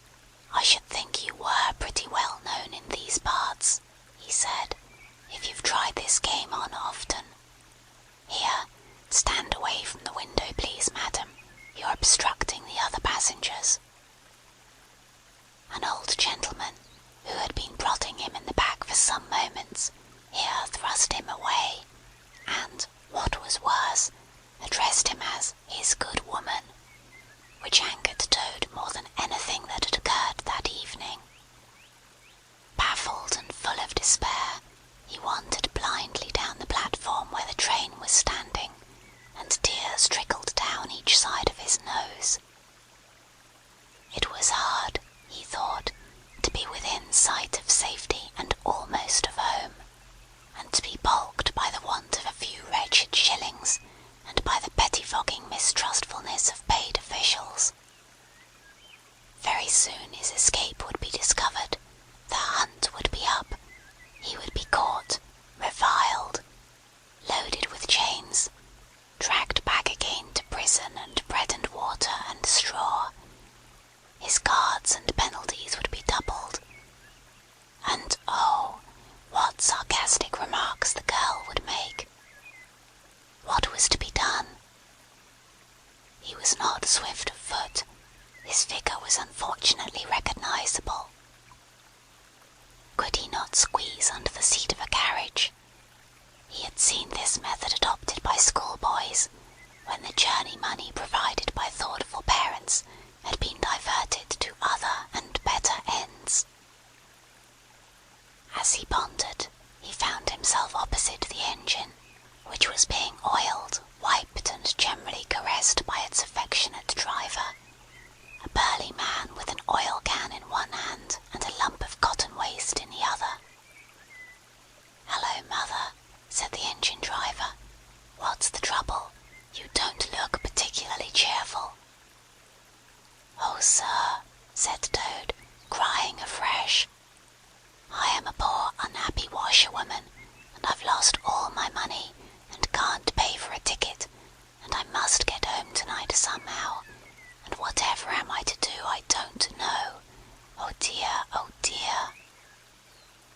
"That's a bad business indeed," said the engine driver reflectively. "Lost your money, and can't get home, and got some kids too waiting for you, I dare say." "Any amount of 'em," sobbed Toad, "and they'll be hungry, and playing with matches, and upsetting lamps, the little innocents, and quarrelling, and going on generally.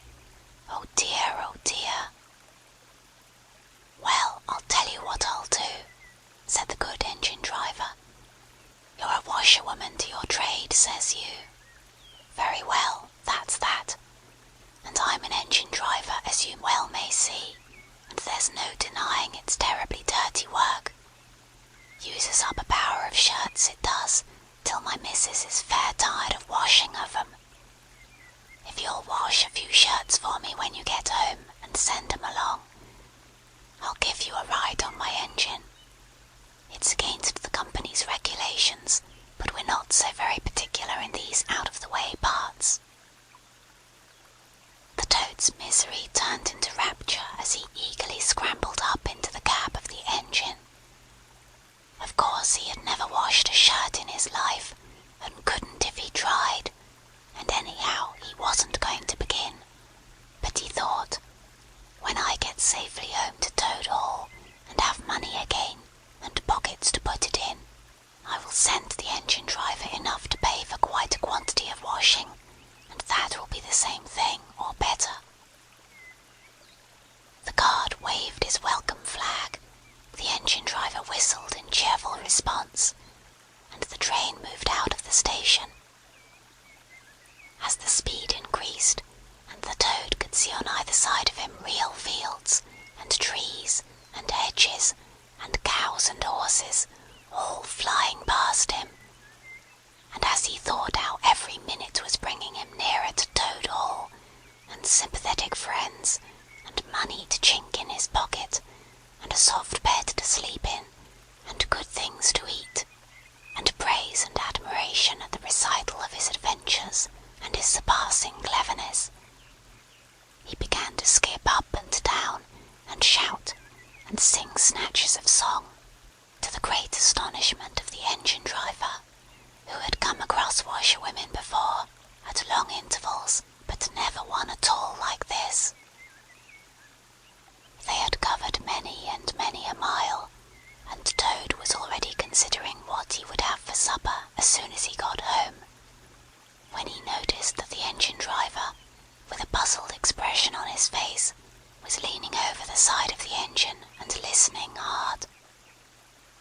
Then he saw him climb onto the coals and gaze out over the top of the train. Then he returned and said to Toad, "It's very strange. We're the last train running in this direction tonight, yet I could be sworn that I heard another following us." Toad ceased his frivolous antics at once. He became grave and depressed, and a dull pain in the lower part of his spine, communicating itself to his legs, made him want to sit down and try desperately not to think of all the possibilities.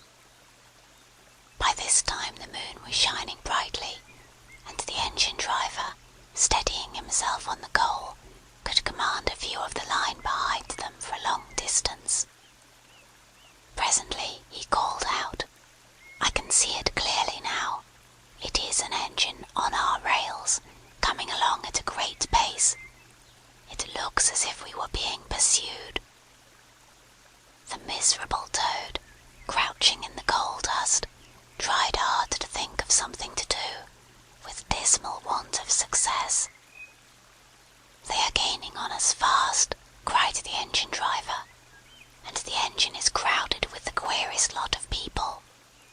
Men like ancient warders, waving halberds, policemen in their helmets, waving truncheons, and shabbily dressed men in pot hats, obvious and unmistakable plainclothes detectives, even at this distance, waving revolvers and walking sticks, all waving and all shouting the same thing: 'Stop! Stop! Stop!'"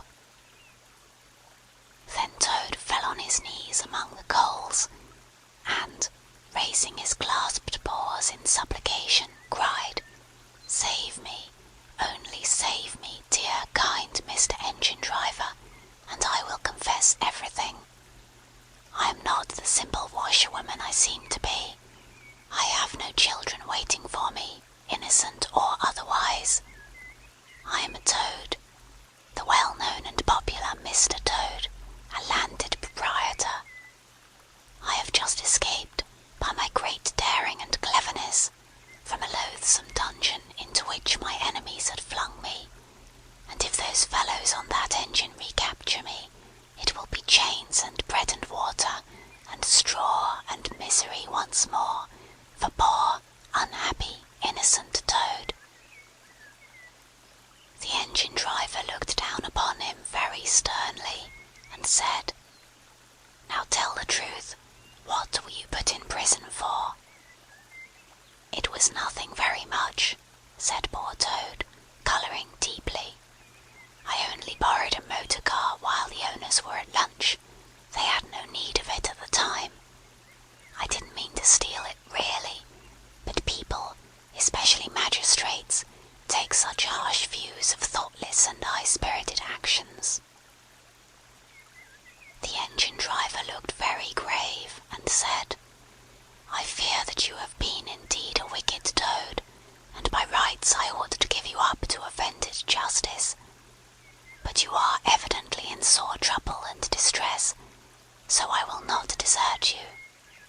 I don't hold with motor cars for one thing, and I don't hold with being ordered about by policemen when I'm on my own engine for another, and the sight of an animal in tears always makes me feel queer and soft-hearted.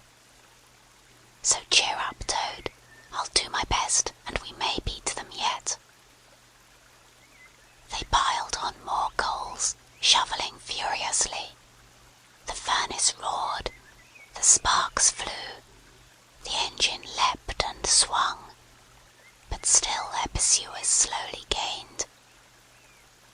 The engine driver, with a sigh, wiped his brow with a handful of cotton waste, and said, "I'm afraid it's no good, Toad.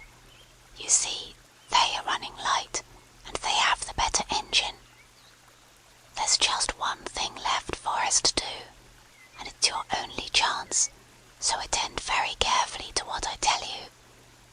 A short way ahead of us is a long tunnel, and on the other side of that the line passes through a thick wood. Now I will put on all the speed I can while we are running through the tunnel, but the other fellows will slow down a bit, naturally, for fear of an accident. When we are through, I will shut off steam and put on brakes as hard as I can, and the moment it's safe to do so you must jump and hide in the wood before they get through the tunnel and see you. Then I will go full speed ahead again, and they can chase me if they like, for as long as they like, and as far as they like. Now mind, and be ready to jump when I tell you." They piled on more coals, and the train shot into the tunnel, and the engine rushed and roared and rattled, till at last they shot out at the other end into fresh air and the peaceful moonlight, and saw the wood lying dark and helpful upon either side of the line. The driver shut off steam and put on brakes. The Toad got down on the step, and, as the train slowed down almost to a walking pace, he heard the driver call out, "Now, jump!" Toad jumped, rolled down a short embankment, picked himself up unhurt, scrambled into the wood and hid. Peeping out, he saw his train get up speed again and disappear at a great pace. Then, out of the tunnel burst the pursuing engine, roaring and whistling, her motley crew waving their various weapons and shouting, "Stop! Stop! Stop!" When they were past, the Toad had a hearty laugh, for the first time since he was thrown into prison. But he soon stopped laughing when he came to consider that it was now very late and dark and cold, and he was in an unknown wood, with no money and no chance of supper, and still far from friends and home. And the dead silence of everything, after the roar and rattle of the train, was something of a shock. He dared not leave the shelter of the trees, so he struck into the wood, with the idea of leaving the railway as far as possible behind him. After so many weeks within walls, he found the wood strange and unfriendly, and inclined, he thought, to make fun of him. Nightjars, sounding their mechanical rattle, made him think that the wood was full of searching warders closing in on him. An owl, swooping noiselessly towards him, brushed his shoulder with its wing, making him jump with a horrid certainty that it was at hand, then flitted off, moth-like, laughing its low "ho, ho, ho," which Toad thought in very poor taste. Once he met a fox, who stopped, looked him up and down in a sarcastic sort of way, and said, "Hello, washerwoman, half a pair of socks and a pillowcase short this week. Mind it doesn't occur again," and swaggered off sniggering. Toad looked about for a stone to throw at him, but could not succeed in finding one, which vexed him more than anything. At last, cold, hungry, and tired out, he sought the shelter of a hollow tree, where, with branches and dead leaves, he made himself as comfortable a bed as he could, and slept soundly till the morning. End of chapter 8.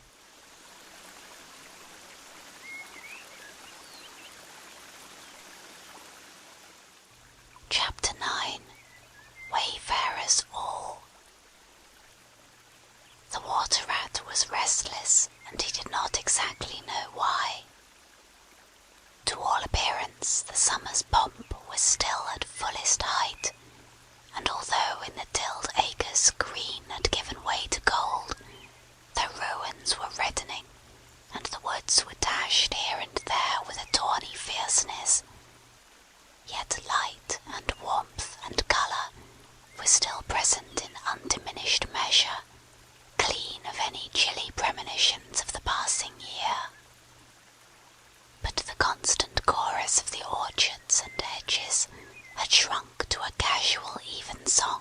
from a few yet unwearied performers, the robin was beginning to assert himself once more, and there was a feeling in the air of change and departure.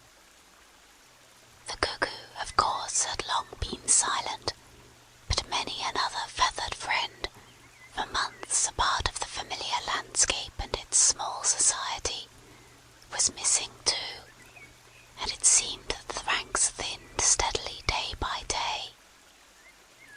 Rat, ever observant of all winged movement, saw that it was taking daily a southing tendency, and even as he lay in bed at night, he thought he could make out, passing in the darkness overhead, the beat and quiver of impatient pinions, obedient to the peremptory call.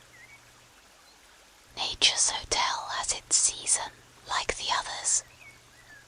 As the guests one by one pack, pay and depart, and the seats at the table-d'hôte shrink pitifully at each succeeding meal, as suites of rooms are closed, carpets taken up, and waiters sent away, those boarders who are staying on pension, until the next year's full reopening, cannot help being somewhat affected by all these flittings and farewells. This eager discussion of plans, routes, and fresh quarters, this daily shrinkage in the stream of comradeship. One gets unsettled, depressed, and inclined to be querulous. Why this craving for change? Why not stay on quietly here, like us, and be jolly? You don't know this hotel out of the season, and what fun we have among ourselves, we fellows who remain and see the whole interesting year out. All very true, no doubt, the others always reply. We quite envy you, and some other year perhaps, but just now we have engagements, and there's the bus at the door. Our time is up. So they depart, with a smile and a nod, and we miss them and feel resentful. The rat was a self-sufficing sort of animal, rooted to the land, and whoever went, he stayed. Still, he could not help noticing what was in the air, and feeling some of its influence in his bones. It was difficult to settle down to anything seriously, with all this flitting going on. Leaving the waterside, where rushes stood thick and tall in a stream that was becoming sluggish and low, he wandered countrywards, crossed a field or two of pasturage, already looking dusty and parched, and thrust into the great sea of wheat, yellow, wavy, and murmurous, full of quiet motion and small whisperings. Here he often loved to wander, through the forest of stiff, strong stalks that carried their own golden sky away over his head, a sky that was always dancing, shimmering, softly talking, or swaying strongly to the passing wind, and recovering itself with a toss and a merry laugh. Here too he had many small friends, a society complete in itself, leading full and busy lives, but always with a spare moment to gossip and exchange news with a visitor.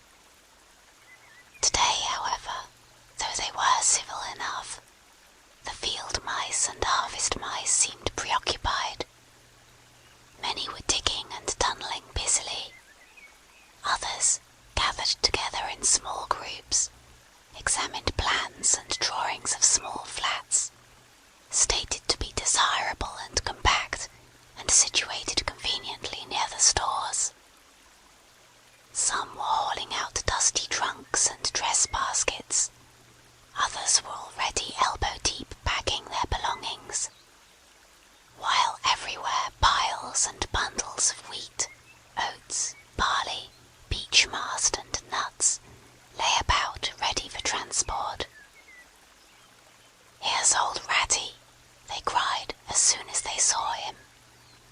"Come and bear a hand, Rat, and don't stand about idle." "What sort of games are you up to?" said the Water Rat severely. "You know it isn't time to be thinking of winter quarters yet, by a long way." "Oh yes, we know that," explained a field mouse rather shamefacedly. "But it's always as well to be in good time, isn't it?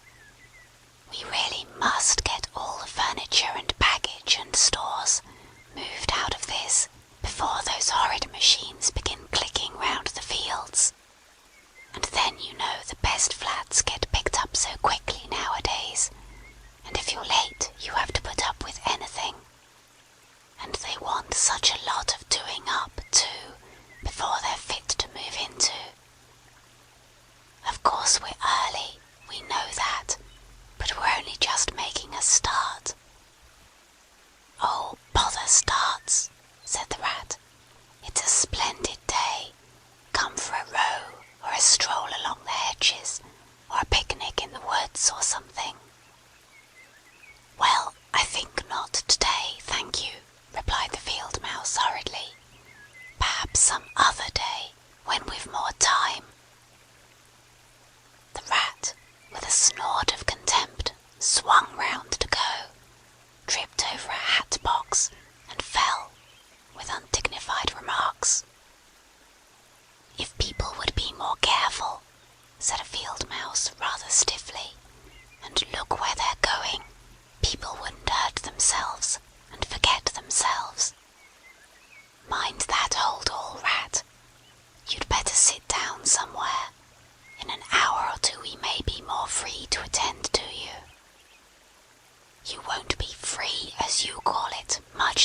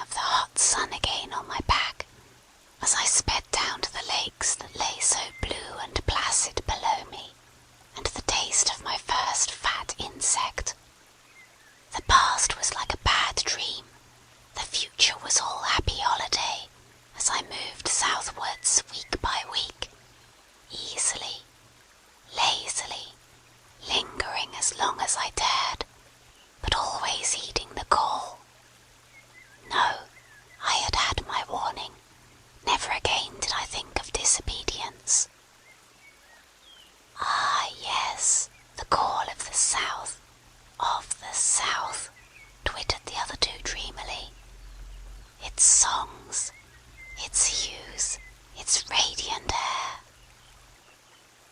Oh, do you remember? And, forgetting the rat, they slid into passionate reminiscence, while he listened fascinated, and his heart burned within him. In himself, too, he knew that it was vibrating at last, that chord, hitherto dormant and unsuspected.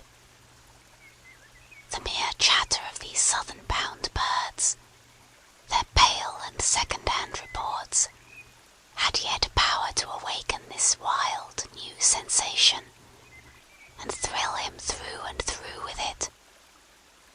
What would one moment of the real thing work in him? One passionate touch of the real southern sun, one waft of the authentic odour. With closed eyes he dared to dream a moment in full abandonment, and when he looked again, the river seemed steely and chill, the green fields grey and lightless. Then his loyal heart seemed to cry out on his weaker self for its treachery. "Why do you ever come back then at all?" he demanded of the swallows jealously. "What do you find to attract you in this poor drab little country?" "And do you not think," said the first swallow, "that the other call is not for us too, in its due season? The call of lush meadow grass, wet orchards, warm insect-haunted ponds, of browsing cattle, of haymaking, and all the farm buildings clustering round the house of the perfect eaves." "Do you suppose," asked the second one, "that you are the only living thing that craves with a hungry longing to hear the cuckoo's note again?" "In due time," said the third, "we shall be homesick once more for quiet water lilies swaying on the surface of an English stream. But today all that seems pale and thin and very far away. Just now our blood dances to other music."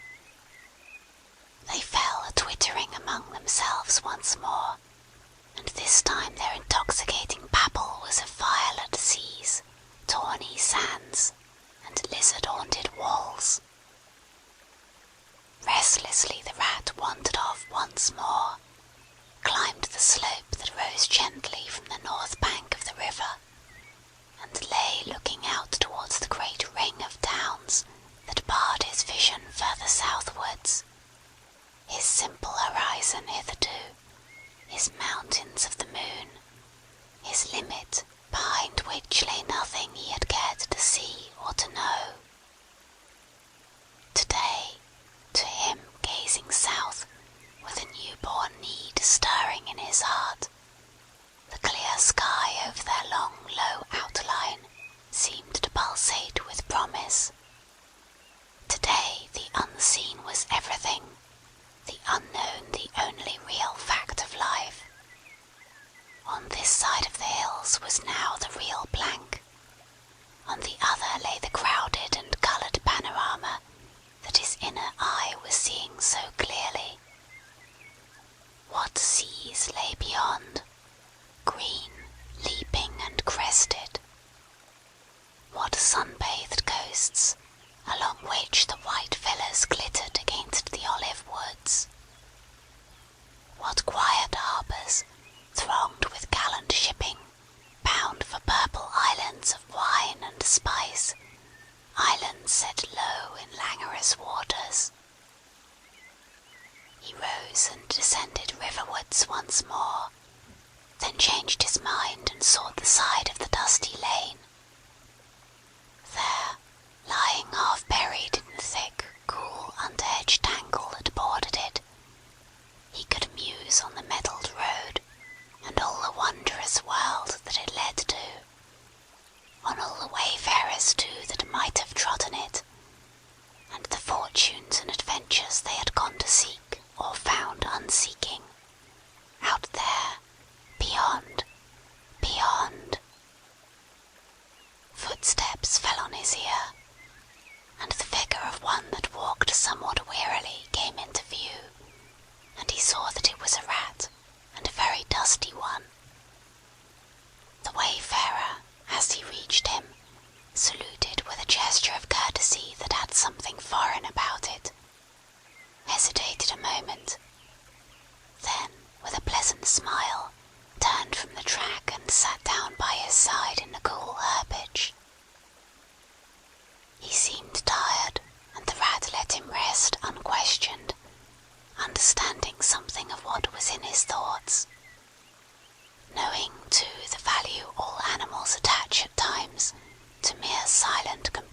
ship, when the weary muscles slacken and the mind marks time.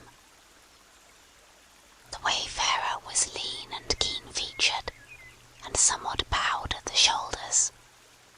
His pores were thin and long, his eyes much wrinkled at the corners, and he wore small gold earrings in his neatly set, well-shaped ears. His knitted jersey was of a faded blue. His breeches, patched and stained, were pasted on a blue foundation, and his small belongings that he carried were tied up in a blue cotton handkerchief. When he had rested a while, the stranger sighed, snuffed the air, and looked about him. "That was clover, that warm whiff on the breeze," he remarked, "and those are cows we hear cropping the grass behind us, and blowing softly between mouthfuls. There is a sound of distant reapers, and yonder rises a blue line of cottage smoke against the woodland. The river runs somewhere close by, for I hear the call of a moorhen, and I see by your build that you're a freshwater mariner. Everything seems asleep, and yet going on all the time. It is a goodly life that you lead, friend, no doubt the best in the world, if only you were strong enough to lead it." "Yes, it's the life, the only life to live," responded the water rat dreamily, and without his usual whole-hearted conviction. "I did not say exactly that," replied the stranger cautiously, "but no doubt it's the best. I've tried it, and I know. And because I've just tried it, 6 months of it, and know it's the best, here am I, footsore and hungry, tramping away from it, tramping southwards, following the old call, back to the old life, the life which is mine, and which will not let me go." "Is this, then, yet another of them?" mused the rat. "And where have you just come from?" he asked. He hardly dared to ask where he was bound for. He seemed to know the answer only too well. "Nice little farm," replied the wayfarer briefly. "Up along in that direction." He nodded northwards. "Never mind about it. I had everything I could want, everything I had any right to expect of life, and more, and here I am. Glad to be here all the same, though, glad to be here.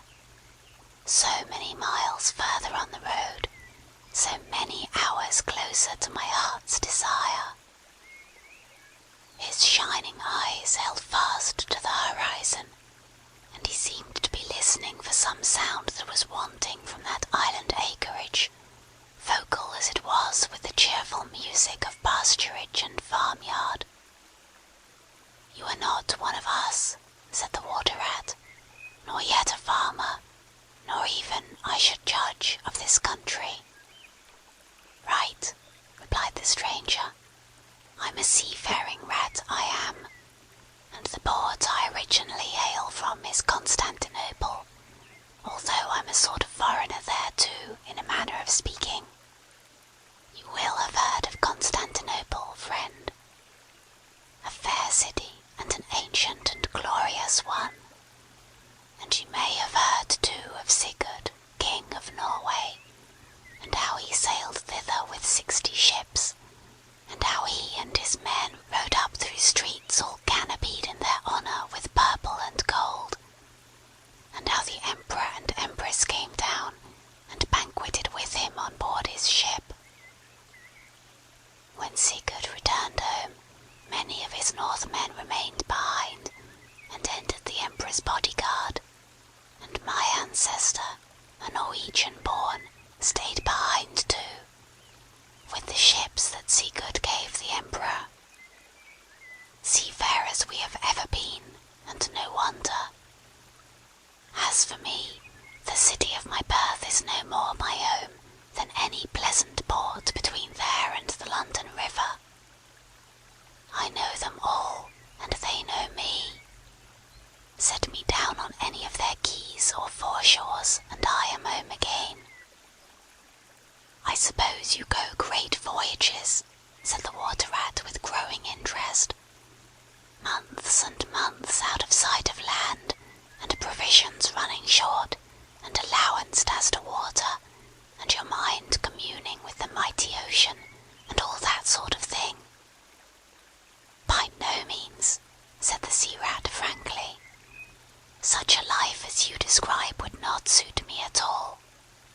I'm in the coasting trade, and rarely out of sight of land. It's the jolly times on shore that appeal to me as much as any seafaring. Oh, those southern seaports! The smell of them, the riding lights at night, the glamour. Well, perhaps you have chosen the better way," said the Water Rat, but rather doubtfully. "Tell me something of your coasting, then, if you have a mind to, and what sort of harvest an animal of spirit might hope to bring home from it, to warm his latter days with gallant memories by the fireside. For my life, I confess to you, feels to me today somewhat narrow and circumscribed." "My last voyage," began the Sea Rat, "that landed me eventually in this country, bound with high hopes for my inland farm, will serve as a good example of any of them, and indeed as an epitome of my highly coloured life. Family troubles, as usual, began it. The domestic storm cone was hoisted, and I shipped myself on board a small trading vessel, bound from Constantinople, by classic seas whose every wave throbs with a deathless memory, to the Grecian islands and the Levant. Those were golden days and balmy nights, in and out of harbour all the time, old friends everywhere, sleeping in some cool temple or ruined cistern during the heat of the day, feasting and song after sundown, under great stars set in a velvet sky. Thence we turned and coasted up the Adriatic, its shores swimming in an atmosphere of amber, rose, and aquamarine. We lay in wide landlocked harbours. We roamed through ancient and noble cities, until at last, one morning, as the sun rose royally behind us, we rode into Venice down a path of gold. Oh, Venice is a fine city, wherein a rat can wander at his ease and take his pleasure, or, when weary of wandering, can sit at the edge of the Grand Canal at night, feasting with his friends, when the air is full of music and the sky full of stars, and the lights flash and shimmer on the polished steel prows of the swaying gondolas, packed so that you could walk across the canal on them from side to side. And then the food. Do you like shellfish? Well, well, we won't linger over that now." He was silent for a time, and the Water Rat, silent too and enthralled, floated on dream canals, and heard a phantom song pealing high between vaporous grey wave-lapped walls. "Southwards we sailed again at last," continued the Sea Rat, "coasting down the Italian shore, till finally we made Palermo, and there I quitted for a long happy spell on shore. I never stick too long to one ship, one gets narrow-minded and prejudiced. Besides, Sicily is one of my happy hunting grounds. I know everybody there, and their ways just suit me. I spent many jolly weeks in the island, staying with friends up country. When I grew restless again, I took advantage of a ship that was trading to Sardinia and Corsica, very glad I was to feel the fresh breeze and the sea spray in my face once more. But isn't it very hot and stuffy down in the hold, I think you call it? Asked the Water Rat. The seafarer looked at him with the suspicion of a wink. I'm an old hand, he remarked with much simplicity. The captain's cabin's good enough for me. It's a hard life by all accounts, murmured the rat, sunk in deep thought. For the crew it is, replied the seafarer gravely, again with the ghost of a wink. From Corsica, he went on, I made use of a ship that was taking wine to the mainland. We made a lacio in the evening, lay to, hauled up our wine casks, and hove them overboard, tied one to the other by a long line. Then the crew took to the boats and rowed shorewards, singing as they went, and drawing after them the long bobbing procession of casks like a mile of porpoises. On the sands they had horses waiting, which dragged the casks up the steep street of the little town with a fine rush and clatter and scramble. When the last cask was in, we went and refreshed and rested, and sat late into the night, drinking with our friends. And next morning I took to the great olive woods for a spell and a rest. For now I had done with islands for the time, and ports and shipping were plentiful, so I led a lazy life among the peasants, lying and watching them work, or stretched high on the hillside with the blue Mediterranean far below me. And so at length, by easy stages, and partly on foot, partly by sea, to Marseille, and the meeting of old shipmates, and the visiting of great ocean-bound vessels, and feasting once more. Talk of shellfish! Why, sometimes I dream of the shellfish of Marseille, and wake up crying. That reminds me, said the polite Water Rat. You happened to mention that you were hungry, and I ought to have spoken earlier. Of course you will stop and take your midday meal with me. My hole is close by. It is some time past noon, and you are very welcome to whatever there is. Now I call that kind and brotherly of you, said the Sea Rat. I was indeed hungry when I sat down, and ever since I inadvertently happened to mention shellfish, my pangs have been extreme. But couldn't you fetch it along out here? I am none too fond of going under hatches, unless I'm obliged to, and then, while we eat, I could tell you more concerning my voyages and the pleasant life I lead. At least, it is very pleasant to me, and by your attention I judge it commends itself to you. Whereas if we go indoors, it is 100 to 1 that I shall presently fall asleep. That is indeed an excellent suggestion, said the Water Rat, and hurried off home.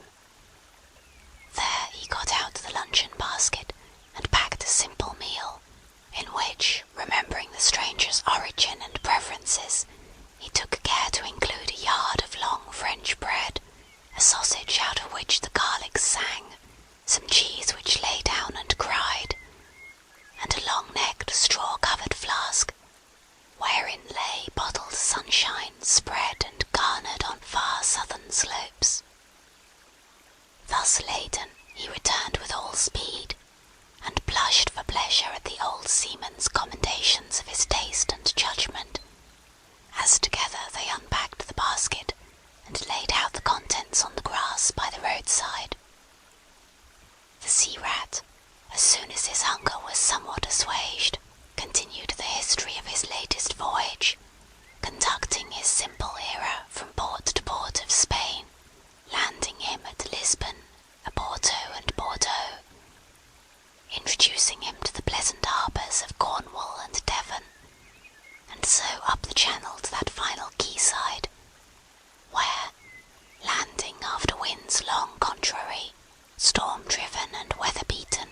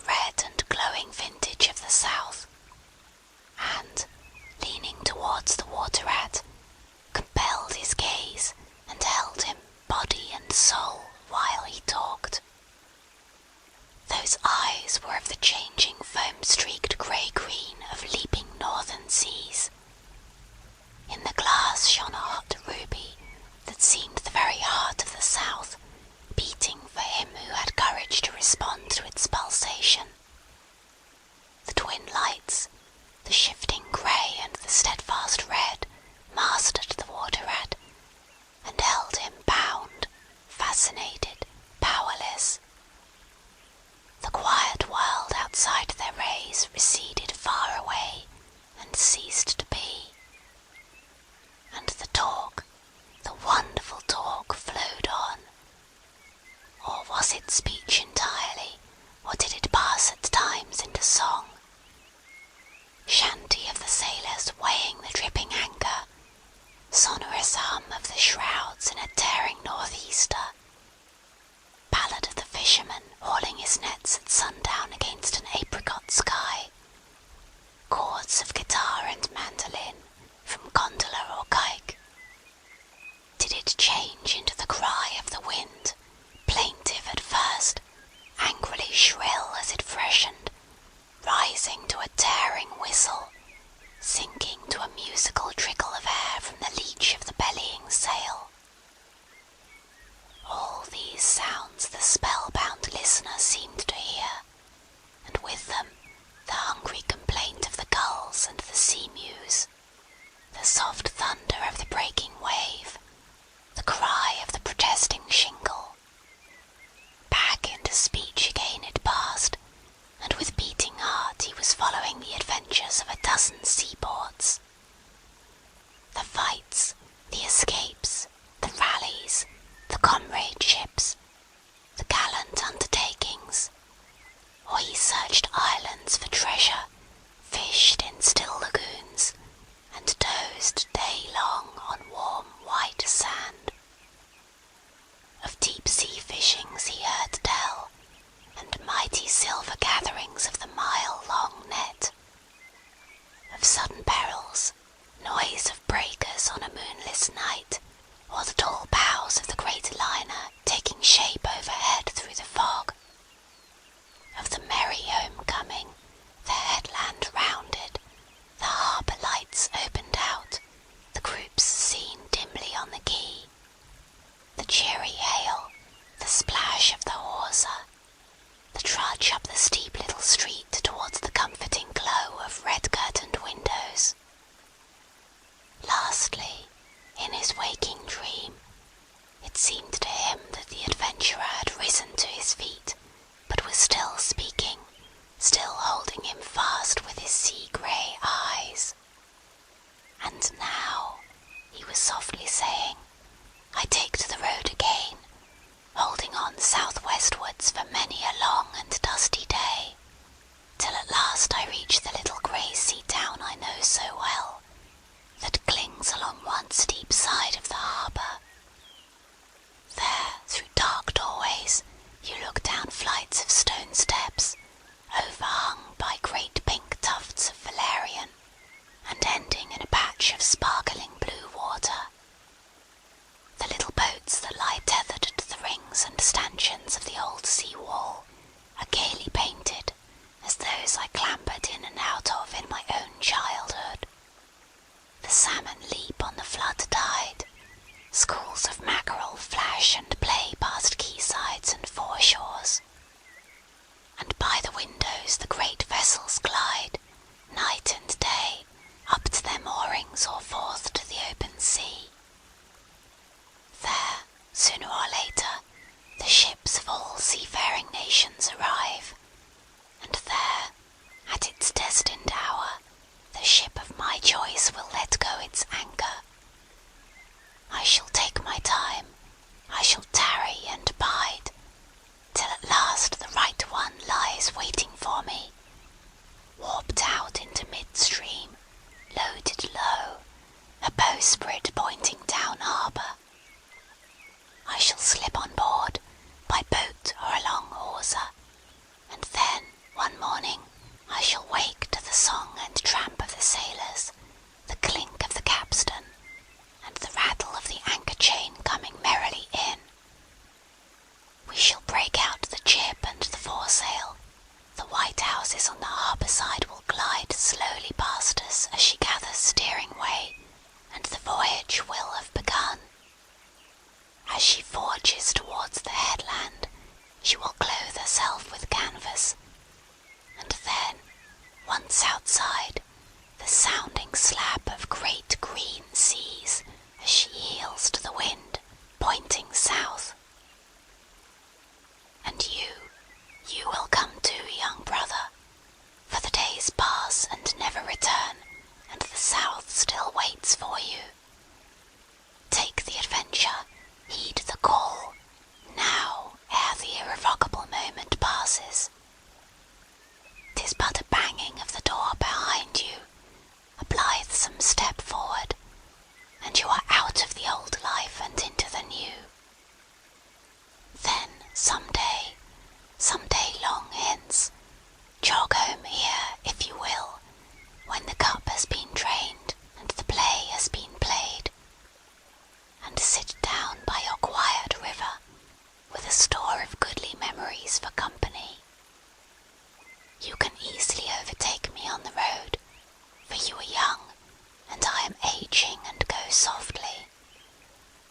I will linger and look back, and at last I will surely see you coming, eager and light-hearted, with all the south in your face. The voice died away and ceased, as an insect's tiny trumpet dwindles swiftly into silence, and the water rat, paralysed and staring, saw at last but a distant speck on the white surface of the road. Mechanically he rose and proceeded to repack the luncheon basket, carefully and without haste.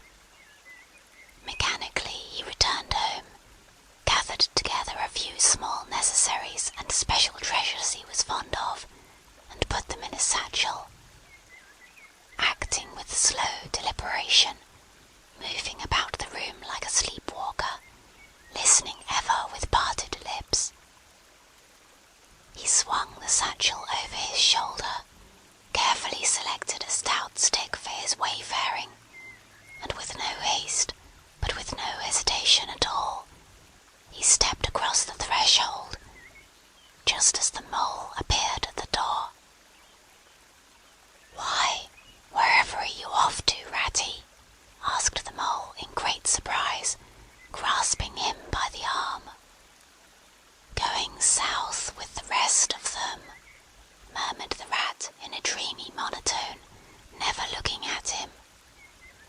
"Seawards first, and then on shipboard, and so to the shores that are calling me." He pressed resolutely forward, still without haste, but with dogged fixity of purpose. But the mole, now thoroughly alarmed, placed himself in front of him, and looking into his eyes, saw that they were glazed and set, and turned a streaked and shifting grey. Not his friend's eyes, but the eyes of some other animal. Grappling with him strongly, he dragged him inside, threw him down and held him. The rat struggled desperately for a few moments, and then his strength seemed suddenly to leave him, and he lay still and exhausted, with closed eyes, trembling. Presently the mole assisted him to rise, and placed him in a chair, where he sat collapsed and shrunken into himself, his body shaken by a violent shivering, passing in time into a hysterical fit of dry sobbing.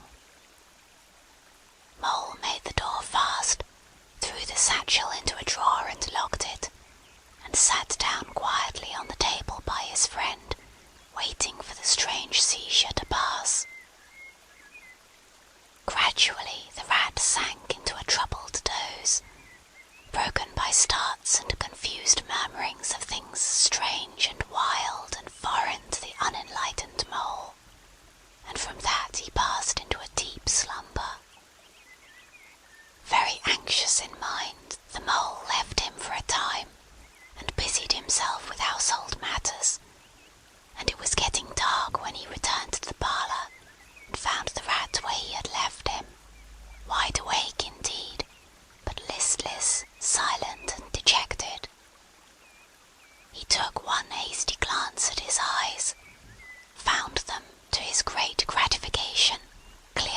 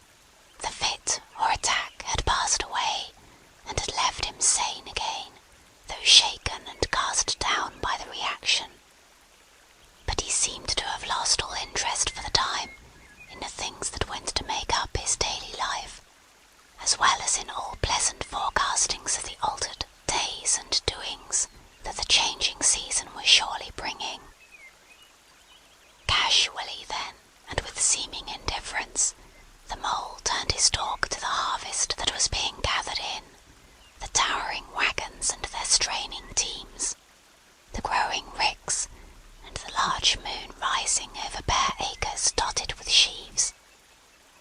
He talked of the reddening apples around, of the browning nuts, of jams and preserves and the distilling of cordials, till, by easy stages such as these, he reached midwinter, its hearty joys and its snug home life, and then he became simply lyrical. By degrees the Rat began to sit up and to join in. His dull eye brightened, and he lost some of his listening air. Presently the tactful Mole slipped away, and returned with a pencil and a few half-sheets of paper, which he placed on the table at his friend's elbow. "It's quite a long time since you did any poetry," he remarked. "You might have a try at it this evening, instead of, well, brooding over things so much. I've an idea that you'll feel a lot better when you've got something jotted down, if it's only just the rhymes." The Rat pushed the paper away from him wearily, but the discreet Mole took occasion to leave the room, and when he peeped in again some time later, the Rat was absorbed and deaf to the world, alternately scribbling and sucking the top of his pencil. It is true that he sucked a good deal more than he scribbled, but it was joy to the Mole to know that the cure had at least begun. End of chapter 9.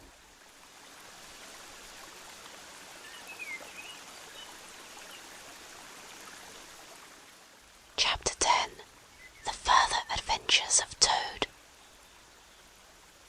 The front door of the hollow tree faced eastwards, so Toad was called at an early hour, partly by the bright sunlight streaming in on him, partly by the exceeding coldness of his toes, which made him dream that he was at home in bed in his own handsome room with the Tudor window, on a cold winter's night, and his bedclothes had got up, grumbling and protesting they couldn't stand the cold any longer, and had run downstairs to the kitchen fire to warm themselves, and he had followed, on bare feet, along miles and miles of icy stone-paved passages, arguing and beseeching them to be reasonable.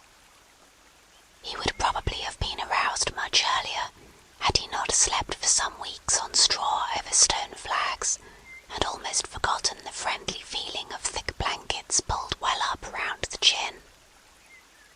Sitting up, he rubbed his eyes first, and his complaining toes next, wondered for a moment where he was, looking round for familiar stone wall and little barred window. Then, with a leap of the heart, remembered everything: his escape, his flight, his pursuit. Remembered first and best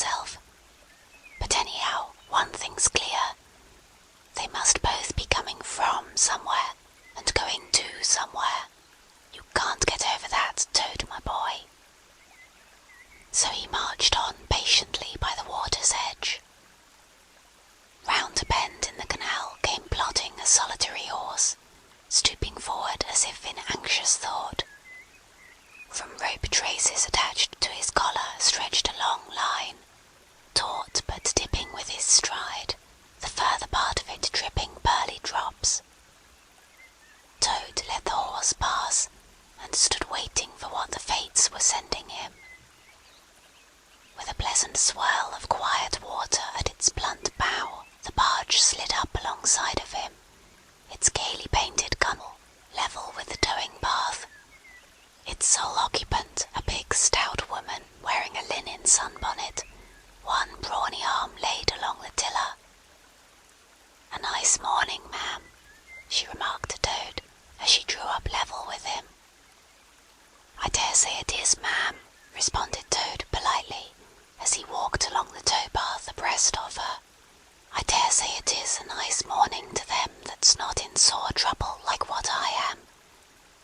Here's my married daughter. She sends off to me post-haste to come to her at once. So off I comes, not knowing what may be happening or going to happen, but fearing the worst, as you will understand, ma'am, if you're a mother too. And I've left my business to look after itself. I'm in the washing and laundering line, you must know, ma'am, and I've left my young children to look after themselves, and a more mischievous and troublesome set of young imps doesn't exist, ma'am. And I've lost all my money, and lost my way, and as for what may be happening to my married daughter, why, I don't like to think of it, ma'am." "Where might your married daughter be living, ma'am?" asked the barge woman. "She lives near to the river, ma'am," replied Toad, "close to a fine house called Toad Hall, that's somewheres hereabouts in these parts. Perhaps you may have heard of it." "Toad Hall? Why, I'm going that way myself," replied the barge woman. "This canal joins the river some miles further on, a little above Toad Hall, and then it's an easy walk. You come along in the barge with me, and I'll give you a lift." She steered the barge close to the bank, and Toad, with many humble and grateful acknowledgments, stepped lightly on board and sat down with great satisfaction. "Toad's luck again," thought he. "I always come out on top." "So you're in the washing business, ma'am," said the bargewoman politely as they glided along. "And very good business you've got too, I dare say, if I'm not making too free in saying so." "Finest business in the whole country," said Toad airily. "All the gentry come to me. Wouldn't go to anyone else if they were paid, they know me so well. You see, I understand my work thoroughly, and attend to it all myself. Washing, ironing, clear starching, making up gents' fine shirts for evening wear, everything's done under my own eye." "But surely you don't do all that work yourself, ma'am?" asked the bargewoman respectfully. "Oh, I have girls," said Toad lightly. 20 girls or thereabouts, always at work. But you know what girls are, ma'am. Nasty little hussies, that's what I call them." "So do I too," said the bargewoman with great heartiness. "But I dare say you set yours to rights, the idle trollops. And are you very fond of washing?" "I love it," said Toad. "I simply dote on it. Never so happy as when I've got both arms in the wash-tub. But then it comes so easy to me. No trouble at all. A real pleasure, I assure you, ma'am." "What a bit of luck meeting you," observed the bargewoman thoughtfully. "A regular piece of good fortune for both of us." "Why, what do you mean?" asked Toad nervously. "Well, look at me now," replied the bargewoman. "I like washing too, just the same as you do, and for that matter, whether I like it or not, I have got to do all my own, naturally, moving about as I do. Now my husband, he's such a fellow for shirking his work and leaving the barge to me, that never a moment do I get for seeing to my own affairs. By rights he ought to be here now, either steering or attending to the horse, though luckily the horse has sense enough to attend to himself. Instead of which he's gone off with the dog to see if they can't pick up a rabbit for dinner somewhere. Says he'll catch me up at the next lock. Well, that's as may be. I don't trust him, once he gets off with that dog, who's worse than he is. But meantime, how am I to get on with my washing?" "Oh, never mind about the washing," said Toad, not liking the subject. "Try and fix your mind on that rabbit. A nice fat young rabbit, I'll be bound. Got any onions?" "I can't fix my mind on anything but my washing," said the bargewoman, "and I wonder you can be talking of rabbits with such a joyful prospect before you. There's a heap of things of mine that you'll find in a corner of the cabin. If you'll just take one or two of the most necessary sort, I won't venture to describe them to a lady like you, but you'll recognize them at a glance, and put them through the wash-tub as we go along, why, it'll be a pleasure to you, as you rightly say, and a real help to me. You'll find a tub handy, and a soap, and a kettle on the stove, and a bucket to haul up water from the canal with. Then I shall know you're enjoying yourself, instead of sitting here idle, looking at the scenery and yawning your head off." "Here, you let me steer," said Toad, now thoroughly frightened, "and then you can get on with your washing your own way. I might spoil your things, or not do 'em as you like. I'm more used to gentlemen's things myself. It's my special line." "Let you steer," replied the bargewoman, laughing. "It takes some practice to steer a barge properly. Besides, it's dull work, and I want you to be happy. No, you shall do the washing you are so fond of, and I'll stick to the steering that I understand. Don't try and deprive me of the pleasure of giving you a treat." Toad was fairly cornered. He looked for escape this way and that, saw that he was too far from the bank for a flying leap, and sullenly resigned himself to his fate. "If it comes to that," he thought in desperation, "I suppose any fool can wash." He fetched a tub, soap, and other necessaries from the cabin, selected a few garments at random, tried to recollect what he had seen in casual glances through laundry windows, and set to. A long half-hour passed, and every minute of it saw Toad getting crosser and crosser. Nothing that he could do to the things seemed to please them or do them good. He tried coaxing, he tried slapping, he tried punching. They smiled back at him out of the tub unconverted, happy in their original sin. Once or twice he looked nervously over his shoulder at the bargewoman, but she appeared to be gazing out in front of her, absorbed in her steering. His back ached badly, and he noticed with dismay that his paws were beginning to get all crinkly. Now Toad was very proud of his paws. He muttered under his breath words that should never pass the lips of either washwoman or Toads, and lost the soap for the 50th time. A burst of laughter made him straighten himself and look round. The bargewoman was leaning back and laughing unrestrainedly, till the tears ran down her cheeks. "I've been watching you all the time," she gasped. "I thought you must be a humbug all along, from the conceited way you talked. Pretty washerwoman you are. Never washed so much as a dishclout in your life, I'll lay." Toad's temper, which had been simmering viciously for some time, now fairly boiled over, and he lost all control of himself. "You common, low, fat bargewoman," he shouted, "don't you dare talk to your betters like that. Washerwoman indeed. I would have you to know that I am a Toad, a very well-known, respected, distinguished Toad. I may be under a bit of a cloud at present, but I will not be laughed at by a bargewoman." The woman moved nearer to him and peered under his bonnet keenly and closely. "Why, so you are," she cried. "Well, I never. A horrid, nasty, crawly Toad, and in my nice clean barge too.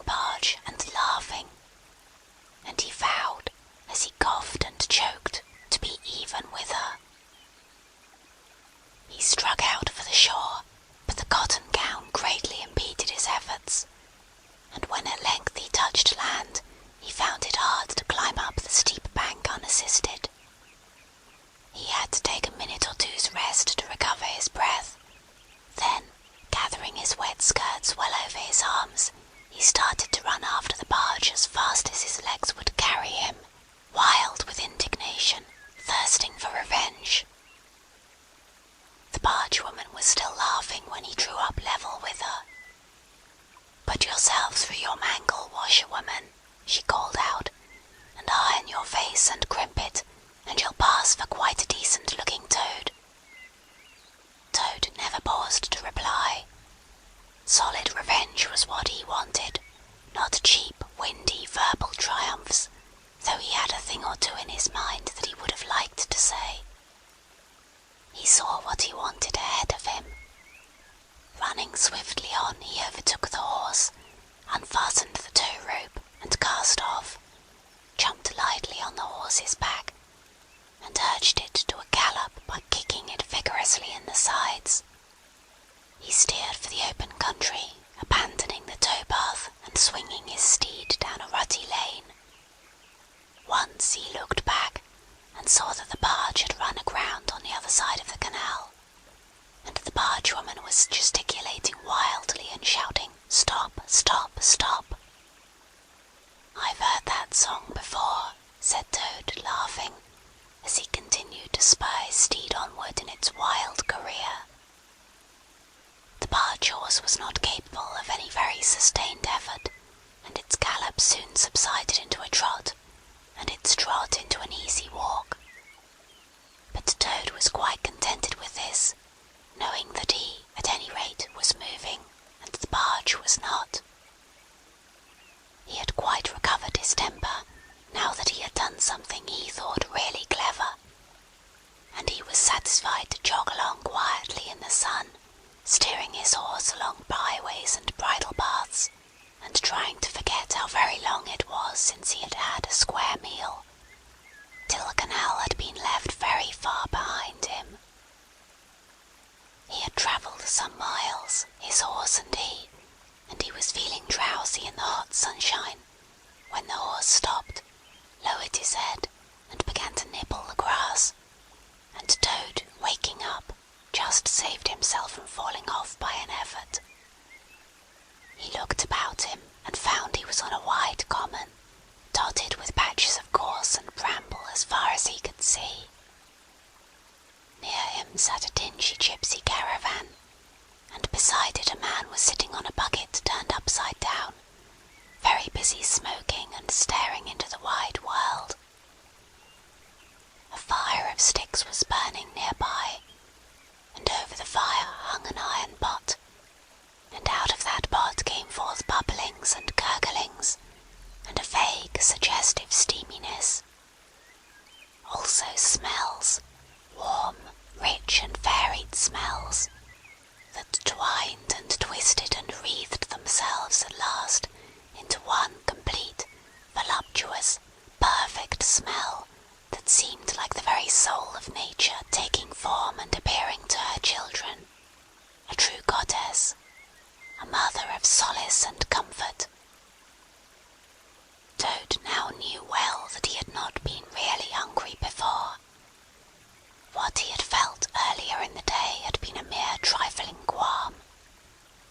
This was the real thing at last, and no mistake, and it would have to be dealt with speedily too, or there would be trouble for somebody or something. He looked the gypsy over carefully, wondering vaguely whether it would be easier to fight him or cajole him. So there he sat, and sniffed, and looked at the gypsy, and the gypsy sat and smoked and looked at him. Presently the gypsy took his pipe out of his mouth and remarked in a careless way, "Want to sell that there horse of yours?" Toad was completely taken aback. He did not know the gypsies were very fond of horse stealing, and never missed an opportunity, and he had not reflected that caravans were always on the move and took a deal of drawing. It had not occurred to him to turn the horse into cash, but the gypsy's suggestion seemed to smooth the way towards the two things he wanted so badly, ready money and a solid breakfast. "What?" he said.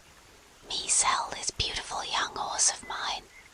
Oh no, it's out of the question. Who's going to take the washing home to my customers every week? Besides, I'm too fond of him, and he simply dotes on me."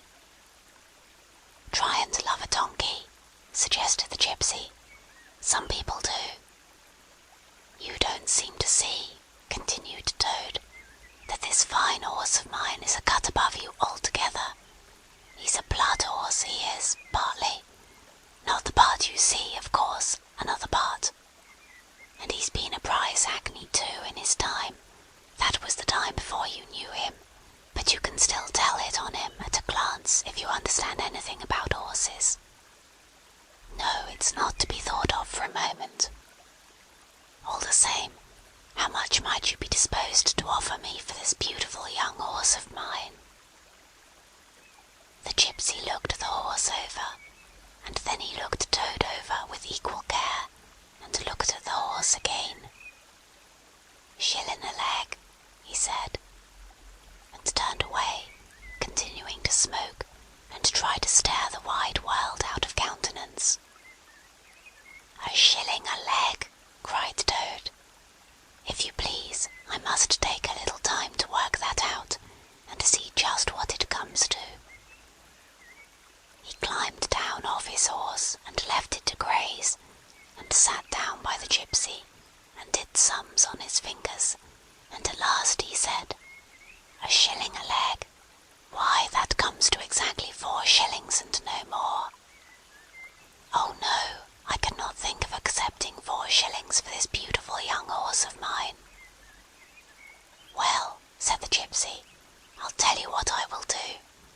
I'll make it 5 shillings, and that's 3 and 6pence more than the animal's worth, and that's my last word." Then Toad sat and pondered long and deeply, for he was hungry and quite penniless, and still some way, he knew not how far, from home, and enemies might still be looking for him. To one in such a situation, 5 shillings may very well appear a large sum of money. On the other hand, it did not seem very much to get for a horse. But then again, the horse hadn't cost him anything, so whatever he got was all clear profit. At last he said firmly, "Look here, gypsy, I tell you what we will do, and this is my last word. You shall hand me over 6 shillings and 6pence, cash down, and further, in addition thereto, you shall give me as much breakfast as I can possibly eat, at one sitting of course, out of that iron pot of yours that keeps sending forth such delicious and exciting smells. In return, I will make over to you my spirited young horse, with all the beautiful harness and trappings that are on him freely thrown in.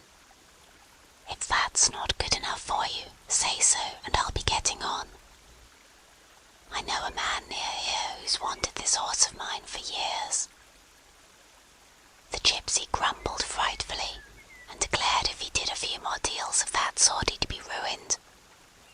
But in the end he lugged a dirty canvas bag out of the depths of his trouser pocket, and counted out 6 shillings and 6pence into Toad's paw.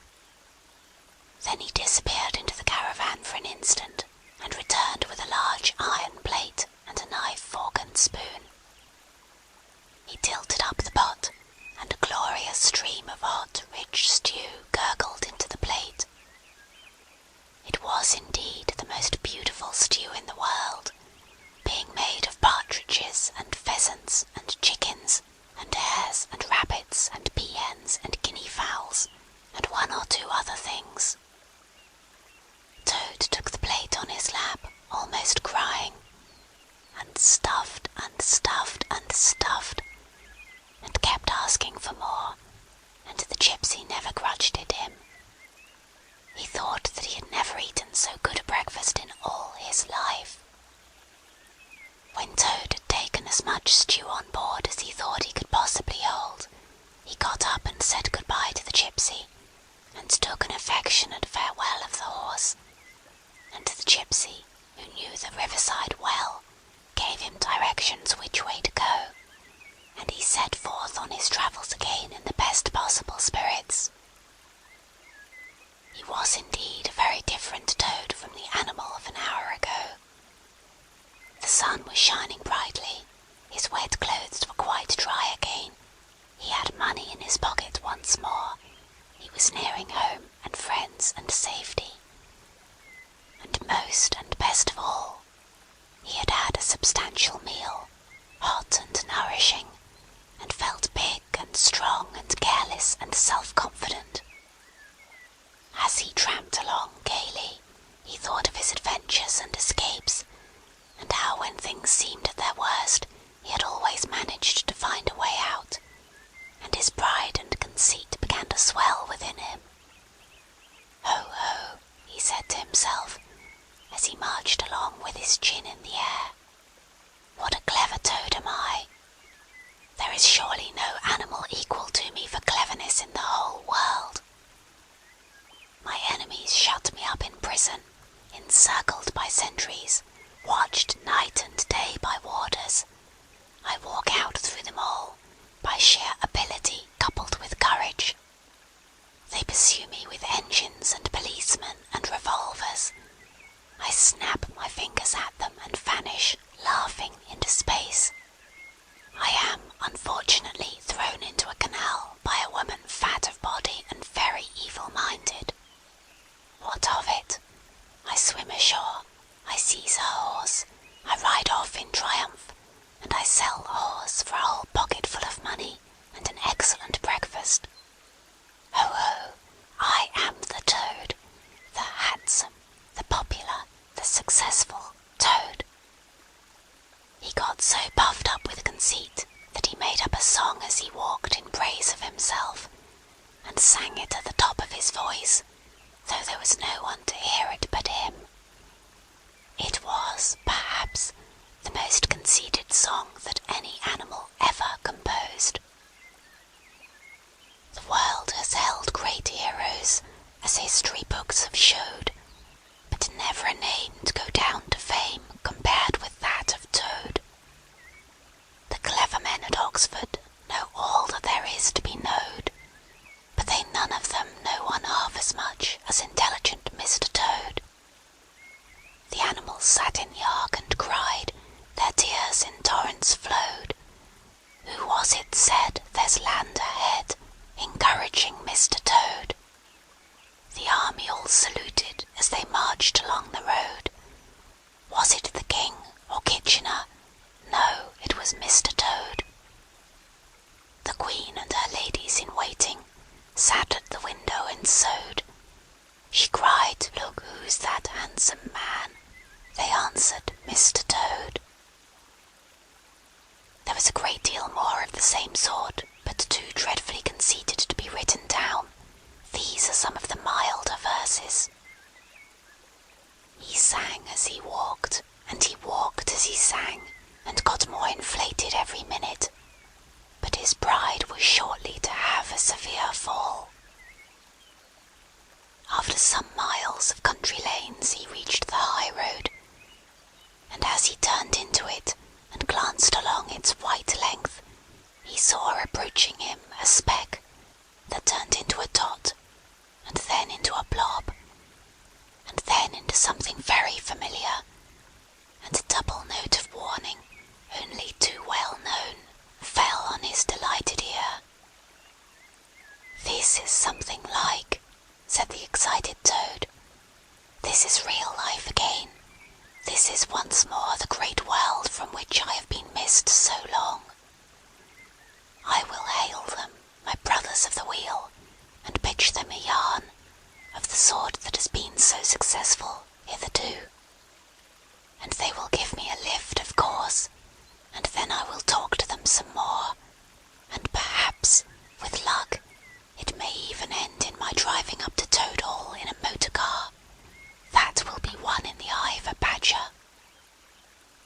He stepped confidently out into the road to hail the motor car, which came along at an easy pace, slowing down as it neared the lane, when suddenly he became very pale. His heart turned to water, his knees shook and yielded under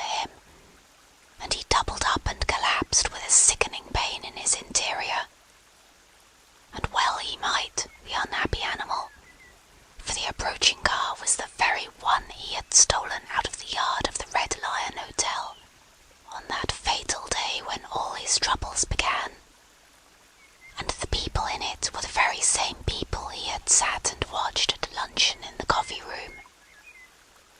He sank down in a shabby, miserable heap in the road, murmuring to himself in his despair, "It's all up. It's all over now. Chains and policemen again. Prison again. Dry bread and water again. Oh, what a fool I have been.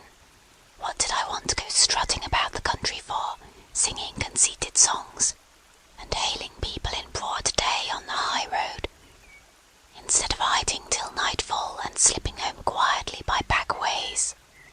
Oh, hapless Toad! Oh, ill-fated animal!" The terrible motor car drew slowly nearer and nearer, till at last he heard it stop just short of him. Two gentlemen got out and walked round the trembling heap of crumpled misery lying in the road, and one of them said, "Oh dear, this is very sad. Here is a poor old thing, a washerwoman apparently, who has fainted in the road. Perhaps she is overcome by the heat, poor creature, or possibly she has not had any food today. Let us lift her into the car and take her to the nearest village, where doubtless she has friends." They tenderly lifted Toad into the motor car and propped him up with soft cushions, and proceeded on their way.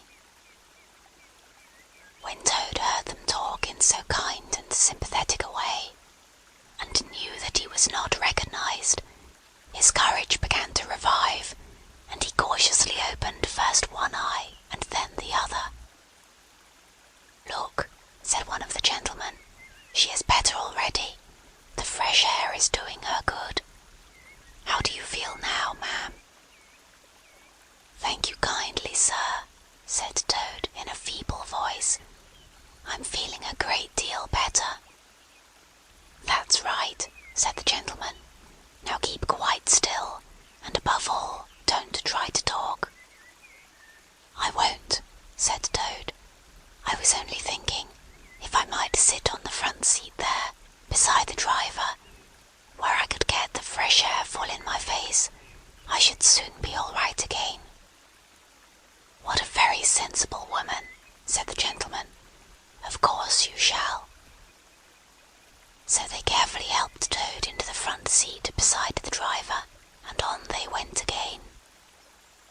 Toad was almost himself again by now. He sat up, looked about him, and tried to beat down the tremors, the yearnings, the old cravings that rose up and beset him and took possession of him entirely. "It is fate," he said to himself. "Why strive? Why struggle?" And he turned to the driver at his side. "Please, sir," he said, "I wish you would kindly let me try and drive the car for a little. I've been watching you carefully, and it looks so easy and so interesting, and I should like to be able to tell my friends that once I had driven a motor car." The driver laughed at the proposal, so heartily that the gentleman inquired what the matter was. When he heard, he said, to Toad's delight, "Bravo, ma'am, I like your spirit. Let her have a try, and look after her. She won't do any harm." Toad eagerly scrambled into the seat vacated by the driver, took the steering wheel in his hands, listened with affected humility to the instructions given him, and set the car in motion, but very slowly and carefully at first, for he was determined to be prudent. The gentlemen behind clapped their hands and applauded, and Toad heard them saying, "How well she does it! Fancy a washerwoman driving a car as well as that the first time." Toad went a little faster, then faster still, and faster. He heard the gentleman call out warningly, "Be careful, washerwoman," and this annoyed him, and he began to lose his head. The driver tried to interfere, but he pinned him down in his seat with one elbow, and put on full speed. The rush of air in his face, The hum of the engines and the light jump of the car beneath him intoxicated his weak brain. "Washerwoman, indeed!" he shouted recklessly. "Ho, ho! I am the Toad, the motor-car snatcher, the prison breaker, the Toad who always escapes. Sit still, and you shall know what driving really is, for you are in the hands of the famous, the skilful, the entirely fearless Toad." With a cry of horror, the whole party rose and flung themselves on him. "Seize him!" they cried. "Seize the Toad, the wicked animal who stole our motor car. Bind him, chain him, drag him to the nearest police station. Down with the desperate and dangerous Toad." Alas, they should have thought. They ought to have been more prudent. They should have remembered to stop the motor car somehow before playing any pranks of that sort.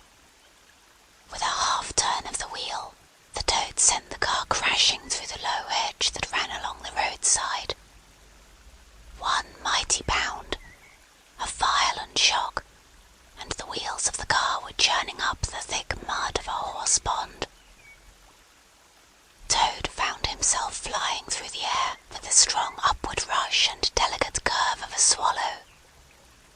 He liked the motion, and was just beginning to wonder whether it would go on until he developed wings and turned into a toad bird, when he landed on his back with a thump in the soft, rich grass of a meadow. Sitting up, he could just see the motor car in the pond, nearly submerged. The gentleman and the driver, encumbered by their long coats, were floundering helplessly in the water. He picked himself up rapidly and set off running across country as hard as he could, scrambling through hedges, jumping ditches, bounding across fields, till he was breathless and weary and had to settle down into an easy walk.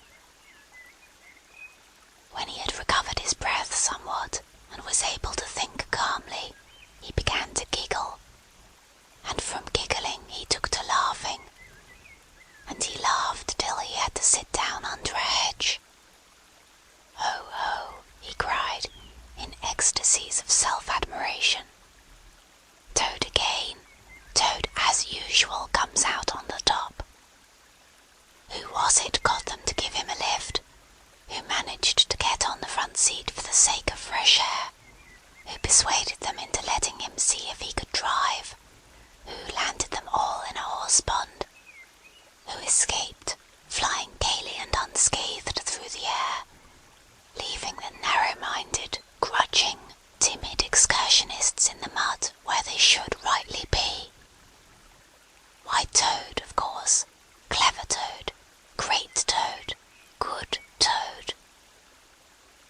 Then he burst into song again, and chanted with uplifted voice.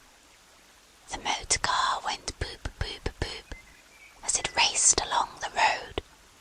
Who was it steered it into a pond? Ingenious Mr. Toad. "Oh, how clever I am! How clever, how clever, how very clever!" A slight noise at a distance behind him made him turn his head and look. Oh horror! Oh misery! Oh despair! About 2 fields off, a chauffeur in his leather gaiters and 2 large rural policemen were visible, running towards him as hard as they could go. Poor Toad sprang to his feet and pelted away again, his heart in his mouth. "Oh my!" he gasped as he panted along. "What an ass I am! What a conceited and heedless ass! Swaggering again, shouting and singing songs again, sitting still and gassing again. Oh my, oh my, oh my!"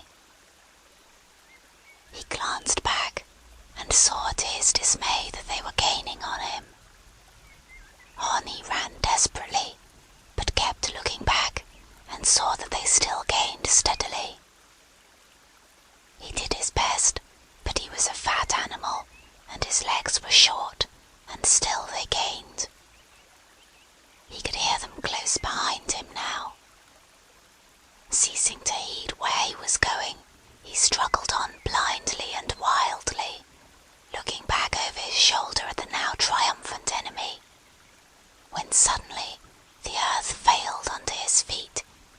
He grasped at the air, and splash!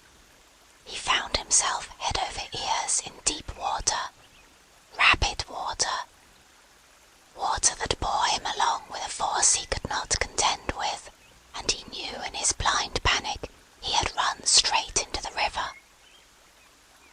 He rose to the surface and tried to grasp the reeds and the rushes that grew along the water's edge, close under the bank, but the stream was so strong that it tore them out of his hands.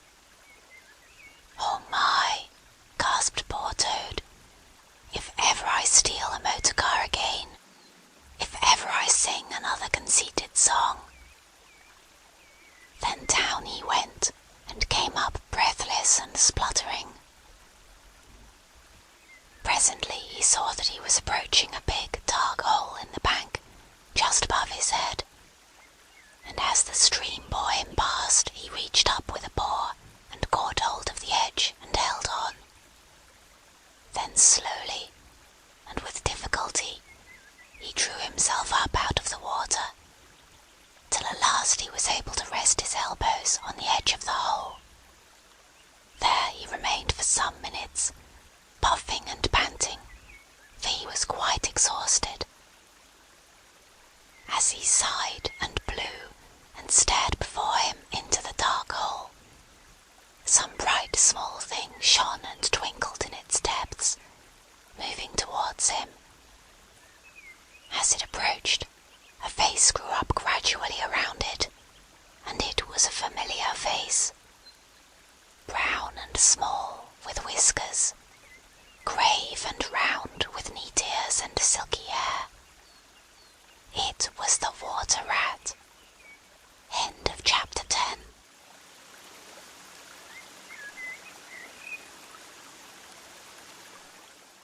Chapter 11. Like summer tempests came his tears.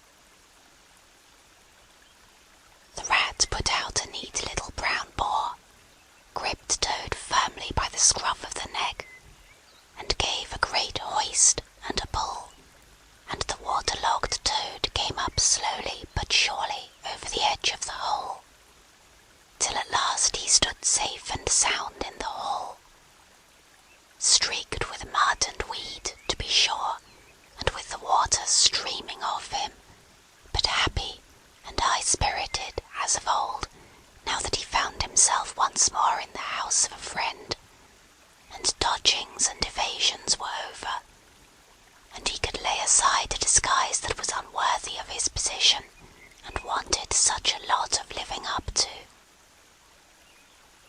"Oh, Ratty," he cried, "I've been through such times since I saw you last, you can't think. Such trials, such sufferings, and all so nobly borne. Then such escapes, such disguises, such subterfuges, and all so cleverly planned and carried out. Been in prison, got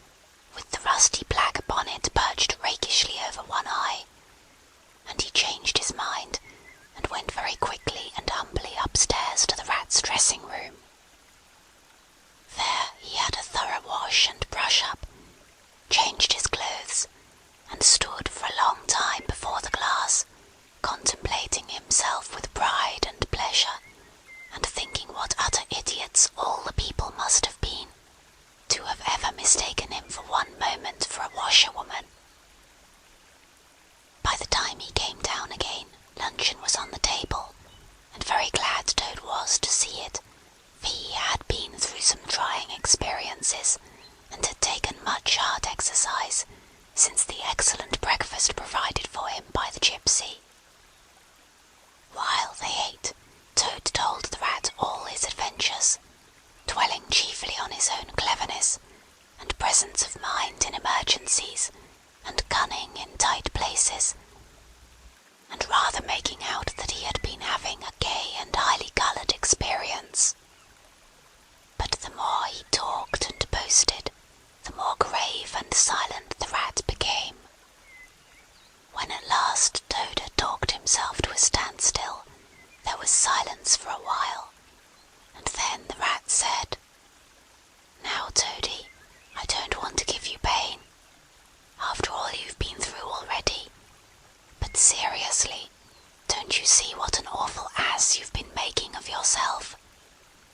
On your own admission, you have been handcuffed, imprisoned, starved, chased, terrified out of your life, insulted, jeered at, and ignominiously flung into the water, by a woman too.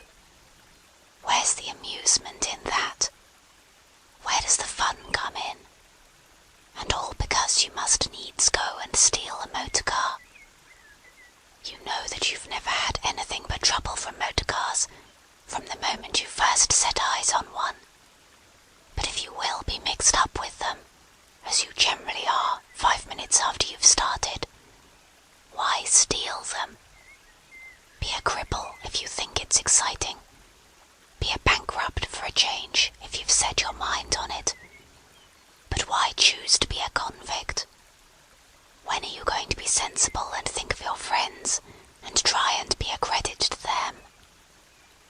Do you suppose it's any pleasure to me, for instance, to hear animals saying, as I go about, that I'm the chap that keeps company with jailbirds?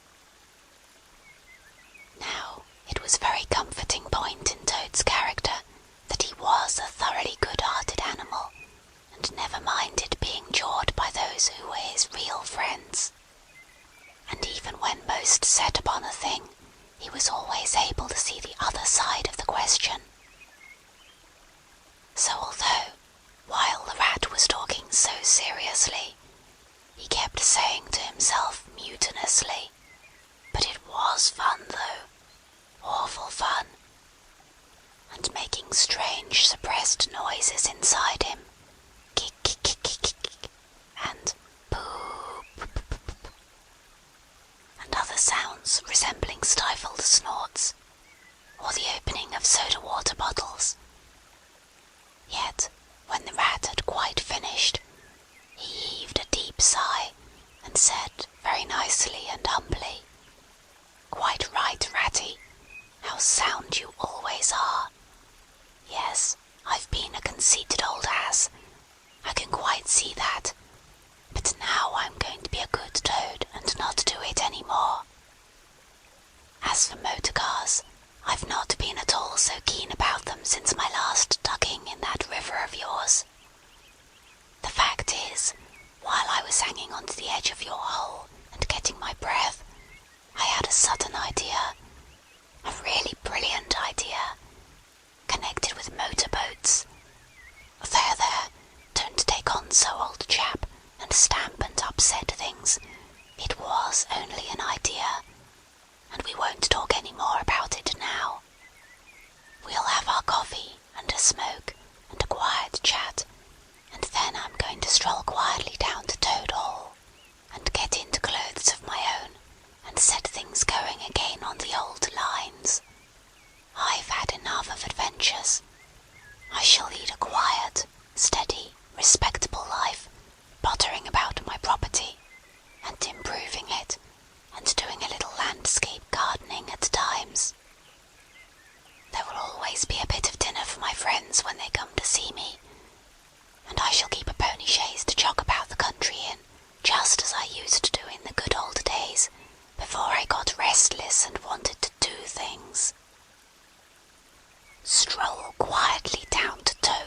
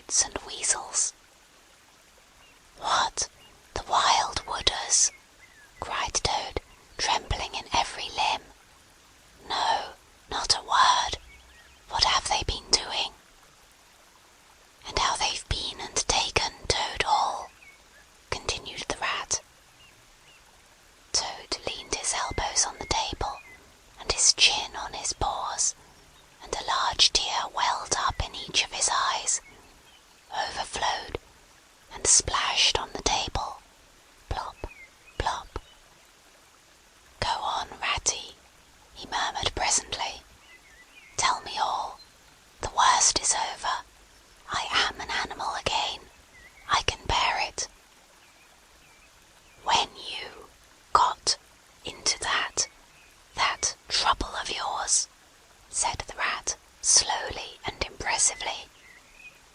"I mean when you disappeared from society for a time, over that misunderstanding about a machine, you know." Toad merely nodded. "Well, it was a good deal talked about down here, naturally," continued the Rat. "Not only along the riverside, but even in the wild wood. Animals took sides, as always happens. The river bankers stuck up for you, and said you had been infamously treated, and there was no justice to be had in the land nowadays. But the wild wood animals said hard things, and served you right, and it was time this sort of thing was stopped. And they got very cocky, and went about saying you were done for this time. You would never come back again. Never, never." Toad nodded once more, keeping silence. "That's the sort of little beasts they are," the Rat went on. "But Mole and Badger, they stuck out, through thick and thin, that you would come back again soon, somehow. They didn't know exactly how, but somehow." Toad began to sit up in his chair again, and to smirk a little. "They argued from history," continued the Rat. "They said that no criminal laws had ever been known to prevail against cheek and plausibility such as yours, combined with the power of a long purse. So they arranged to move their things into Toad Hall, and sleep there, and keep it aired, and have it all ready for you when you turned up. They didn't guess what was going to happen, of course. Still, they had their suspicions of the wild wood animals.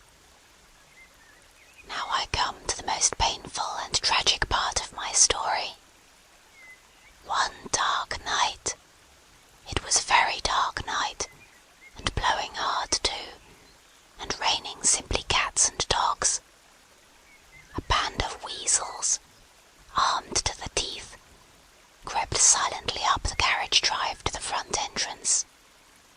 Simultaneously, a body of desperate ferrets, advancing through the kitchen garden, possessed themselves of the backyard and offices, while a company of skirmishing stoats, who stuck at nothing, occupied the conservatory and the billiard room, and held the French windows opening onto the lawn. The Mole and the Badger were sitting by the fire in the smoking room, telling stories and suspecting nothing, for it wasn't a night for any animals to be out in, when those bloodthirsty villains broke down the doors and rushed in upon them from every side. They made the best fight they could, but what was the good? They were unarmed and taken by surprise, and what can two animals do against hundreds? They took and beat them severely with sticks, those two poor faithful creatures, and turned them out into the cold and the wet, with many insulting and uncalled for remarks. Here the unfeeling Toad broke into a snigger, and then pulled himself together and tried to look particularly solemn. "And the wild wooders have been living in Toad Hall ever since," continued the Rat, "and going on simply anyhow, lying in bed half the day, and breakfast at all hours, and the place in such a mess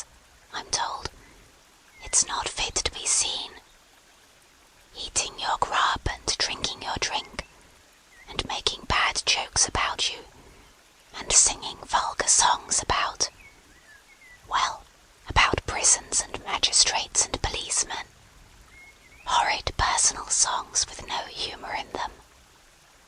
And they're telling the tradespeople and everybody that they've come to stay for good."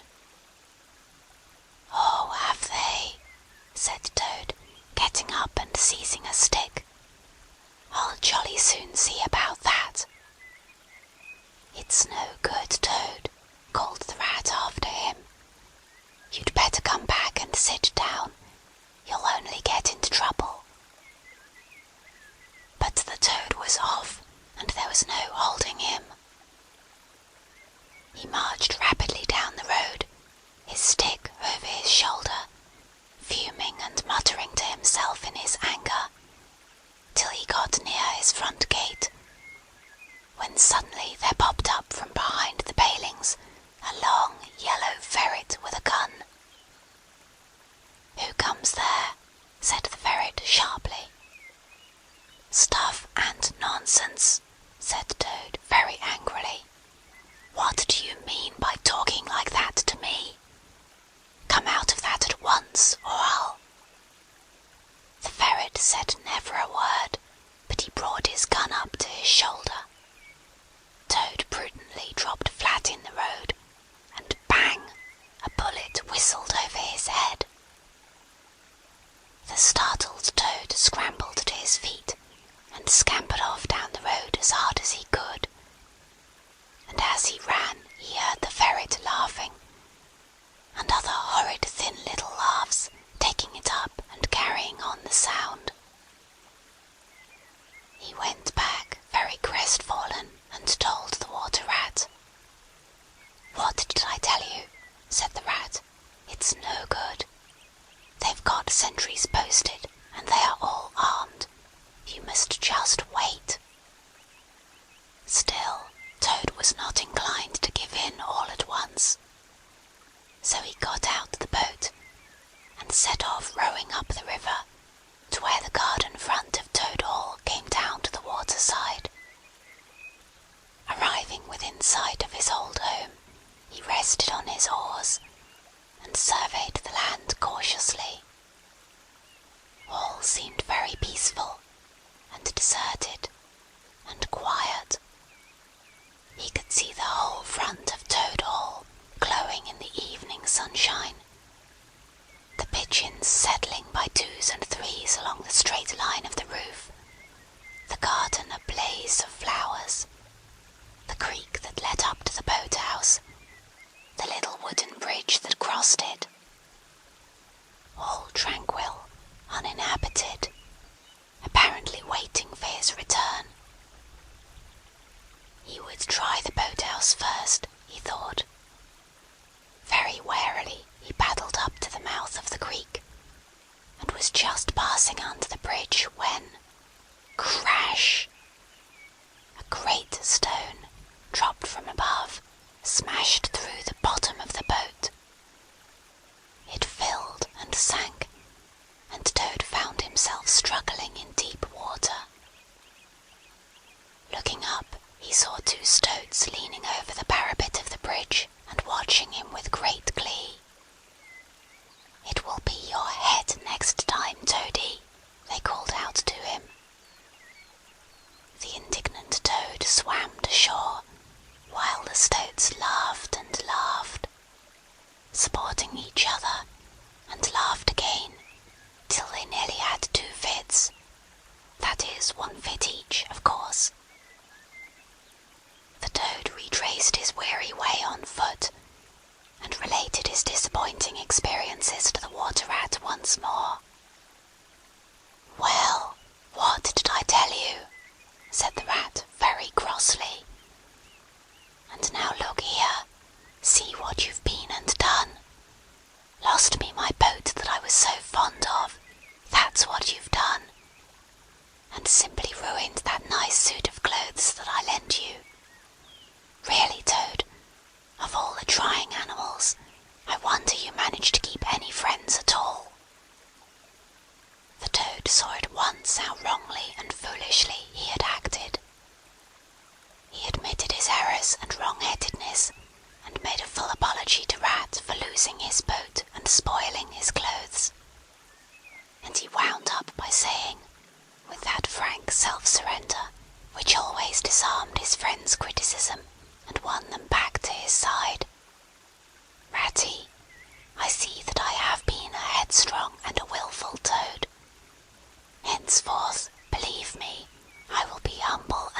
submissive, and will take no action without your kind advice and full approval." "If that is really so," said the good-natured Rat, already appeased, "then my advice to you is, considering the lateness of the hour, to sit down and have your supper, which will be on the table in a minute, and be very patient, for I am convinced that we can do nothing until we have seen the Mole and the Badger, and heard their latest news, and held conference, and taken their advice in this difficult matter." "Oh, yes, of course, the Mole and the Badger," said Toad lightly. "What's become of them, the dear fellows? I had forgotten all about them." "Well may you ask," said the Rat reproachfully. "While you were riding about the country in expensive motor cars, and galloping proudly on blood horses, and breakfasting on the fat of the land, those two poor devoted animals have been camping out in the open, in every sort of weather, living very rough by day, and lying very hard by night, watching over your house, patrolling your boundaries, keeping a constant eye on the stoats and the weasels, scheming and planning and contriving how to get your property back for you. You don't deserve to have such true and loyal friends, Toad. You don't, really. Some day, when it's too late, you'll be sorry you didn't value them more while you had them." "I'm an ungrateful beast, I know," sobbed Toad, shedding bitter tears. "Let me go out and find them, out into the cold dark night, and share their hardships, and try and prove by— Hold on a bit. Surely I heard the chink of dishes on a tray. Supper's here at last. Hooray! Come on, Ratty." The Rat remembered that poor Toad had been on prison fare for a considerable time, and that large allowances had therefore to be made. He followed him to the table accordingly, and hospitably encouraged him in his gallant efforts to make up for past privations. They had just finished their meal and resumed their armchairs when there came a heavy knock at the door. Toad was nervous, but the Rat, nodding mysteriously at him, went straight up to the door and opened it, and in walked Mr. Badger. He had the appearance of one who for some nights had been kept away from home and all its little comforts and conveniences. His shoes were covered with mud, and he was looking very rough and tousled. But then he had never been a very smart man, the Badger, at the best of times. He came solemnly up to Toad, shook him by the paw, and said, "Welcome home, Toad." Alas, what am I saying? Home indeed. This is a poor homecoming. Unhappy Toad. Then he turned his back on him, sat down to the table, drew his chair up, and helped himself to a large slice of cold pie. Toad was quite alarmed at this very serious and portentous style of greeting, but the Rat whispered to him, "Never mind, don't take any notice, and don't say anything to him just yet. He's always rather low and despondent when he's wanting his victuals. In half an hour's time he'll be quite a different animal." So they waited in silence, and presently there came another and a lighter knock. The Rat, with a nod to Toad, went to the door, and ushered in the Mole, very shabby and unwashed, with bits of hay and straw sticking in his fur. "Hooray! Here's old Toad!" cried the Mole, his face beaming. "Fancy having you back again!" And he began to dance round him. "We never dreamt you would turn up so soon. Why, you must have managed to escape.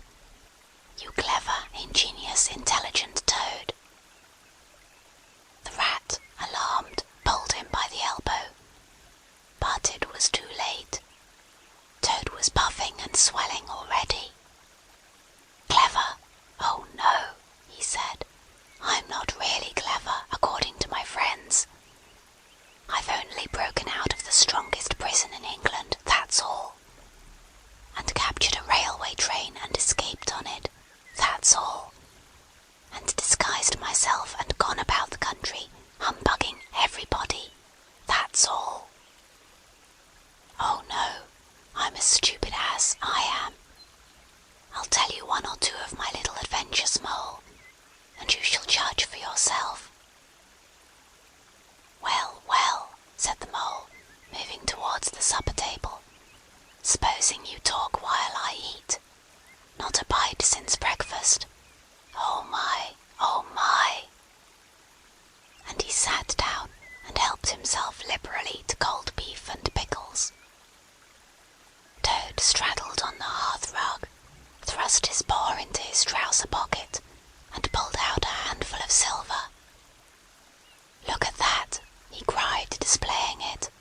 "That's not so bad, is it, for a few minutes' work? And how do you think I done it, Mole? Horse stealing. That's how I done it." "Go on, Toad," said the Mole, immensely interested. "Toad, do be quiet, please," said the Rat. "And don't you egg him on, Mole, when you know what he is. But please tell us as soon as possible what the position is, and what's best to be done, now that Toad is back at last."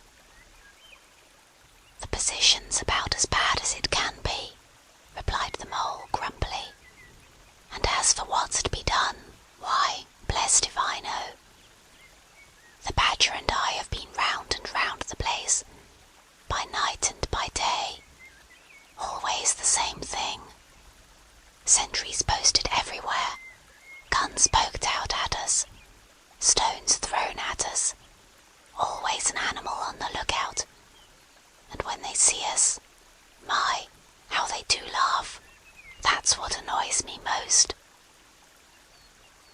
"It's a very difficult situation," said the Rat, reflecting deeply.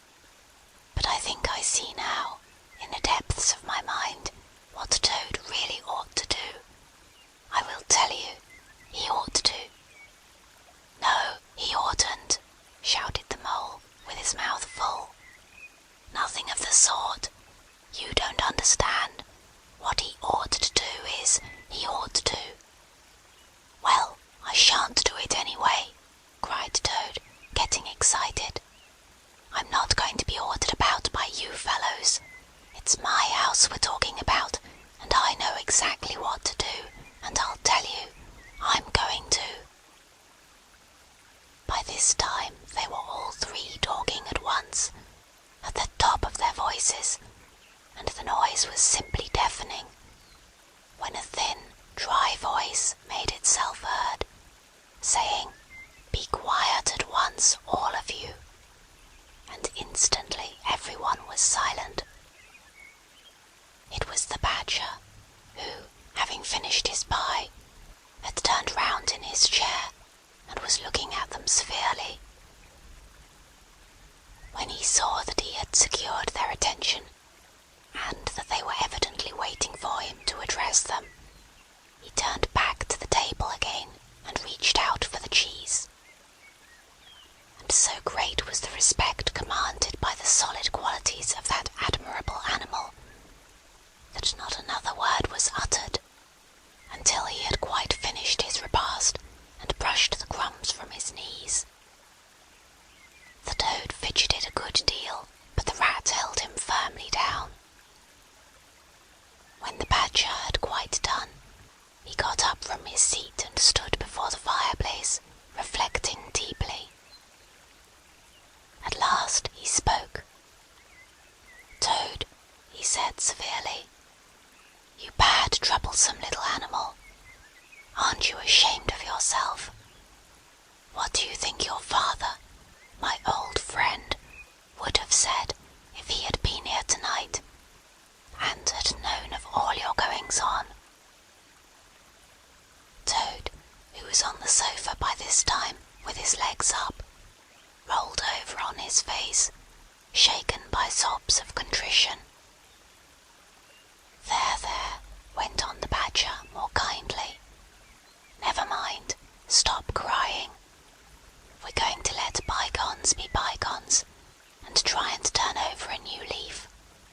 But what the Mole says is quite true.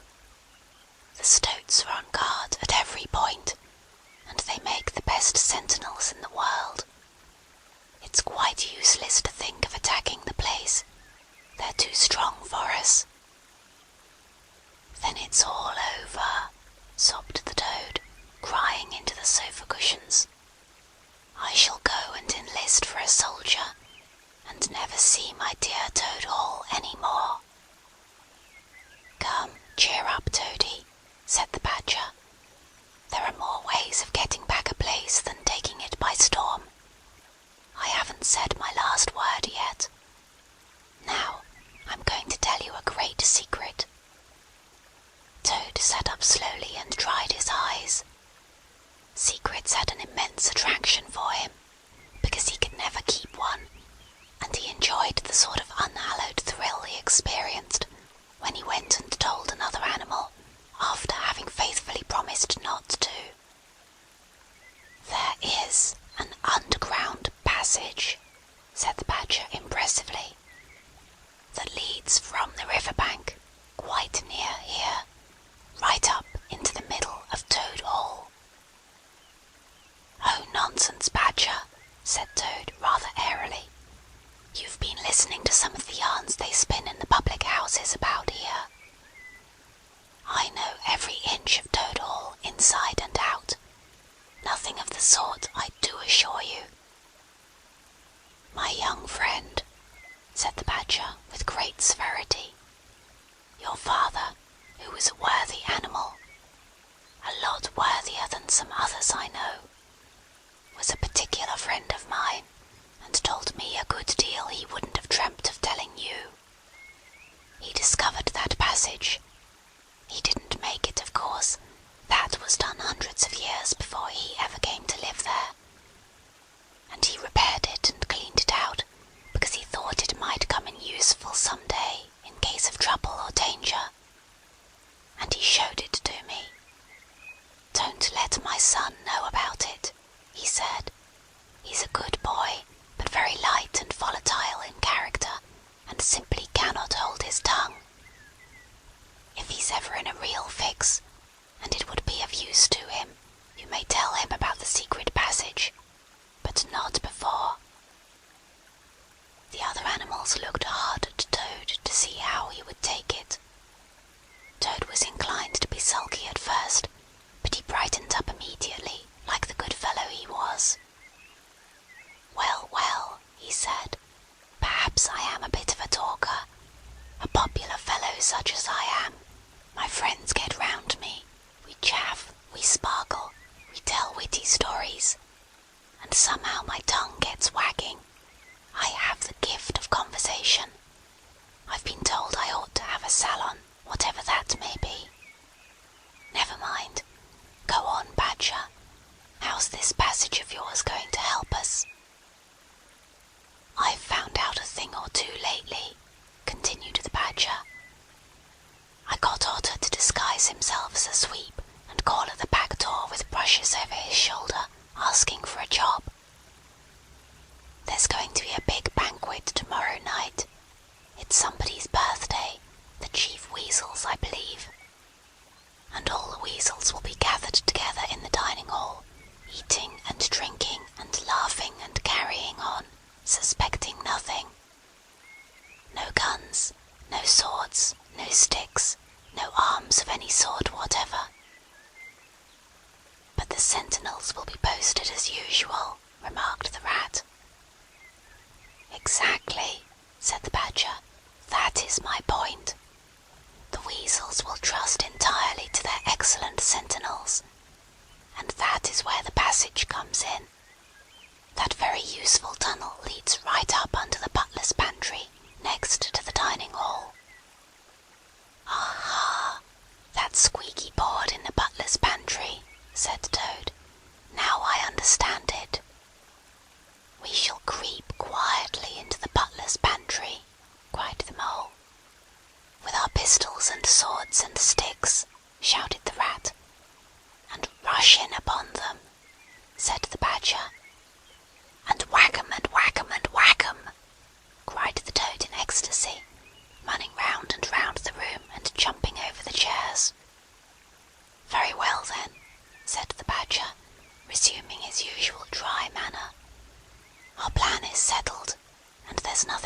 you to argue and squabble about. So, as it's getting very late, all of you go right off to bed at once. We will make all the necessary arrangements in the course of the morning tomorrow." Toad, of course, went off to bed dutifully with the rest. He knew better than to refuse, though he was feeling much too excited to sleep. But he had had a long day, with many events crowded into it, and sheets and blankets were very friendly and comforting things, after plain straw, and not too much of it, spread on the stone floor of a draughty cell. And his head had not been many seconds on his pillow before he was snoring happily. Naturally, he dreamt a good deal, about roads that ran away from him just when he wanted them, and canals that chased him and caught him, and a barge that sailed into the banqueting hall with his week's washing just as he was giving a dinner party, and he was alone in the secret passage, pushing onwards, but it twisted and turned round and shook itself and sat up on its end. Yet somehow, at the last, he found himself back in Toad Hall, safe and triumphant, with all his friends gathered round about him, earnestly assuring him that he really was a clever toad. He slept till a late hour next morning, and by the time he got down, he found that the other animals had finished breakfast some time before. The mole had slipped off somewhere by himself, without telling anyone where he was going to. The badger sat in the armchair, reading the paper, and not concerning himself in the slightest about what was going to happen that very evening. The rat, on the other hand, was running round the room busily, with his arms full of weapons of every kind, distributing them in 4 little heaps on the floor, and saying excitedly under his breath as he ran, "Here's a sword for the rat. Here's a sword for the mole. Here's a sword for the toad. Here's a sword for the badger. Here's a pistol for the rat. Here's a pistol for the mole. Here's a pistol for the toad. Here's a pistol for the badger." And so on, in a regular, rhythmical way, while the 4 little heaps gradually grew and grew. "That's all very well, Rat," said the badger presently, looking at the busy little animal over the edge of his newspaper.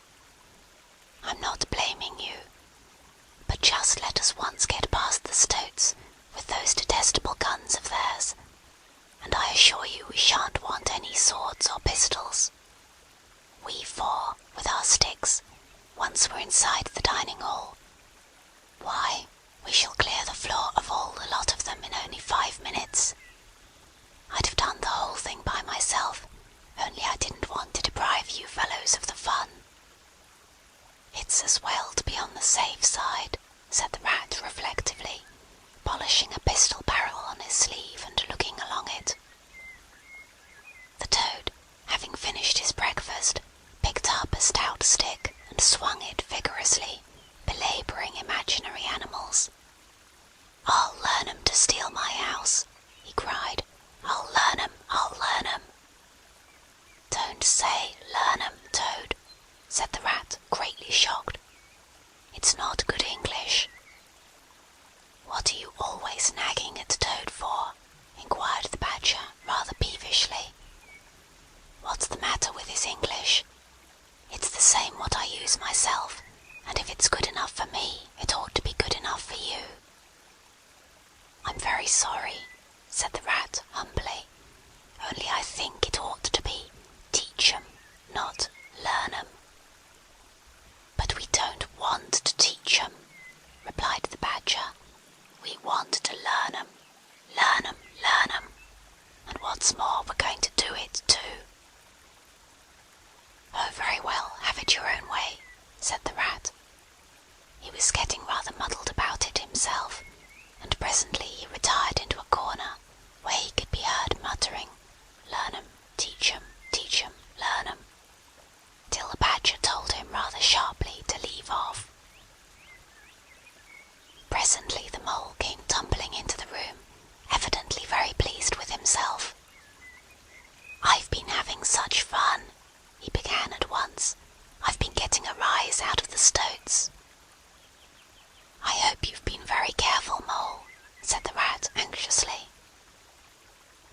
hope so too," said the Mole confidently. "I got the idea when I went into the kitchen to see about Toad's breakfast being kept hot for him. I found that old washerwoman dress that he came home in yesterday, hanging on a towel horse before the fire. So I put it on, and the bonnet as well, and the shawl, and off I went to Toad Hall, as bold as you please. The sentries were on the lookout, of course, with their guns, and their 'Who comes there?' and all the rest of their nonsense. 'Good morning, gentlemen,' says I, very respectful. 'Want any washing done today?' They looked at me very proud and stiff and haughty, and said, 'Go away, washerwoman, we don't do any washing on duty.' 'Or any other time,' says I. Ho, ho, ho! Wasn't I funny, Toad?" "Poor, frivolous animal," said Toad very loftily. The fact is, he felt exceedingly jealous of Mole for what he had just done. It was exactly what he would have liked to have done himself, if only he had thought of it first, and hadn't gone and overslept himself. "Some of the stoats turned quite pink," continued the Mole, "and the sergeant in charge, he said to me, very short, he said, 'Now run away, my good woman, run away. Don't keep my men idling and talking on their posts.' 'Run away,' says I. 'It won't be me that'll be running away in a very short time from now.'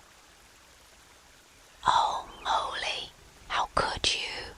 said the Rat, dismayed. The Badger laid down his paper. "I could see them pricking up their ears and looking at each other," went on the Mole. "And the sergeant said to them, 'Never mind her, she doesn't know what she's talking about.' 'Oh, don't I?' said I. 'Well, let me tell you this. My daughter, she washes for Mr. Badger, and that'll show you whether I know what I'm talking about. And you'll know pretty soon too. 100 bloodthirsty badgers, armed with rifles, are going to attack Toad Hall this very night by way of the paddock. 6 boatloads of rats, with pistols and cutlasses, will come up the river and effect a landing in the garden, while a picked body of toads, known as the diehards, or the death and glory toads, will storm the orchard, and carry everything before them, yelling for vengeance. There won't be much left of you to wash by the time they've done with you, unless you clear out while you have the chance.'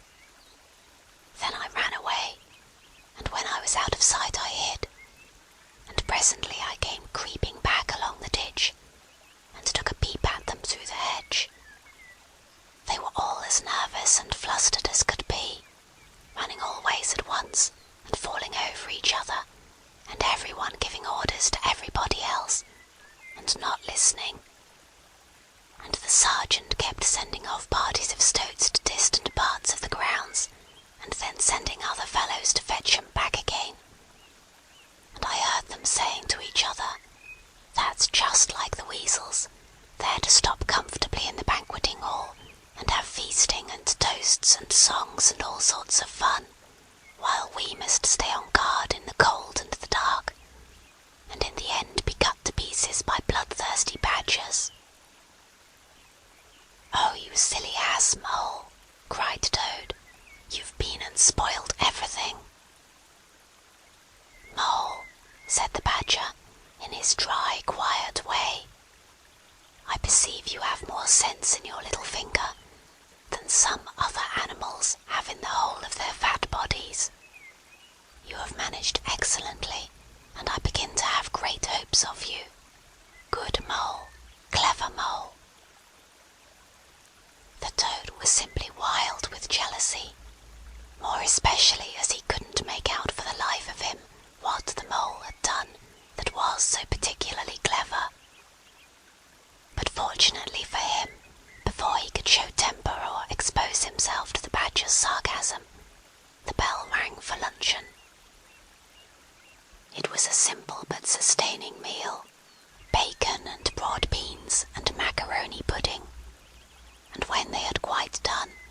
Badger settled himself into an armchair and said, "Well, we've got our work cut out for us tonight, and it will probably be pretty late before we're quite through with it, so I'm just going to take 40 winks while I can."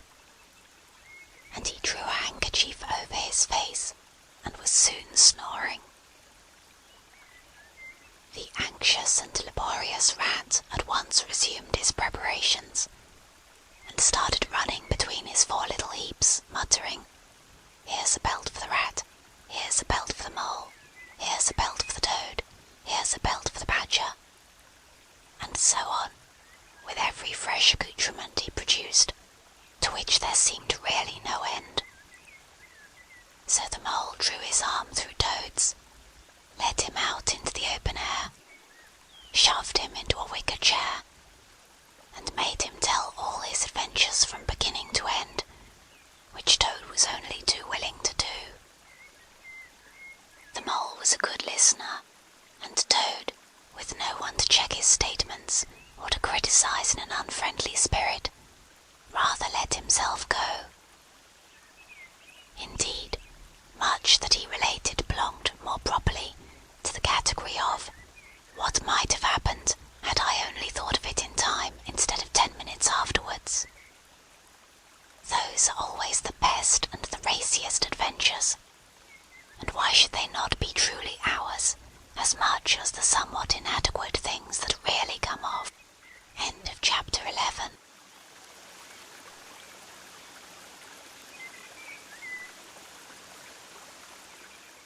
Chapter 12.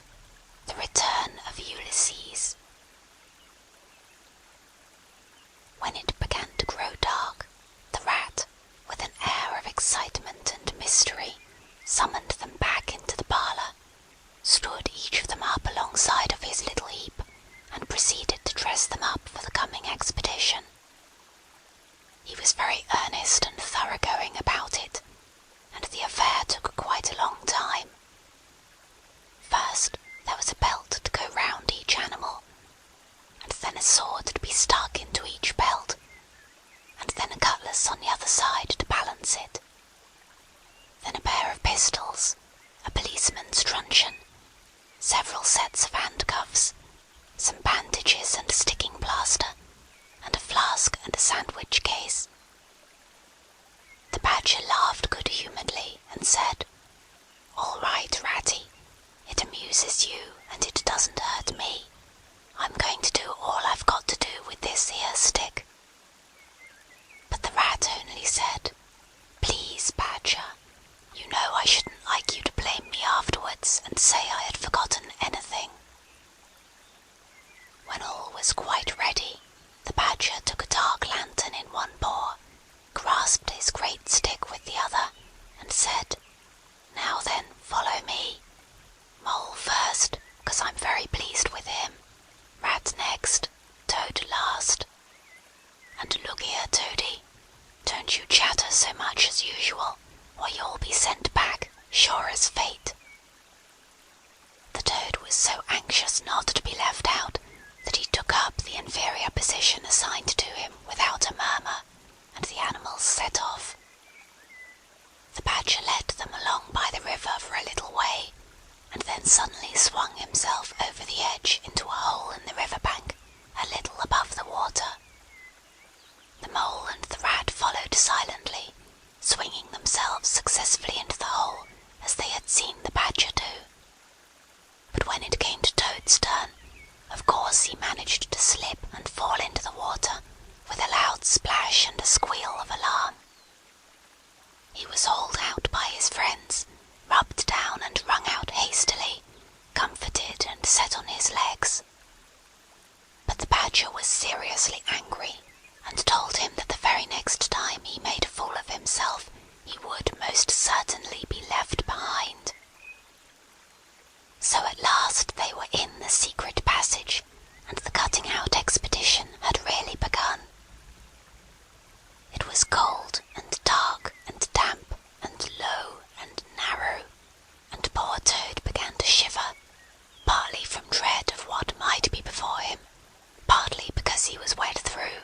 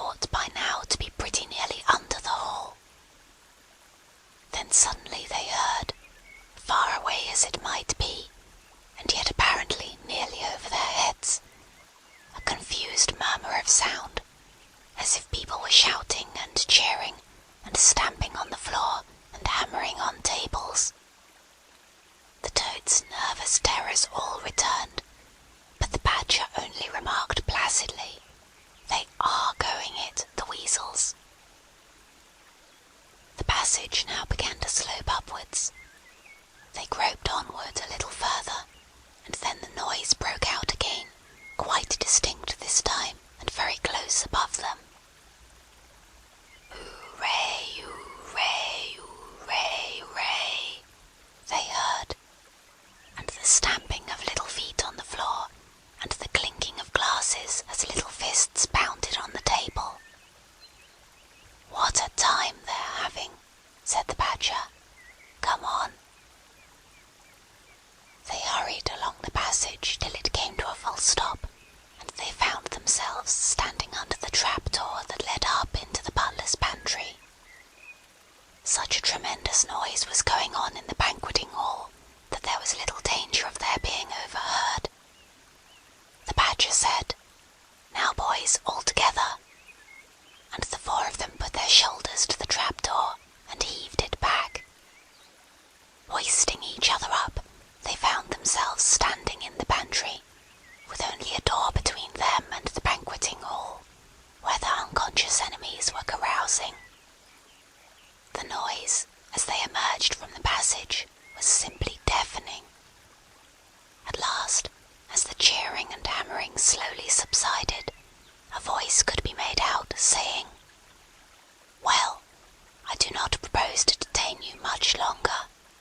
Great applause. "But before I resume my seat," renewed cheering, "I should like to say one word about our kind host, Mr. Toad. We all know Toad." Great laughter. "Good Toad, modest Toad, honest Toad." Shrieks of merriment. "Only just let me get at him," muttered Toad, grinding his teeth. "Hold hard a minute," said the Badger, restraining him with difficulty. "Get ready, all of you."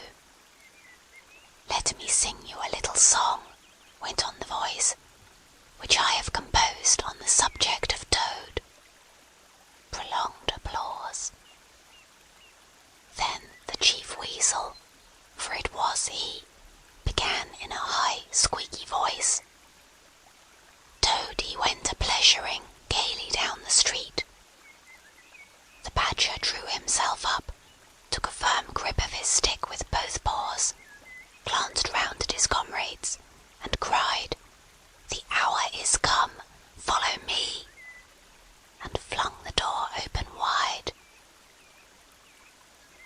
My, what a squealing and a squeaking and a screeching filled the air! Well might the terrified weasels dive under the tables and spring madly up at the windows.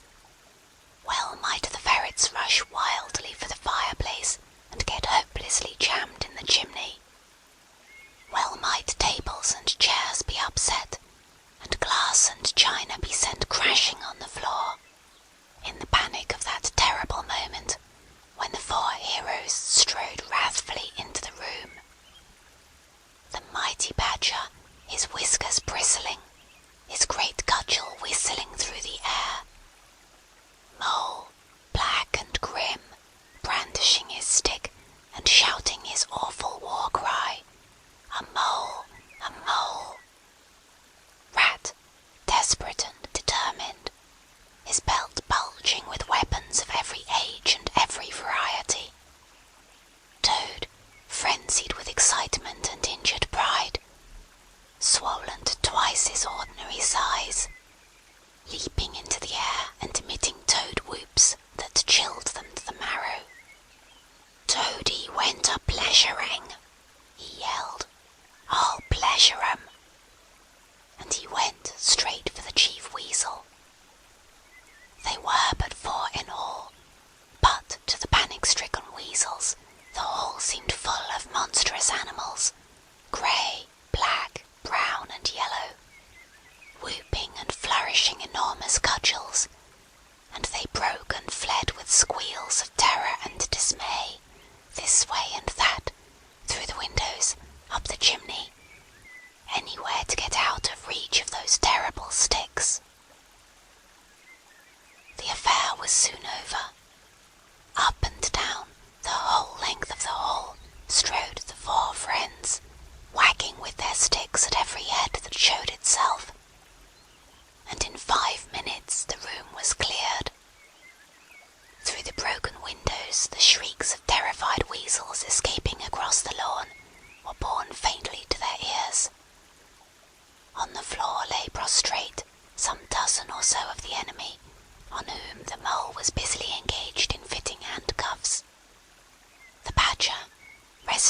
his labours, leant on his stick, and wiped his honest brow.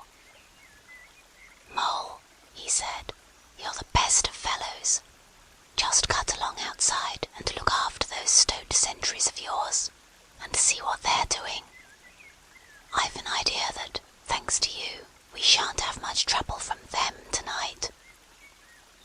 The Mole vanished promptly through a window, and the Badger bade the other two set a table on its legs again, pick up knives and forks and plates and glasses from the debris on the floor, and see if they could find materials for a supper. "I want some grub, I do," he said, in that rather common way he had of speaking. "Stir your stumps, Toad, and look lively. We've got your house back for you, and you don't offer us so much as a sandwich." Toad felt rather hurt that the Badger didn't say pleasant things to him, as he had to the Mole, and tell him what a fine fellow he was, and how splendidly he had fought, for he was rather pleased with himself and the way he had gone for the Chief Weasel, and sent him flying across the table with one blow of his stick. But he bustled about, and so did the Rat, and soon they found some guava jelly in a glass dish, and a cold chicken, a tongue that had hardly been touched, some trifle, and quite a lot of lobster salad. And in the pantry they came upon a basket full of French rolls, and any quantity of cheese, butter, and celery. They were just about to sit down, when the Mole clambered in through the window, chuckling, with an armful of rifles. "It's all over," he reported. "From what I can make out, as soon as the stoats, who were very nervous and jumpy already, heard the shrieks and the yells and the uproar inside the hall, some of them threw down their rifles and fled. The others stood fast for a bit, but when the weasels came rushing out upon them, they thought they were betrayed, and the stoats grappled with the weasels, and the weasels fought to get away, and they wrestled and wriggled and punched each other, and rolled over and over, till most of them rolled into the river. They've all disappeared by now, one way or another, and I've got their rifles, so that's all right." "Excellent and deserving animal," said the Badger, his mouth full of chicken and trifle. "Now, there's just one more thing I want you to do, Mole, before you sit down to your supper along of us. And I wouldn't trouble you, only I know I can trust you to see a thing done, and I wish I could say the same of everyone I know. I'd send Rat if he wasn't a poet. I want you to take those fellows on the floor there upstairs with you, and have some bedrooms cleaned out and tidied up and made really comfortable. See that they sweep under the beds, and put clean sheets and pillowcases on, and turn down one corner of the bedclothes, just as you know it ought to be done. And have a can of hot water, and clean towels, and fresh cakes of soap put in each room, and then you can give them a licking apiece if it's any satisfaction to you, and put them out by the back door, and we shan't see any more of them, I fancy.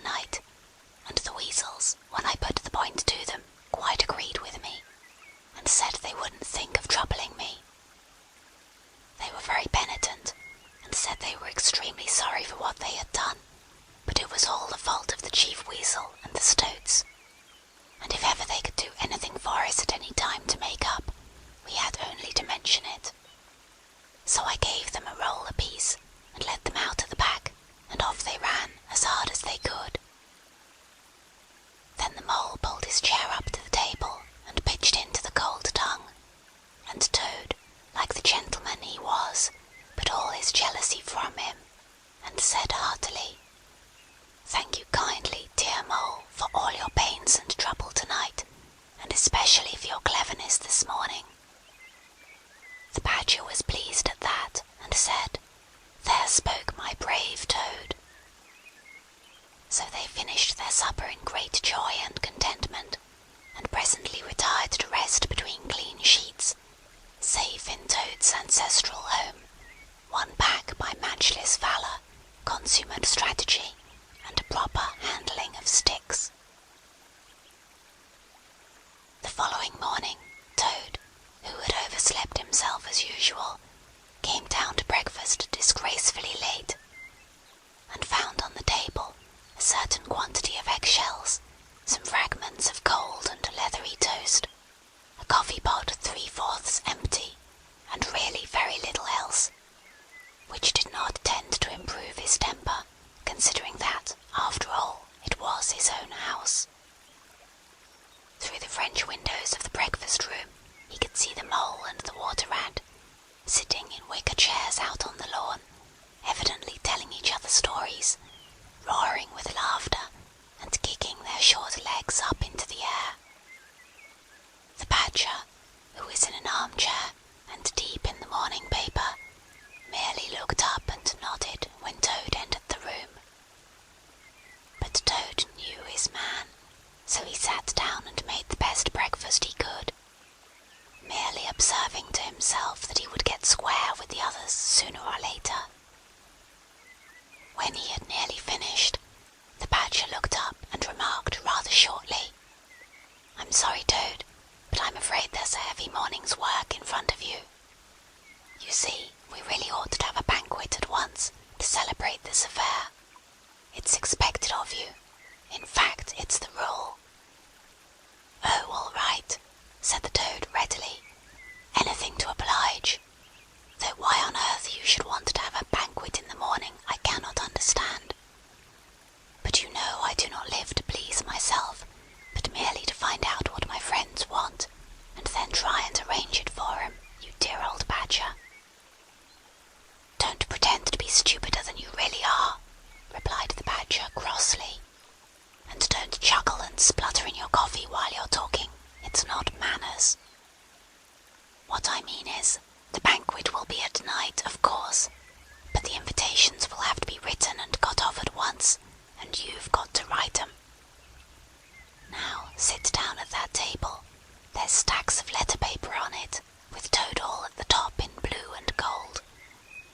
And write invitations to all our friends, and if you stick to it we shall get them out before luncheon. And I'll bear a hand too, and take my share of the burden. I'll order the banquet." "What?" cried Toad, dismayed. "Me stop indoors and write a lot of rotten letters on a jolly morning like this, when I want to go around my property and set everything and everybody to rights, and swagger about and enjoy myself? Certainly not.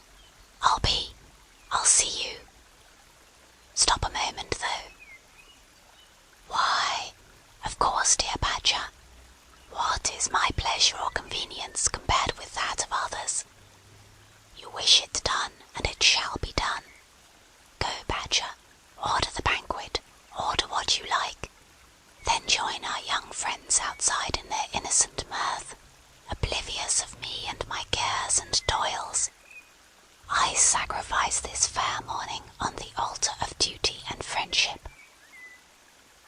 The Badger looked at him very suspiciously, but Toad's frank, open countenance made it difficult to suggest any unworthy motive in this change of attitude. He quitted the room accordingly in the direction of the kitchen, and as soon as the door had closed behind him, Toad hurried to the writing table. A fine idea had occurred to him while he was talking. He would write the invitations, and he would take care to mention the leading part he had taken in the fight, and how he had laid the Chief Weasel flat, and he would hint at his adventures, and what a career of triumph he had to tell about. And on the fly-leaf he he would set out a sort of a programme of entertainment for the evening. Something like this, as he sketched it out in his head. Speech by Toad. There will be other speeches by Toad during the evening. Address by Toad. Synopsis. Our prison system. The waterways of Old England. War stealing and how to deal. Property, its rights and its duties. Back to the land. A typical English squire. Song by Toad. Composed by himself. Other compositions by Toad will be sung in the course of the evening by the composer. The idea pleased him mightily, and he worked very hard and got all the letters finished by noon, at which hour it was reported to him that there was a small and rather bedraggled weasel at the door, inquiring timidly whether he could be of any service to the gentleman. Toad swaggered out and found it was one of the prisoners of the previous evening, very respectful and anxious to please. He patted him on the head, shoved the bundle of invitations into his paw, and told him to cut along quick and to deliver them as fast as he could, and if he liked to come back again in the evening, perhaps there might be a shilling for him, or again perhaps there mightn't. And the poor weasel seemed really quite grateful, and hurried off eagerly to do his mission. When the other animals came back to luncheon, very boisterous and breezy after a morning on the river, the mole, whose conscience had been pricking him, looked doubtfully at Toad, expecting to find him sulky or depressed. Instead, he was so uppish and inflated that the mole began to suspect something, while the rat and the badger exchanged significant glances. As soon as the meal was over, Toad thrust his paws deep into his trouser pockets, remarked casually, "Well, look after yourself, you fellows. Ask for anything you want," and was swaggering off in the direction of the garden, where he wanted to think out an idea or two for his coming speeches, when the rat caught him by the arm. Toad rather suspected what he was after, and did his best to get away, but when the badger took him firmly by the other arm, he began to see that the game was up. The two animals conducted him between them into the small smoking room that opened out of the entrance hall, shut the door, and put him into a chair. Then they both stood in front of him, while Toad sat silent and regarded them with much suspicion and ill humour. "Now look here, Toad," said the rat. "It's about this banquet, and very sorry I am to have to speak to you like this. But we want you to understand clearly, once and for all, that there are going to be no speeches and no songs. Try and grasp the fact that on this occasion we're not arguing with you. We're just telling you." Toad saw that he was trapped. They understood him. They saw through him. They had got ahead of him. His pleasant dream was shattered. "Mayn't I sing them just one little song?" he pleaded piteously. "No, not one little song," replied the rat firmly, though his heart bled as he noticed the trembling lip of the poor disappointed Toad. "It's no good, Toady. You know well that your songs are all conceit and boasting and vanity, and your speeches are all self-praise and, well, and gross exaggeration, and gas," put in the badger in his common way. "It's for your own good, Toady," went on the rat. "You know you must turn over a new leaf sooner or later, and now seems a splendid time to begin, a sort of turning point in your career. Please don't think that saying all this doesn't hurt me more than it hurts you." Toad remained a long while plunged in thought. At last he raised his head, traces of strong emotion were visible on his features. "You have conquered, my friends," he said in broken accents. "It was, to be sure, but a small thing that I asked. Merely leave to blossom and expand for yet one more evening, to let myself go and hear the tumultuous applause that always seems to me, somehow, to bring out my best qualities. However, you are right, I know, and I am wrong. Henceforth I will be a very different Toad. My friends, you shall never have occasion to blush for me again. But oh dear, this is a hard world." And pressing his handkerchief to his face, he left the room with faltering footsteps. "Badger," said the Rat, "I feel like a brute. I wonder what you feel like." "Oh, I know," said the Badger gloomily. "But the thing had to be done. This good fellow has got to live here, and hold his own, and be respected. Would you have him a common laughing-stock, mocked and jeered at by stoats and weasels?" "Of course not," said the Rat. "And talking of weasels, it's lucky we came upon that little weasel just as he was setting out with Toad's invitations. I suspected something from what you told me, and had a look at one or two. They were simply disgraceful. I confiscated the lot, and the good mole is now sitting in the blue boudoir, filling up plain, simple invitation cards." At last the hour for the banquet began to draw near, and Toad, who on leaving the others had retired to his bedroom, was still sitting there, melancholy and thoughtful. His brow resting on his paw, he pondered long and deeply. Gradually his countenance cleared, and he began to smile long, slow smiles. Then he took to giggling in a shy, self-conscious manner. At last he got up, locked the door, drew the curtains across the windows, collected all the chairs in the room and arranged them in a semicircle, and took up his position in front of them, swelling visibly. Then he bowed, coughed twice, and, letting himself go, with uplifted voice he sang, to the enraptured audience that his imagination so clearly saw, Toad's last little song. The Toad came home. There was panic in the parlours and howling in the halls.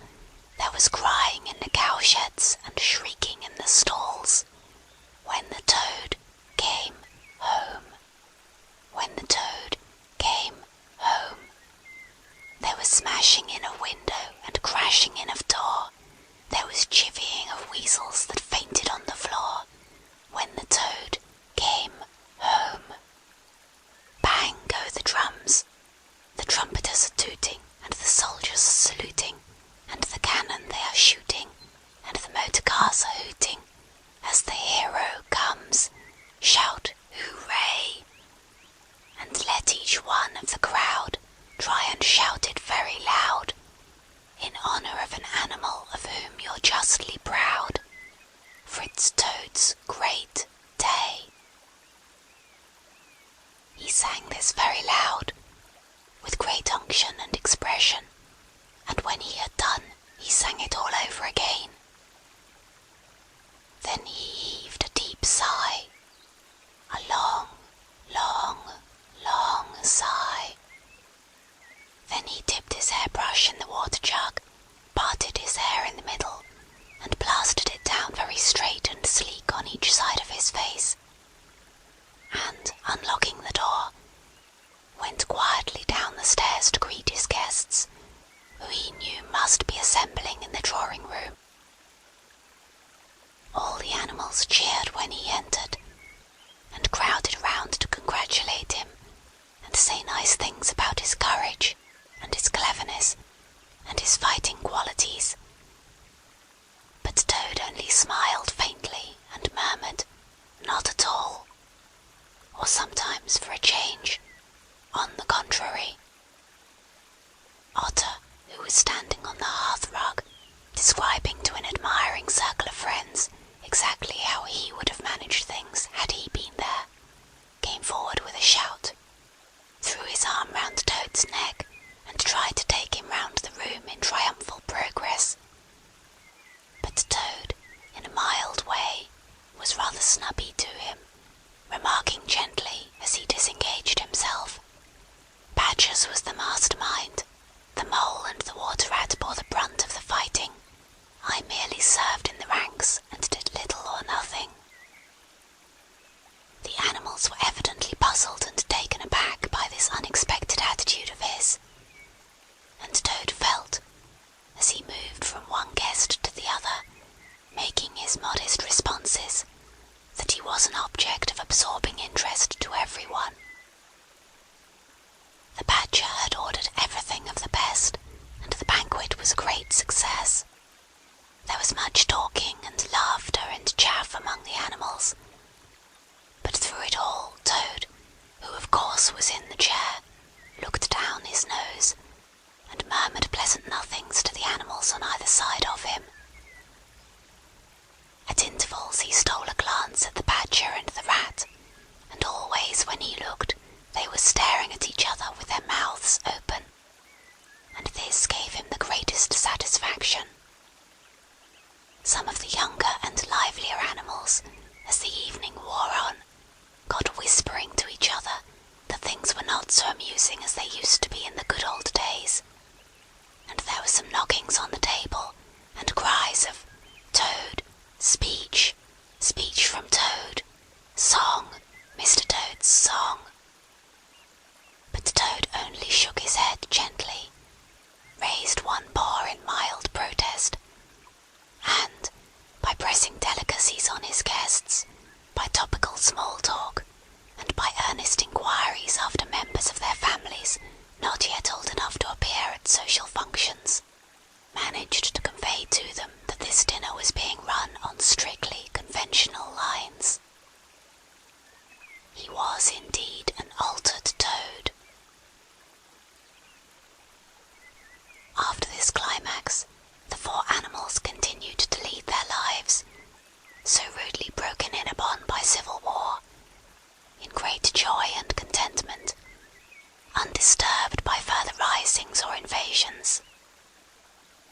Toad, after due consultation with his friends, selected a handsome gold chain and locket set with pearls, which he dispatched to the gaoler's daughter, with a letter that even the Badger admitted to be modest, grateful, and appreciative. And the engine driver, in his turn, was properly thanked and compensated for all his pains and trouble. Under severe compulsion from the Badger, even the barge woman was, with some trouble, sought out, and the value of her horse discreetly made good to her. Though Toad kicked terribly at this, holding himself to be an instrument of fate, sent to punish fat women with mottled arms, who couldn't tell a real gentleman when they saw one. The amount involved, it was true, was not very burdensome, the gypsy's valuation being admitted by local assessors to be approximately correct.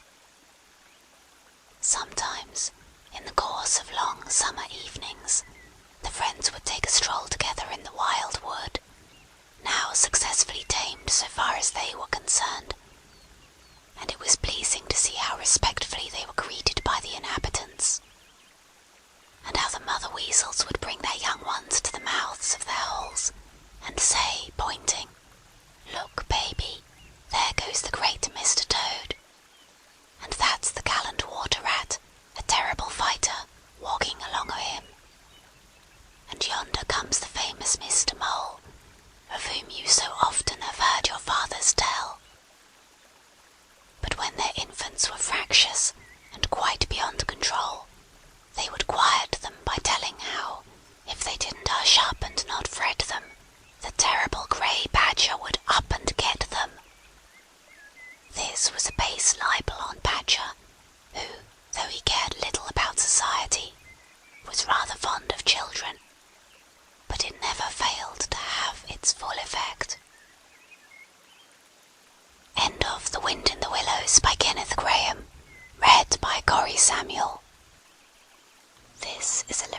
clocks recorded